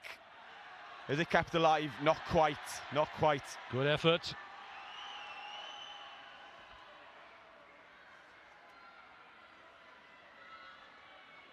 And Llandaff North, defensively, are very strong. Showed some good physicality in the tackle area, stripping the ball out a couple of times, competing on the floor. So Bonamine needs to be wary of that, maybe committing a few more numbers into the tackle area just to secure possession. Yeah, they're very well organised and ever alert to the possibilities. Amberley Ruck.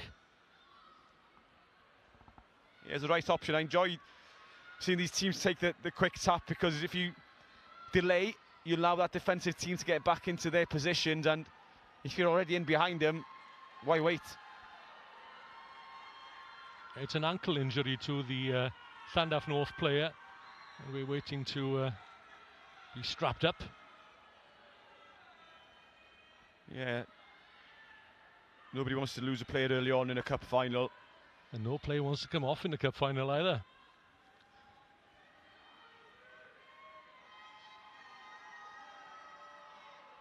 So a positive start from both teams, but Llandaff North have the two crucial scores, and the referee has just been alerted to the injury to the Llandaff North player. Llandaff North deserving the lead so far. They've been in the Bonamine half much more than Bonamine have been in the Llandaff North half. Maybe Bonamine have strung one good attack, where Llandaff North, especially with Healy in the wings, she seems to be a poacher of a player. She knows the way to the try line. A good finish for a second, anyway, under pressure. Plenty of pace. But it's that set piece from Llandaff North at the moment. It's the set piece and defence that may be just giving them the elevation to be the strongest side on the pitch. So we're almost there.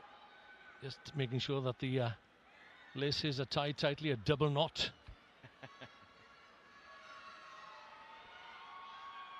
In the meantime, the replacements are warming up behind the poster in the in-goal area. It's always difficult to be replacing as well in these games. You're always eager to get on the field, probably stood by the coach saying, kind of, come on, put me on, and I can offer something here. It's the first time I think we've seen the replacements warm up behind the poster in the in-goal area, knowing how crucial a replacement, a substitution might be, and you need to be at full fitness to come on. Yeah. You need to be ready to go when you're called upon.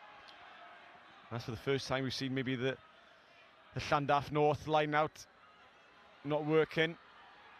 Demi Stevens was the loose head prop taking it up. Demi Stevens, Sarah Berry. And Llandaff North, here's another area of difference between both sides early on. Okay, the penalty's been conceded, but Llandaff North are so eager in defence, in that breakdown, and committing numbers and putting pressure on the Bonamine scrum half and forward. So the locks combining. Initially there's Natalie Murphy, now Amy Thomas. Taking the ball into the Llandaff North half. Now it goes to Sophie Moore, the outside half. She's dangerous as Fionn Bowen. Yes, another good carry. Not her first of this cup final. Turns and presents the ball on the plate for a scrum half. Ready for the next phase of play. Stepping over the player on the floor was Sarah Berry, the tight head prop. This is better from Bonamine. Sasha Bailey come up from fullback and I was just going to say that Bonamine need to retain possession because they're without a fullback at the moment. But in any event, the penalty is conceded. Yeah, Joanne Jones, the fly half, doing a flanker's job, essentially. Not afraid to get a head in the way, getting stuck in there. But Bonamine maybe guilty of running as individuals, not as a group.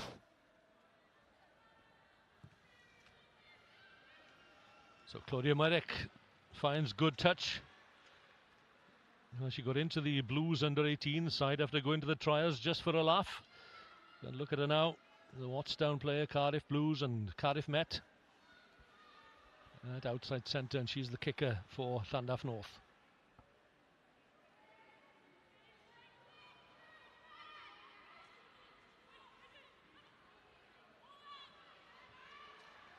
Yeah, the Llandaff North line now starting to lose a bit of accuracy.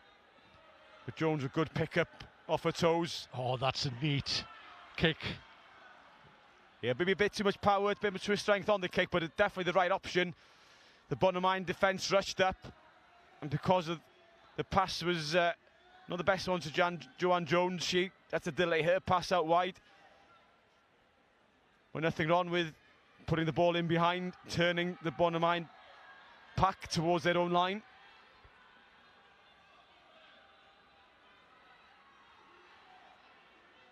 Shannon Nolan. It's stolen.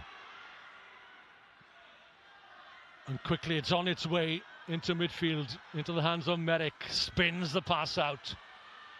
Finally, in space, that's Catherine Richards. Oh, what a lovely pass that was. And finding the support from Molly Philpott. That was a superb offload. Wasn't sure for a second if it was forward, but play on, says the referee, and that's what counts. Off the floor from Merrick into the willing hands of Kira Philpott. Must be a try here. Surely, the ball, did it go forward? Yes, it did.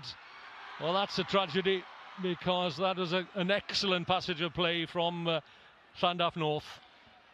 It was almost harder not to score there with the amount of time. But then again, it's just the accuracy of passing always. If it's straight to hand, makes things so much easier. If it's behind and you've got to spin and you've got to pivot and you've got to twirl, it's difficult. Here it is, the behind the back offload, superb by Richards. Yeah. In itself almost deserving of a try. Excellent skill. There's so much talent in this Llandaff North side. When you look at who they represent, these players, they play at a high level. And that's the pass by Jenny Scobie. Like the way that the Llandaff North number 7 is sort of roaming in the wide outside channels, and she's been the link more than once. Cerys Ballet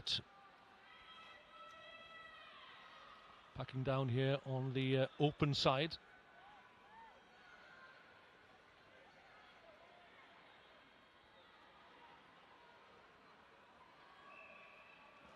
Yeah, Llandaff North maybe have the superiority in the scrum. Just putting the pressure on, especially in this area of the field. If you do it legally, you do it right, and not give away cheap penalties. It just makes it difficult for a team to get their clean exit. They're under pressure.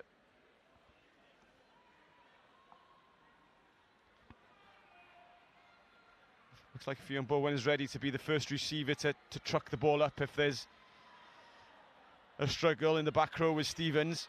Yeah, just shadowed by her outside half, Sophie Moore. Yeah, spot on there, Owain. Once again, difficult.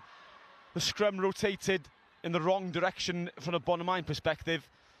It should have been potentially a pickup to go to the blind side, and that's where they could have won a bit of ground and recycled back inside then for the clearance kick into touch. Amy Thomas playing heads-up rugby, looking at what the options were and seeing that she could take the ball into contact and make it available, but the referee has other ideas. No distinct advantage, so she calls them back for a high tackle.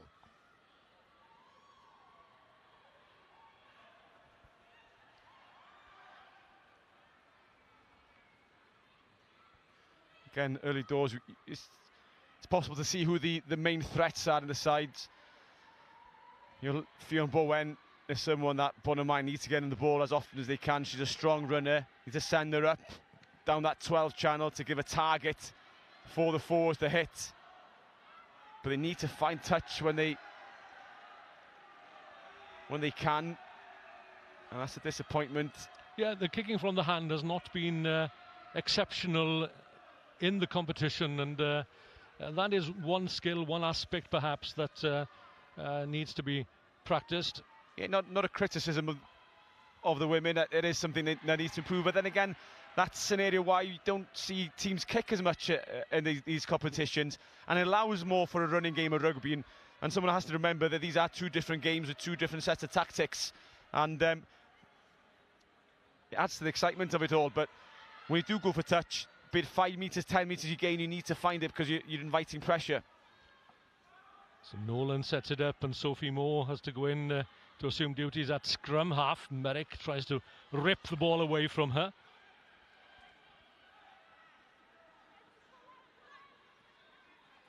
That's better play there, bringing Bailey into the action. Yeah, right idea. Not all that well executed.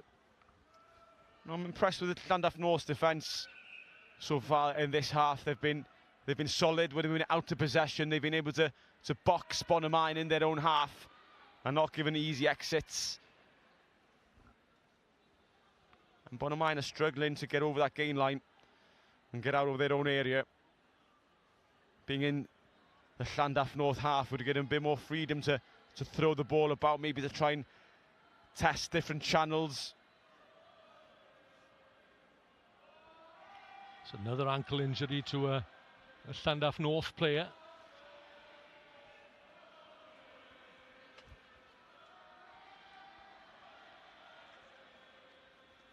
So I think it's Jenny Scoble who's receiving attention. Let's have a reminder of the tries scored, Owen. Yeah, both tries to the right winger. Healy, both lovely finishes. That one, the second of the two, and this the first of the afternoon, showing she's got pace. Gets outside Sasha Bailey and streaks over. Yeah, she didn't have much room in which to operate there, did she? Out on the far side. No, a well-taken try, and already eyeing her hat-trick, and we've already seen not only 2 hat-tricks this afternoon. Yeah, and Sean Davis from Lampard adding a 4th as well.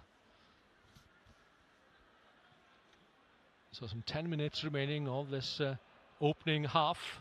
Yeah, some key messages coming onto the field now for Bonamine. They're not out of the game at all. They just need to play in the right areas. They haven't had any possession in the right territories. They've been just boxed into their own half in their own 22-40 metre area, and that in itself invites pressure. Essentially, the first try to Healy came from a turnover ball in the 22, and when you're so close to your line, you're not able to get your defensive structures in place, and Healy took full advantage. Yeah, Bonamine can tighten their game. It's 1 or 2 loose passes and the ball dropped forward once or twice, but they're competing well.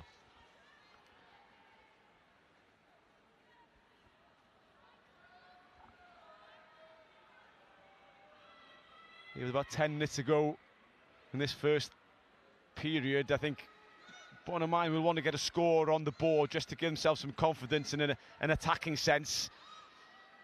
They're far from out of the match with 12-point deficit, but without having crossing the line yet, it's just builds that pressure. Yeah, Jade Evans on the loose head for Llandaff North, applying the pressure on her opposite number. Well picked up. It's a nice little skill from Richards. Here's some lovely dummy runners from Llandaff North, maybe not committing enough defenders as they would have liked. Tight to the far touchline. It's Zoe Healy, well marshalled by Fionn Bowen this time. Yes, with straight running. Bonamine out of shape defensively here. They've got a few forwards out in midfield if Llandaff North can target them.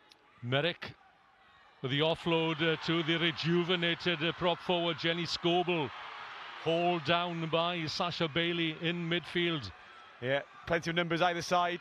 But Merrick and Llandaff North on the front foot as Richards cuts back inside. A good tackle by Sophie Moore, much needed, a try-saving tackle. And Bonamine look to have turned it over. Yes, they have. It's Natalie Murphy. But somehow, again, an error, the ball spilt forward, and Llandaff North are back in the hunt. Joanne Jones directing her outside backs, but they'll have to come back for the infringement. He has an injury on the floor there. The referee spotting maybe dangerous to allow play to continue. But that was a superb tackle by Sophie Moore, I think, coming across the mismatches in the midfield, although it was a prop bursting through like a centre. But those Bonamine forwards not used to be defending out in the wide channels in midfield. And if maybe Llandaff North went right instead of left, there were more numbers out there. Lovely step inside. I think she got injured in the jackal. I can't see the number properly there. I think it may well be the lock forward of Bonamine wearing number 4, and she would be Amy Thomas. Yeah, I think she's got a head low into that ruck when she's trying to steal the ball. Maybe received a bump in the same action.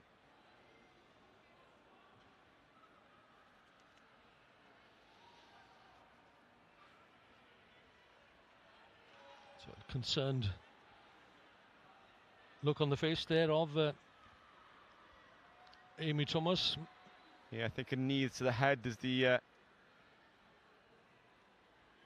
incident. The medics coming on, not rushing too quickly, maybe not as serious as you originally may have thought with a knee to a head. Well, the injured player is sitting up, so she'll have to go off, I would have thought, for head injury assessment. Yeah, and that's probably something they're used to at this level. They wouldn't be used to having all these physios and doctors and HIA protocols. Back in the day, you'd have to assess on the field and be mature enough to say, yeah, I'm not fit enough to continue. Where that's where some of the problems have stemmed with concussions in the game, where people don't want to leave the field. I probably have been guilty of that in the past myself. You just want to play. It's a cup final. You don't want to leave.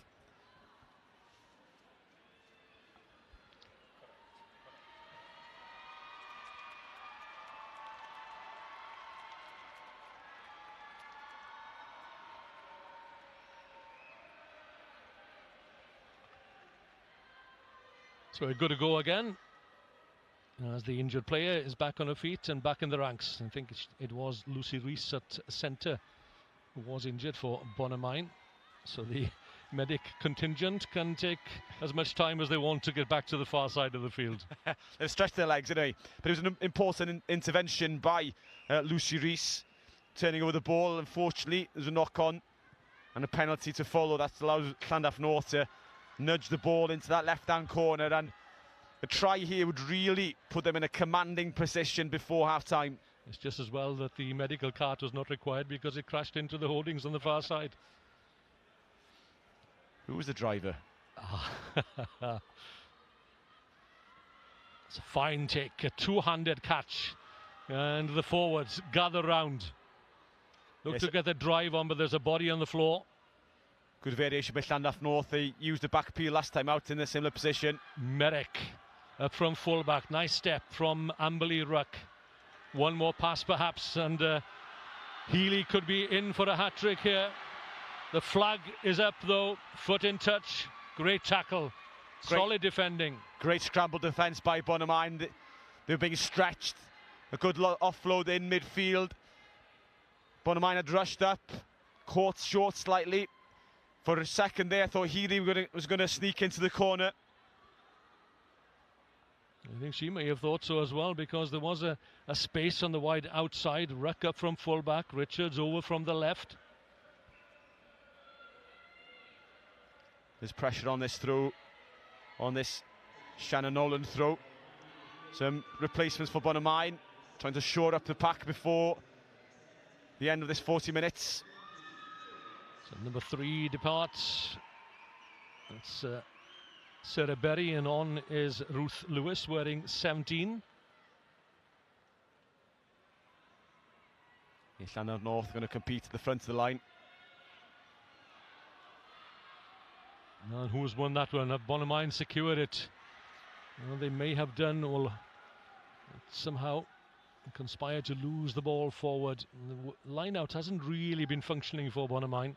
And you got a sense at the moment that Bonamine is clinging on by a thread, and Llanelli North are piling the pressure on and just controlling the game. Yeah, as we approach the break, Llanelli North have that 12-point advantage. Can Bonamine hold out until the break? It'll be a different second half if Llanelli North can cross the whitewash for a third try. Again, a solid scrum, giving the platform. Zoe Healy had crept infield to cover the scrum half. Ree Parker, the forwards, taking upon themselves. They will get a penalty. Joanne Jones lobs it out to Merrick. Beats the first tackler, just lobs the pass anywhere. Might have been better if she'd held on to possession there. I think it might have been better if Llanelli North would have kept it in the scrum. The penalty advantage was coming, and I wouldn't be surprised if they kept inching forward that a penalty try may have followed. So they might go for a scrum option here, although they're quite adept at winning their own line-outs, as we have seen. Yeah, I think it's a good option to go for the scrum. She put the question in the referee's mind that we've got superiority in this facet of play. If you get a nudge on again, it could be a penalty try opportunity, even a yellow card. But even if they don't get the nudge, give Zoe Healy the ball in a one-on-one situation, and I'd back her from what I've seen so far. And again, she's standing directly behind Ree Parker, the scrum half, standing some 10 metres back from the scrum. It's a difficult challenge to defend. If an 8-9 move, yeah, goes to the right, so we go. A lot of space. Healy ducks under the tackle again, gets to the try line, reaches out. She's allowed to do that, but I think she may well have lost it forward. So denied a hat-trick. Yeah, maybe double movement. But again, Bonamine are clinging on by a thread at the moment. Couple of last-ditch tackles and decisions gone their way on the try line.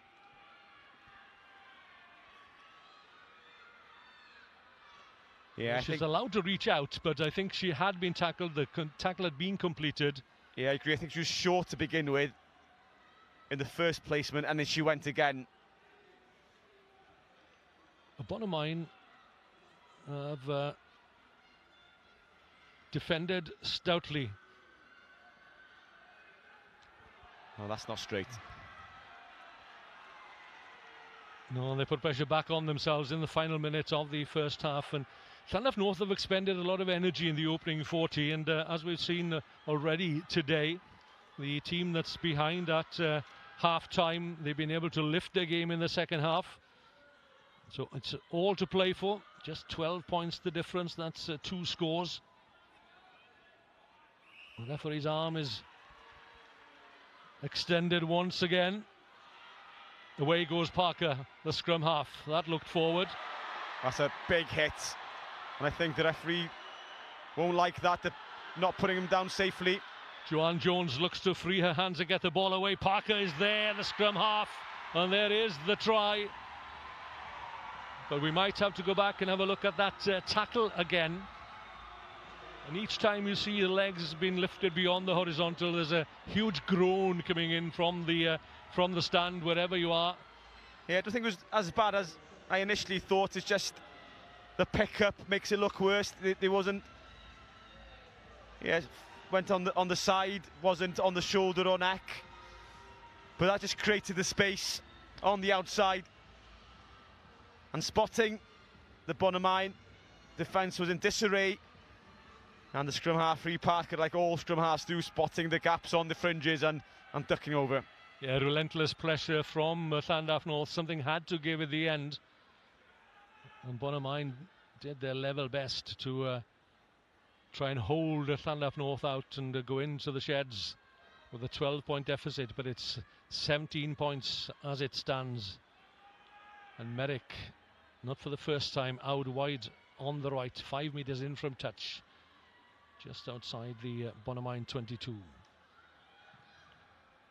She had a marker earlier on, and that's even closer. But that may be a telling score in this first period. It's 12 points, doesn't feel that all far away.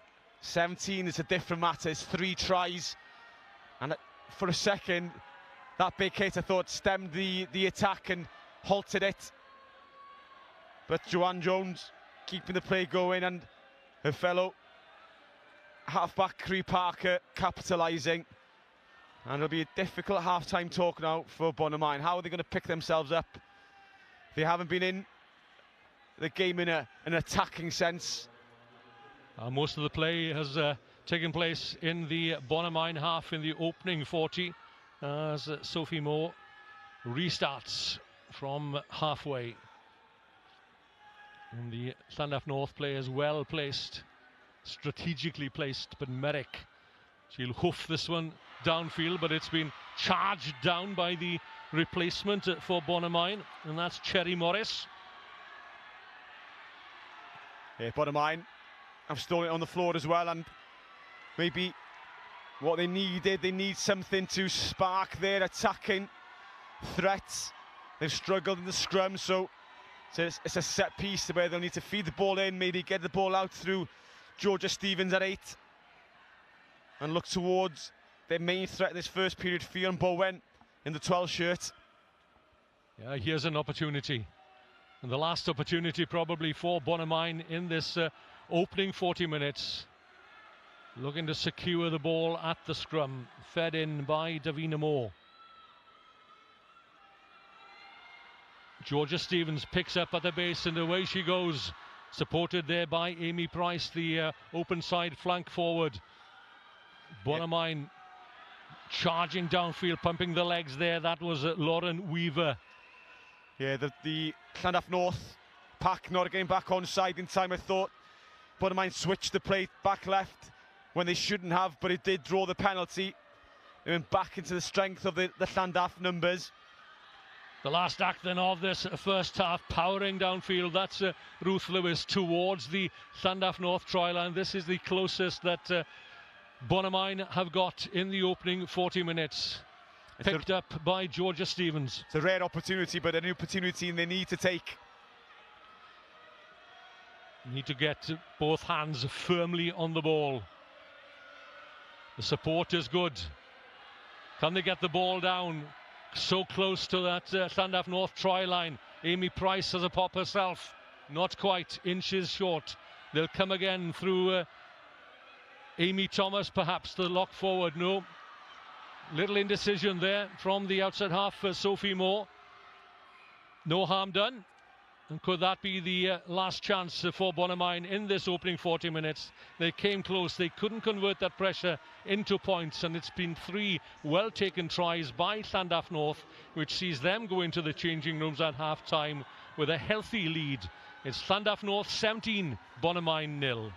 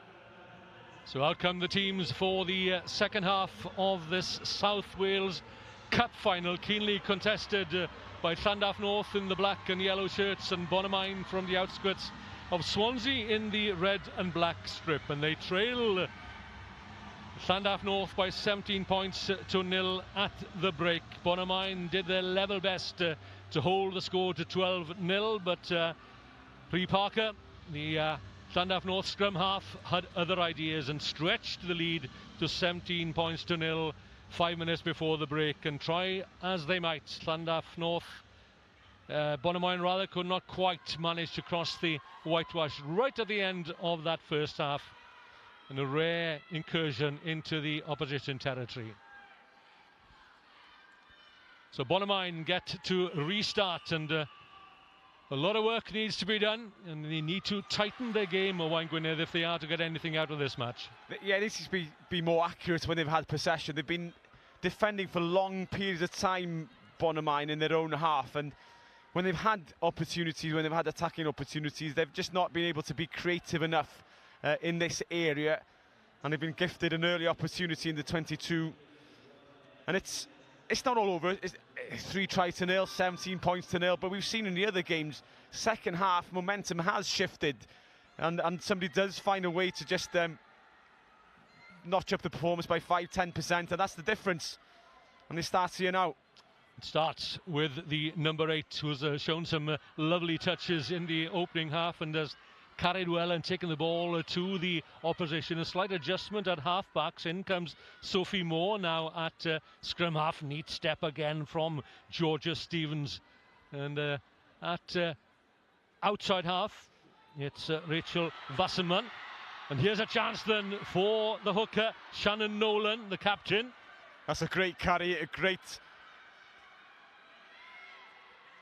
insertion into that Llandaff North defence, metered inches away, carried over the line. I think they are over the line. Cherry Morris is over. The referee was unsighted, perhaps. No.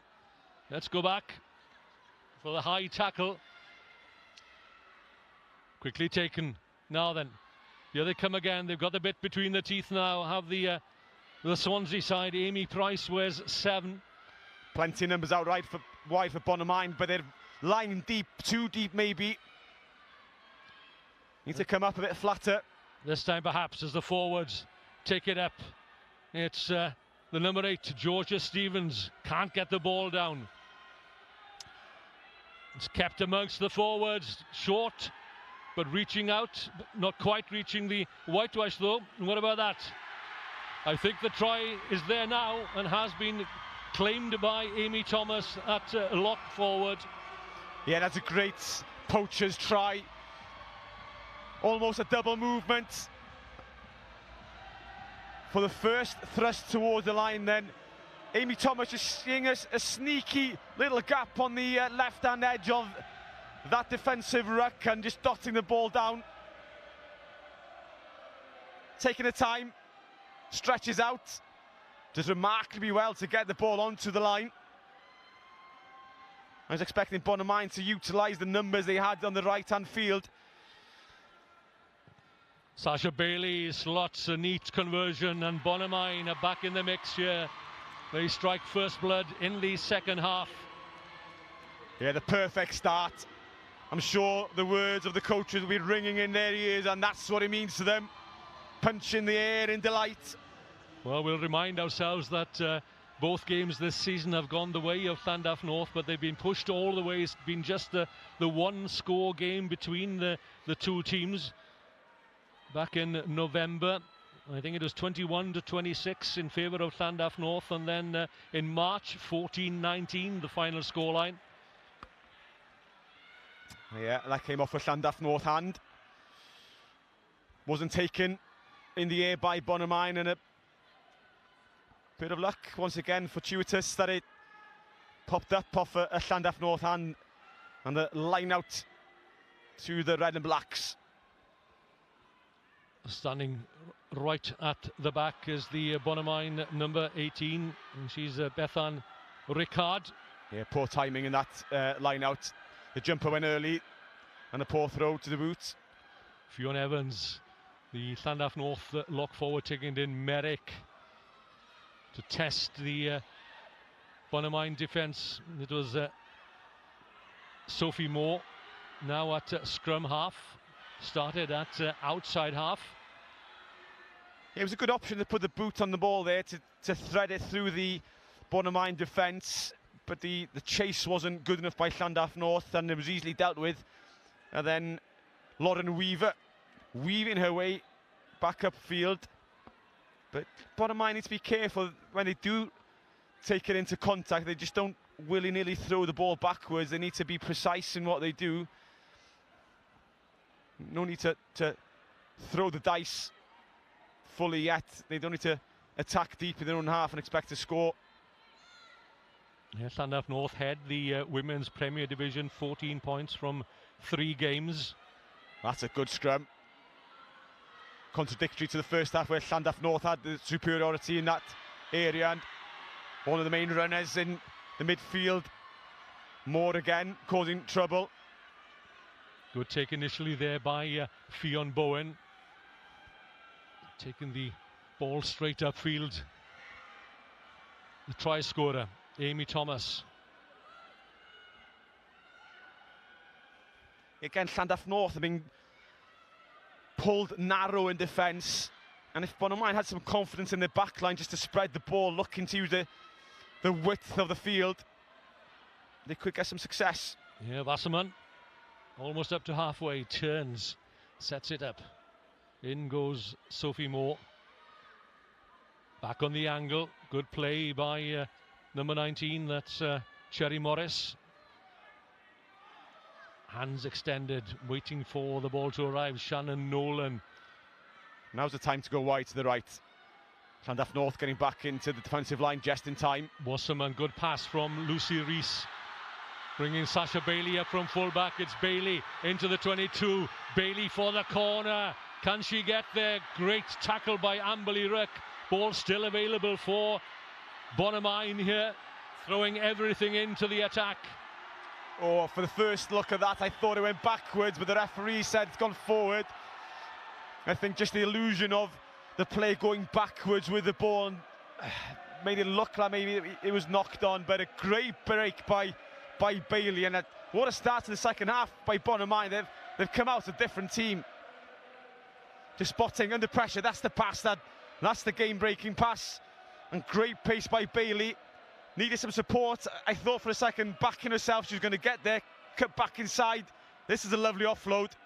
On the floor here, the support by Lucy Rees. I'd have said that had gone backwards. It was so close, it's worth it just to let it play on.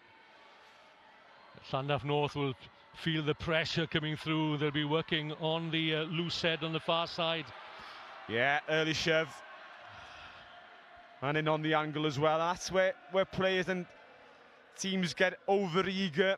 They think this is the time to attack, and they just can't control that enthusiasm.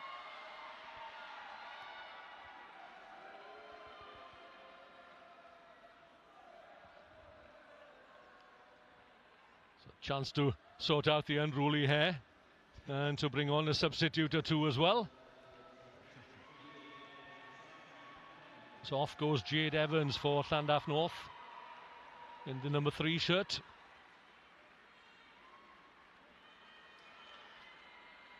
Yeah, and it's so important, the bench, you know, the replacements, we call them finishers these days, but it's all about depth. If you've got a strong bench, we've seen so many times that makes so much of a difference. It brings new impetus, new energy into the team. So and even though, Owain. yeah, even though Bonamine have butchered a chance there, they need to keep Llandaff North in this area. Hannah Jones is the replacement, couldn't get to the ball, but Kira Philpott did. A good carry in midfield to set up maybe a kicking opportunity. Well, the game has come to life certainly in the second half, and Bonamine determined to make a contest of it. Good take under pressure from Sasha Bailey. Came so close to crossing the whitewash. I thought that had she had the confidence to go on the outside of her opposite number, she might have got to the try line. But it shows when Bonamine back themselves in the wide channels, they can cause problems, especially when teams start defending narrowly. There's space out there. Bonamine again losing possession, and Joanne Jones wastes no time whatsoever. Give it to me, says the wing three-quarter Catherine Richards. Yeah, that's knocked on in the tackle. Good physical contest, dislodging the ball as the offload was trying to be released.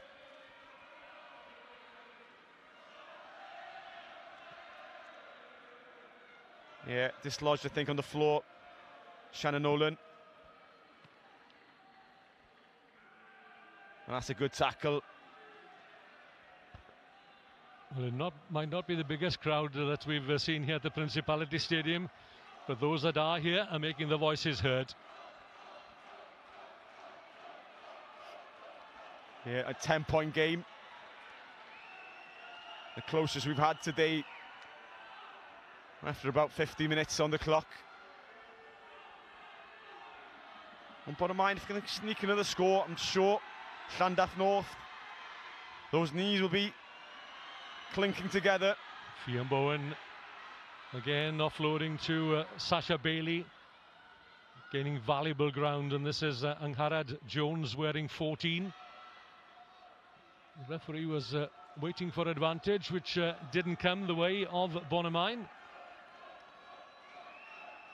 But we're now seeing more and more of the Bonamine backs getting into this game, getting a hand on the ball. Bailey, a dangerous player, she's definitely taking the game to the Llandaff North defence.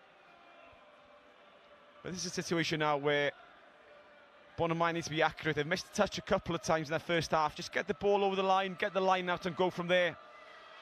They've decided to run it. Yeah, Bonamine, they've moved up through the divisions. They've been Premiership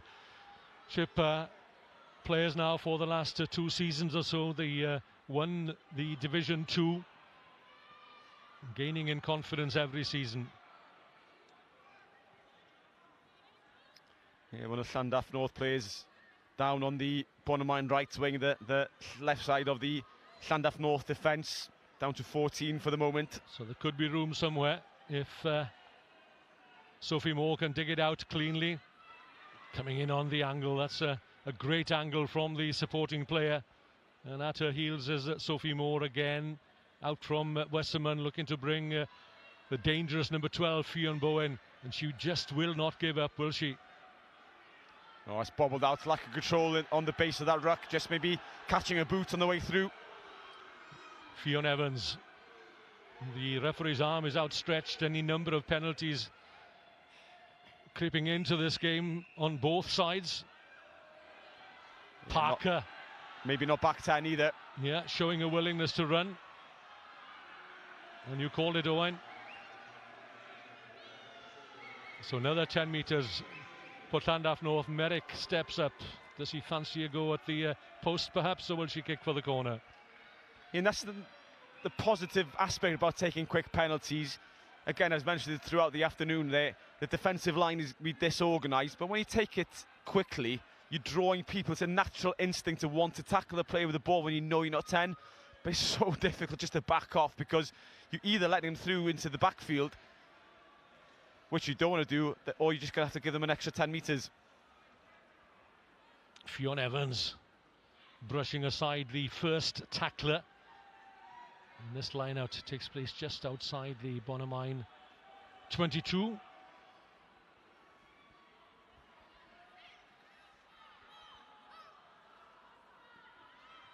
Philpott couldn't quite reach the ball, not accurate enough perhaps, but Bonamine have managed to secure it.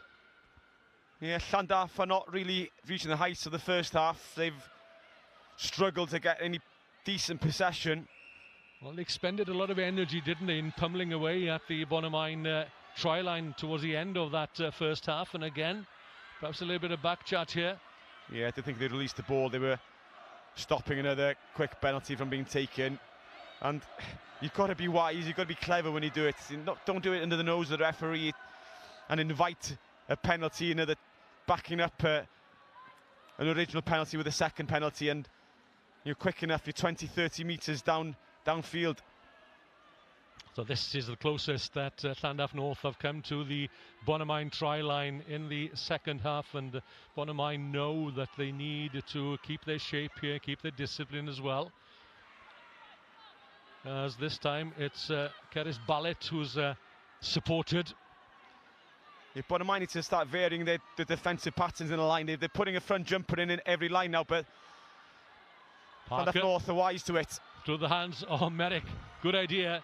Looking to get the pass away behind the Bonamine defender. And I fancy that Bonamine might want to ask their wing three-quarter to chase this one, but it's a little too leaden-footed perhaps. Yeah, right options to get the ball downfield, but they need to be quick with it before the fullback gets an opportunity to get back into position. They need to kick it long and on, as you say, kind of they kick it downfield, find some grass and let it bounce downfield and turn that Llandaff North defence by putting it off the field. Well, it gives back possession and also possession to a line out that's been functioning on the whole fairly well. And again, we'll probably see, yeah, Bonamine defend the front of the line out, but they're giving away the middle and possession. Like the two-handed catch from Kira Philpott. Joanne Jones looks for a runner on her inside. Parker out to Merrick. Hardly any room on the narrow side here, and the ball drifts into touch, and there was a little too far for Zoe Healy, who's scored 2 tries already in the opening half. But it's not a bad option again. It's not the first time we've seen that little kick put through towards this right-hand corner. Ideally, you'd like to see the ball stay on field and force the defensive side to put it off. But what it does do, it puts Bonamine back in their 22 in an area of the field they don't want to be. They need to get out of there somehow, but it eats up the clock and playing the game in the right territory, in the right positions.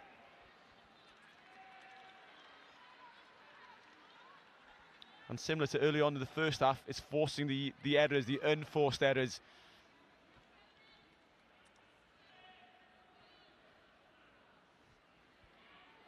Llandaff North to get the put in. Just the 10 points in it, 2 scores. And again, the Llandaff North back division lying very, very deep. Back almost on halfway is Catherine Richards, the left wing. But it all starts with the scrum, and Llandaff North under pressure here. But Bonamine penalised for driving up at the scrum. Joanne Jones onto Merrick. That's a good, important tackle intervention there. I think the original penalty wasn't taken on the mark either, so a bit of fortunate luck here for Llandaff North that this is allowed to be played on. Penalty should be taken at the number 8 position, stealing a metre or two. Well, Bonamine thought they'd turn it over, but they'd done so illegally. And this penalty is within 7-8 metres out, and surely within kicking range of Claudia Merrick if she decides to have a go. Yeah, even though she would extend the lead to 13 points, it's still 2 converted try territory, so maybe they'll want to cross for the 4th try. Aiming for the corner flag. And the line-out will take place some 8 metres out.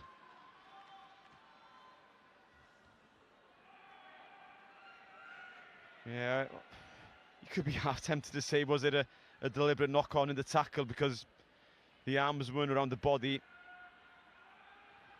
So full line-out this time. And it's Ballet who's supported the number 7.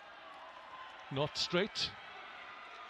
Yeah, good competition as well, really putting pressure on the throw and on the jumper.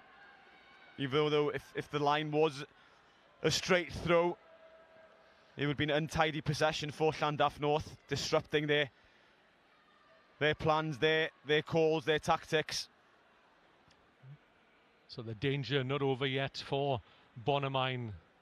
8 metres out from their own try line. And look for a clean exit here. Wasserman over to the right of the scrum, solid as a rock. Stevens. That's a great carry by the 8. Yeah, does well. And Sophie Moore sends it downfield, not quite finding touch. It's all about the chase, and it's not too bad of a chase either. Amberley Ruck, Joanne Jones, a little poke through, causing problems for Sasha Bailey. She was waiting for that ball perhaps to trickle over the try line, but she's in all sorts of difficulties here. And another penalty goes the way of Llandaff North. Yeah, well measured kick, inch perfect. Inviting the Llandaff North players to rush forward and pile into the ruck and force the penalties be given. Rather than go for the scrum this time, or will they go for the line out? Slight indecision. Yeah, just poke it into touch. Yeah, there's been a bit of pressure in the scrum, so we're not surprised they've turned that option down. Accuracy is what's required here.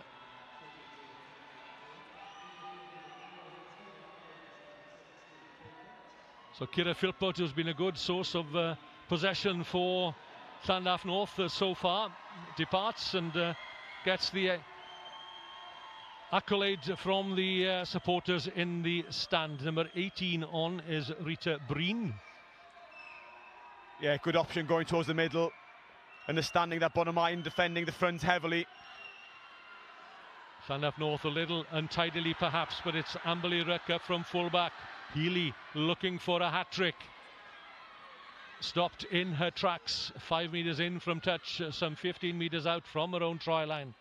Parker to Bridget Jones-Crabtree. Can't hold on to it. So Bonamine will get the put in. Yes, Llandaff North identifying well there where possession was going to be won. I did think if they did go to the middle and they'd get a rumble in the rolling maul, that they were going to get some success, especially when a team puts a pod up in the front or puts a pod up anywhere when it's not next to you. It means that there aren't any defenders able to come across to support those with their feet on the ground.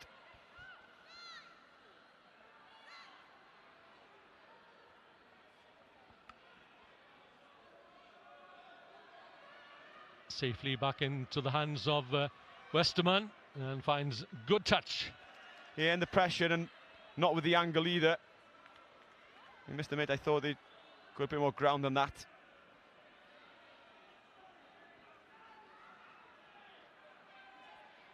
Yeah, I think the touches may get confused with where exactly she was on the field and whether or not it was carried back into the 22 or not. Hence, she was jogging back to the mark where the kick was taken.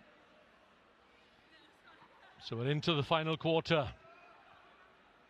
As Bonamine decide to, it's Llandaff North rather, decide to reduce the numbers at the line-out.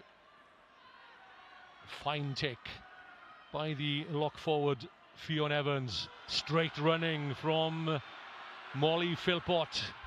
A superb carry that opens up the backfield, and this left-hand side numbers spare. Well, that ball needed to go out from Claudia Merrick. There were two willing runners, if not three, on the wide outside. It's all gone a bit pear-shaped for the local side as Amberley Ruck comes over to the open side, picked up by Ballet. Nice step. Big collision in midfield there. Wouldn't be surprised if this is stopped. Maybe a clash of heads. Yeah, it's Molly Philpott who's down. As play goes on, Parker offloads to Sophie Waugh, the replacement. And the referee decides, well, we can't proceed with a player down injured.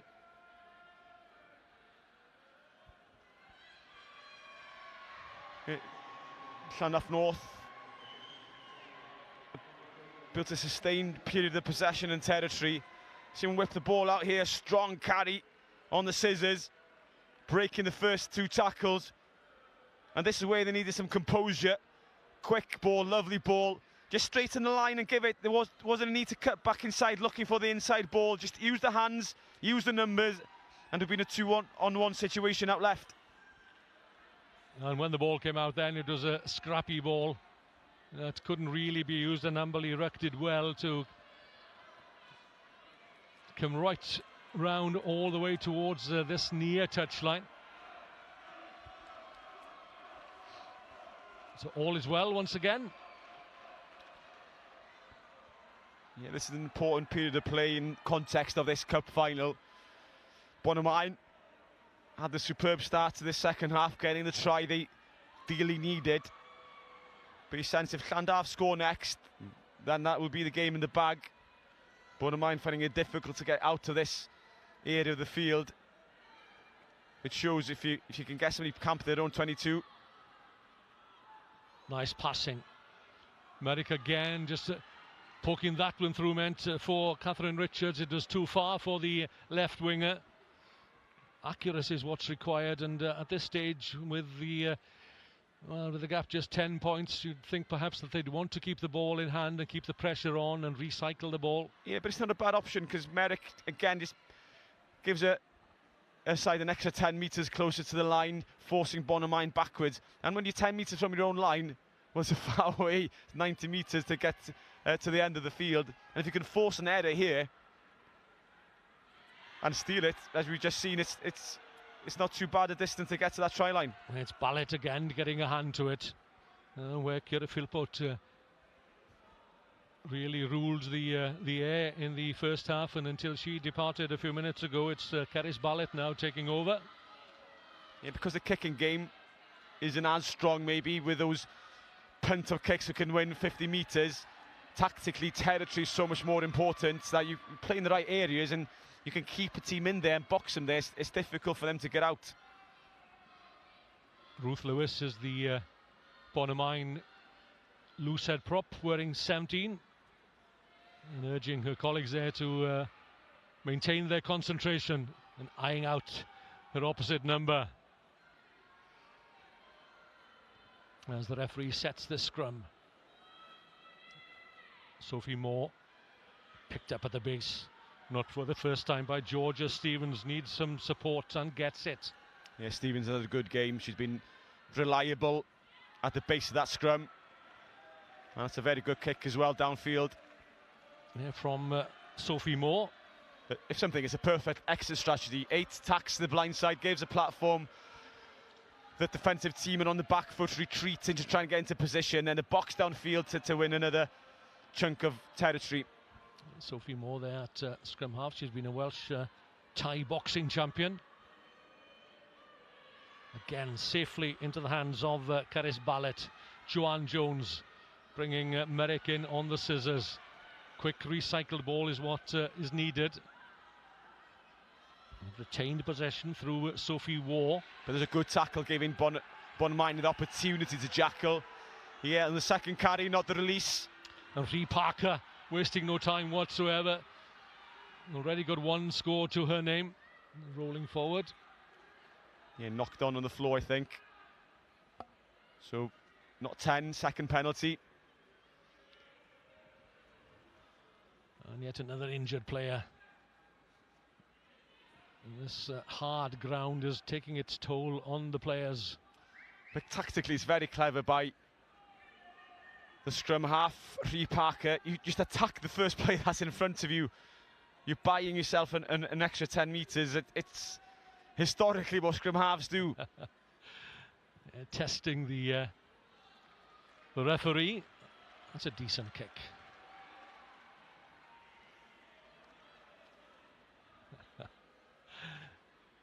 Let's mention Rhys Cleverly and his team. He's done a sterling job to massage and manicure, if not mascara, this playing surface here at the Principality Stadium.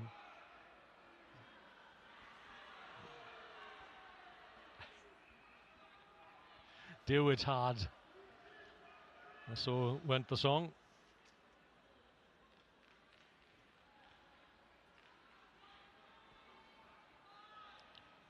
It's Bonamine ball and penalty. They're going to need to try and pump this down the ground and gain possession of that first promising opening 10 minutes of the second period. Llandaff North have controlled the remaining second half, and they've camped down here. What they'd give for a second score.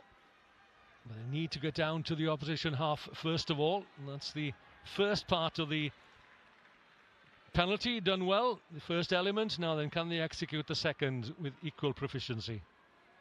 You know, it'd be interesting to see the statistics of the game in terms of territory and possession.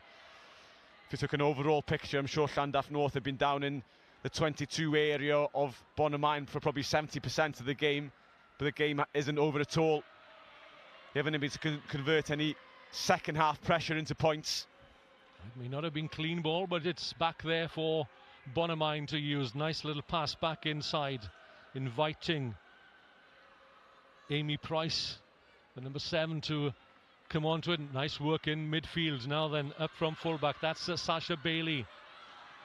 This is Lauren Weaver finding herself out wide on the right. The number 6 for Bonamine, Amy Thomas, with hands out, ready to take the pass. Tackled by Rita Breen. Interesting character from the Meraloma club in Vancouver, Canada. And played with Connaught for a number of seasons and even got as close to the Ireland women's squad. Fionn Bowen, Mrs. Reliable in midfield for Bonamine. If you could have kept hold of that and given the pass, there was an opportunity to exploit the open field and even once again create a mismatch, a 2-on-1.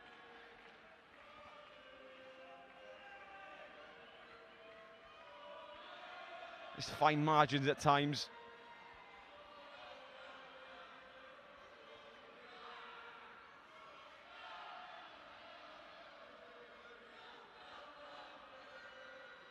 Last player down is the Llandaff North number 17, Jones Crabtree. Referee not satisfied with the two front rowers.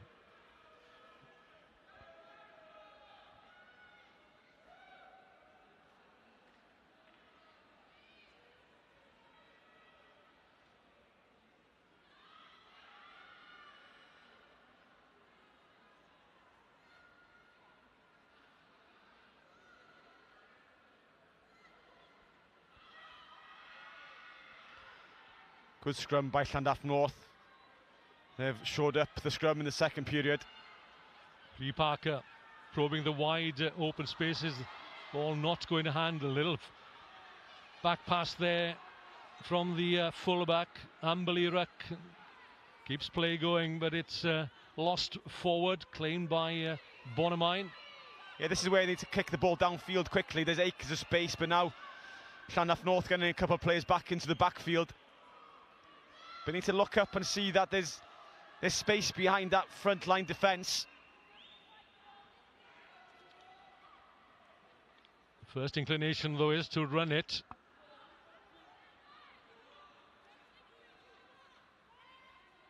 Number 20, that's Hannah Jones, the Bonamine replacement. Just a lapse in concentration. And we're back to where we were with another scrum for Llandaff North. It's one of those passes where it's not really aimed at anyone. It's into an area and those players waiting for the ball. Is it for me? Is it for somebody else? They kind of not sure to go for it or leave it. And then when it bounces on the floor, it just creates all sorts of problems. One of the Bonamine players asking the referee how much time is there. Well, we're approaching the final 10 minutes. That try for Bonamine early in the second half for Amy Thomas gave Bonamine some hope, but they're been camped in their own 22 for a fair amount of time as Davina Moore comes back to replace Sophie at the base of the scrum.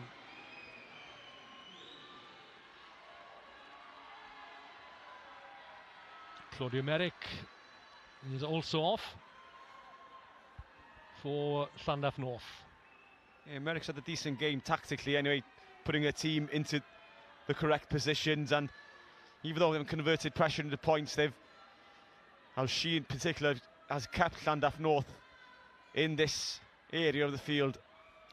Amberley Ruck is just out of shot here, and she will take the pass, will she, from Ree Parker? Yes, she will, up from fullback, just checks, and then over she goes, and that is the try, surely, that secures the South Wales cup for the local side, Llandaff North. And that's a lovely pirouette by Amberley Ruck. Bonamine didn't quite line up properly on that defensive side. They hadn't quite numbered up. The little look up, they're trying to point out who's marking who. Then too much work for the fullback coming across.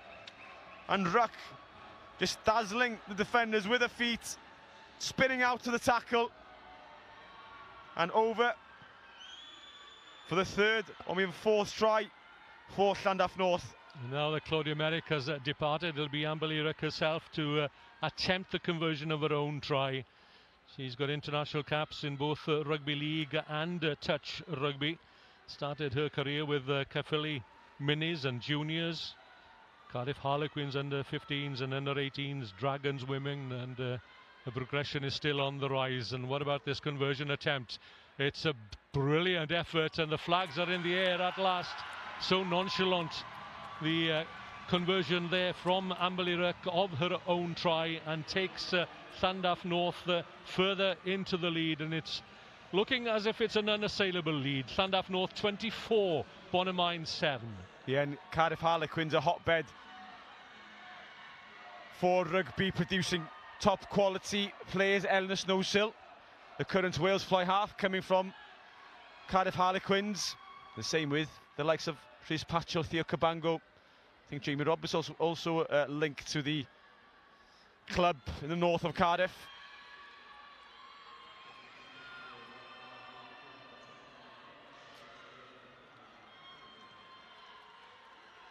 Now it seems a long way away. A comeback from Bonamine.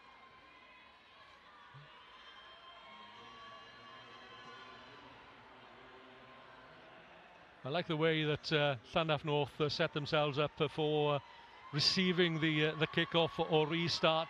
They've got every base covered in the backfield and centre field and in the wide channels as well.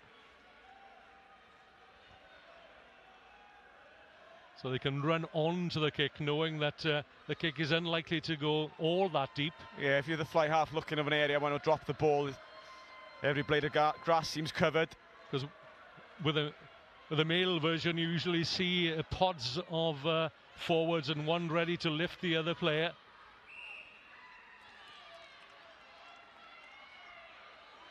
The chance then for Bonamine to close that gap and finish with a flourish here.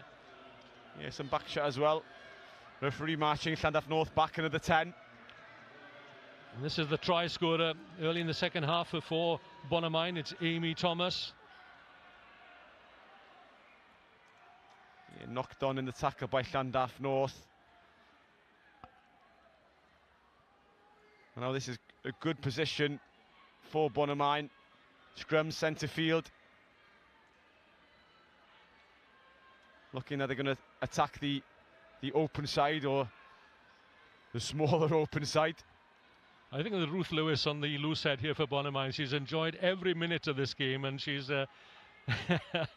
she's having a bit of a go at her opposite number, and has done throughout the game, whoever might be at tight head for Llandaff North. You wouldn't be surprised to see the number 8, Georgia Stevens, try and pick and go as well. Just drag that open side flanker in a bit, but a good nudge by Llandaff, turning the scrum away probably from the direction that they want to go, Bonamine. But if it does turn like that again, Bonamine need to look at this blind side. It opens it up for them. It opens up an 8-9 move, bringing in the left winger, Cerys Bainan. Yeah, she's just come on wearing number 22 out of earshot, but she's poised to attack. And even if she doesn't get over the line, there's an area of field for her to attack, and her back row will be in prime position to get there first. Turning the other way this time, opening up the field. Wesserman looking for a runner on the inside track, and that's Molly Philpott. Yeah, no scrum half. Good pick and go. And it's Georgia Stevens again, leaves it for Natalie Murphy, who's back on the field. Yeah, Bonamine looking dangerous here. Winning the collision. winning ground, winning territory, metre short. Hannah Jones being driven forward by Cherry Morris. Good hands by Fionn Bowen, under pressure receiving that ball. Bonamine keep the ball alive. Davina Moore to the captain, Shannon Nolan. Yeah, isolated on the floor. The hooker, Shannon Nolan. A good turnover. But it shows what Bonamine has to offer. When you get the possession in the right territories, they can cause problems. And just they haven't had it often enough in this second half. So Amberley Ruck to clear for a touch. Just about managing to get the ball away. Yeah, didn't catch that one cleanly. And this is what I mean from a territory perspective. If you can get a team camped in their 22, it's difficult to get out.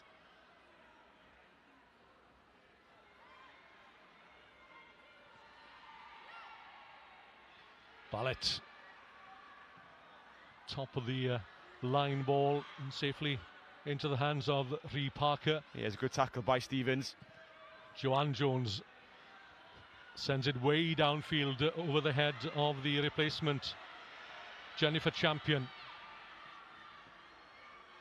The switch. That's a good relieving run back upfield, buying time to the retreating Bonamine players. Davina Moore sees her kick charged down by her opposite number, Rhee Parker. Snapped up by Joanne Jones, and Llandaff North have the numbers out wide. The kick was the right option, there was nobody back there. There's space out left here for Llandaff North. We can recycle this one quickly. Bonamine have spotted the danger and counter-rucked very well. And Hannah Jones, who has a tight grip on the ball. Again, this is the time to kick the ball downfield if they want to gain territory before Llandaff North retreats. And again, if they take this one quickly, there's nobody back in the left-hand side. Yeah, it's just an injury to a Bonamine player and one or two others stretching the calves late in the game. As Davina Moore just pops the ball down there for a second. Natalie Murphy, who's receiving treatment.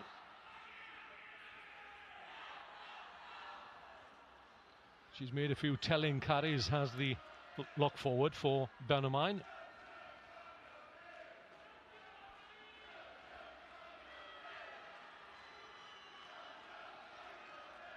Sash.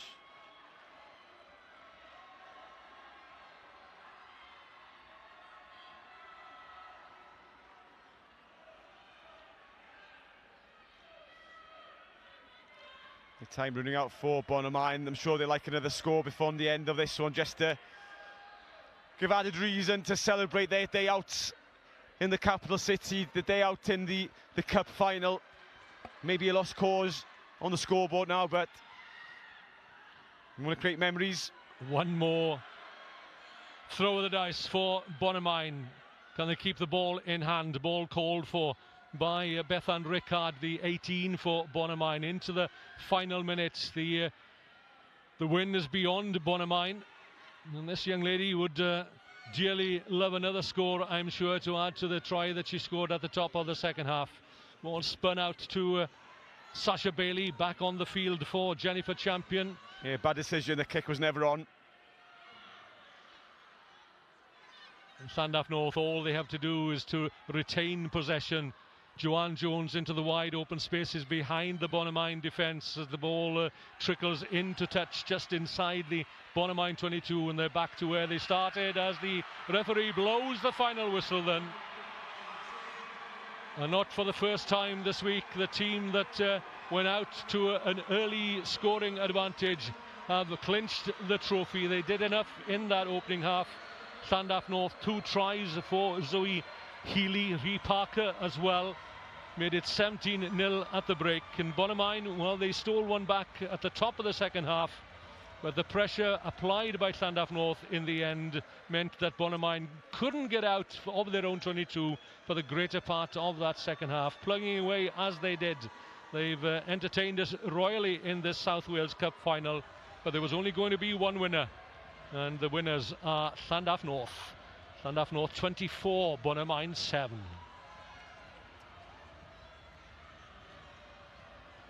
Yeah, Llandaff North, worthy winners. And they came out the blocks firing with those 2 tries by Zoe Healy. And they totally controlled the first half. They camped in the Bonamine 22 throughout. Maybe Llandaff North should have scored more points in that opening 40, but Bonamine, they defended admirably. A few try-saving tackles. The Bonamine ladies rewarding their supporters for their efforts. They've been in fine voice throughout the afternoon, and Kira Philpott there with the tears rolling down her cheeks. And you can't see it from here, but I saw it close up the other day. She had a bit of a black eye following the visit up to Carnarvon a week ago, but never mind that, she said, I'm ready and willing to go for the final.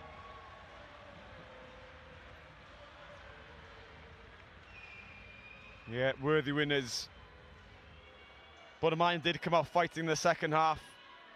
That early try in the second period by Thomas, Amy Thomas, made one think, consider, was there a way back into the game for Bonamine? They came out firing, but just couldn't sustain that pressure. And Llandaff North just started playing rugby in the right areas of the field, thanks to the likes of Merrick and Joanne Jones, just kicking the balls into the corner when they needed to, just threading it through the defence and forcing Bonamine to turn. And once they were boxed into their own 22, just couldn't find an exit. And unfortunately for them, that just led to pressure being built and built and built. And the try by Ruck, the lovely try, the pirouette, just to seal the victory to Llandaff North. And I'm sure they'll kick on with the remaining games they may have this season. Supporters in fine voice as Dave Young presents the medals to the officiating team, and likewise he will distribute the medals to the runners-up from Bonamine, whose club, the ladies section, only established in the season 2015-2016, but their progress has been rapid up through the ranks, and they've arrived here at the Principality Stadium to face a team that's returning to the Principality Stadium, having won the plate competition here in 2018-2019. They've done themselves proud, they've done the club proud as well. Bonamine RFC on the outskirts of Swansea. Tremendous views of the Swansea Bay up at Bonamine. When the sun shines, when the wind blows, it's keep your head down. I was about to say that. I remember I did a report on a game from Bonamine once, and the rain was coming in sideways, and I did the report on my mobile telephone from inside my car. And that goes back a few years. Yeah, I'm sure I played there in the junior section many years ago, and it's one of them when the wind blows in, it's directly down the field, and you'd never consider kicking in those conditions. Just try and run it from underneath your own sticks. And it's mentioned all too often, the home of Twin Town as well, obviously. I have to be careful of my quotes from that movie.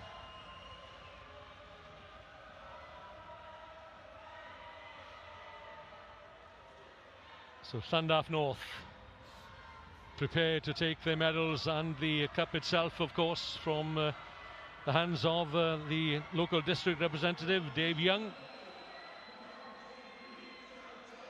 Joanne Jones, the controlling influence at outside half, and Ballett did some sterling work at the line out. I'd go as far as to say that line-out probably won them the game as well. They had clean possession all too often, and Bonamine just couldn't disrupt their line-out.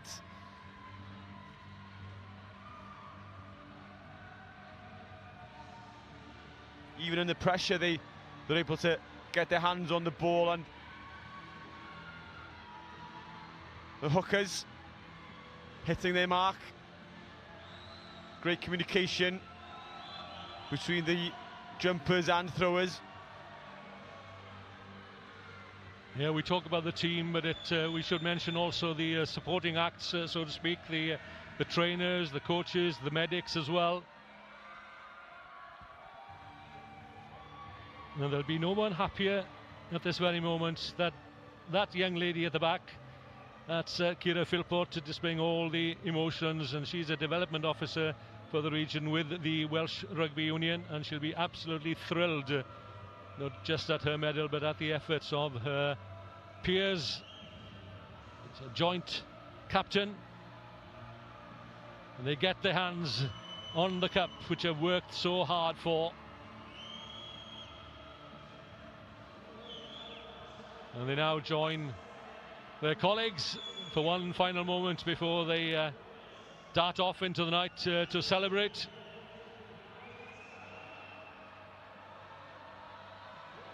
The obligatory photographs. And up into the air goes the cup. Now congratulations go to Llandaff North. It's Fiona Evans and Kira Philpott, then the joint captains, with a firm hand on the South Wales Cup. Llandaff North are the Senior Women's South Wales Cup winners for the season 2021-2022. The final match on the penultimate day of the road to the Principality in 2022.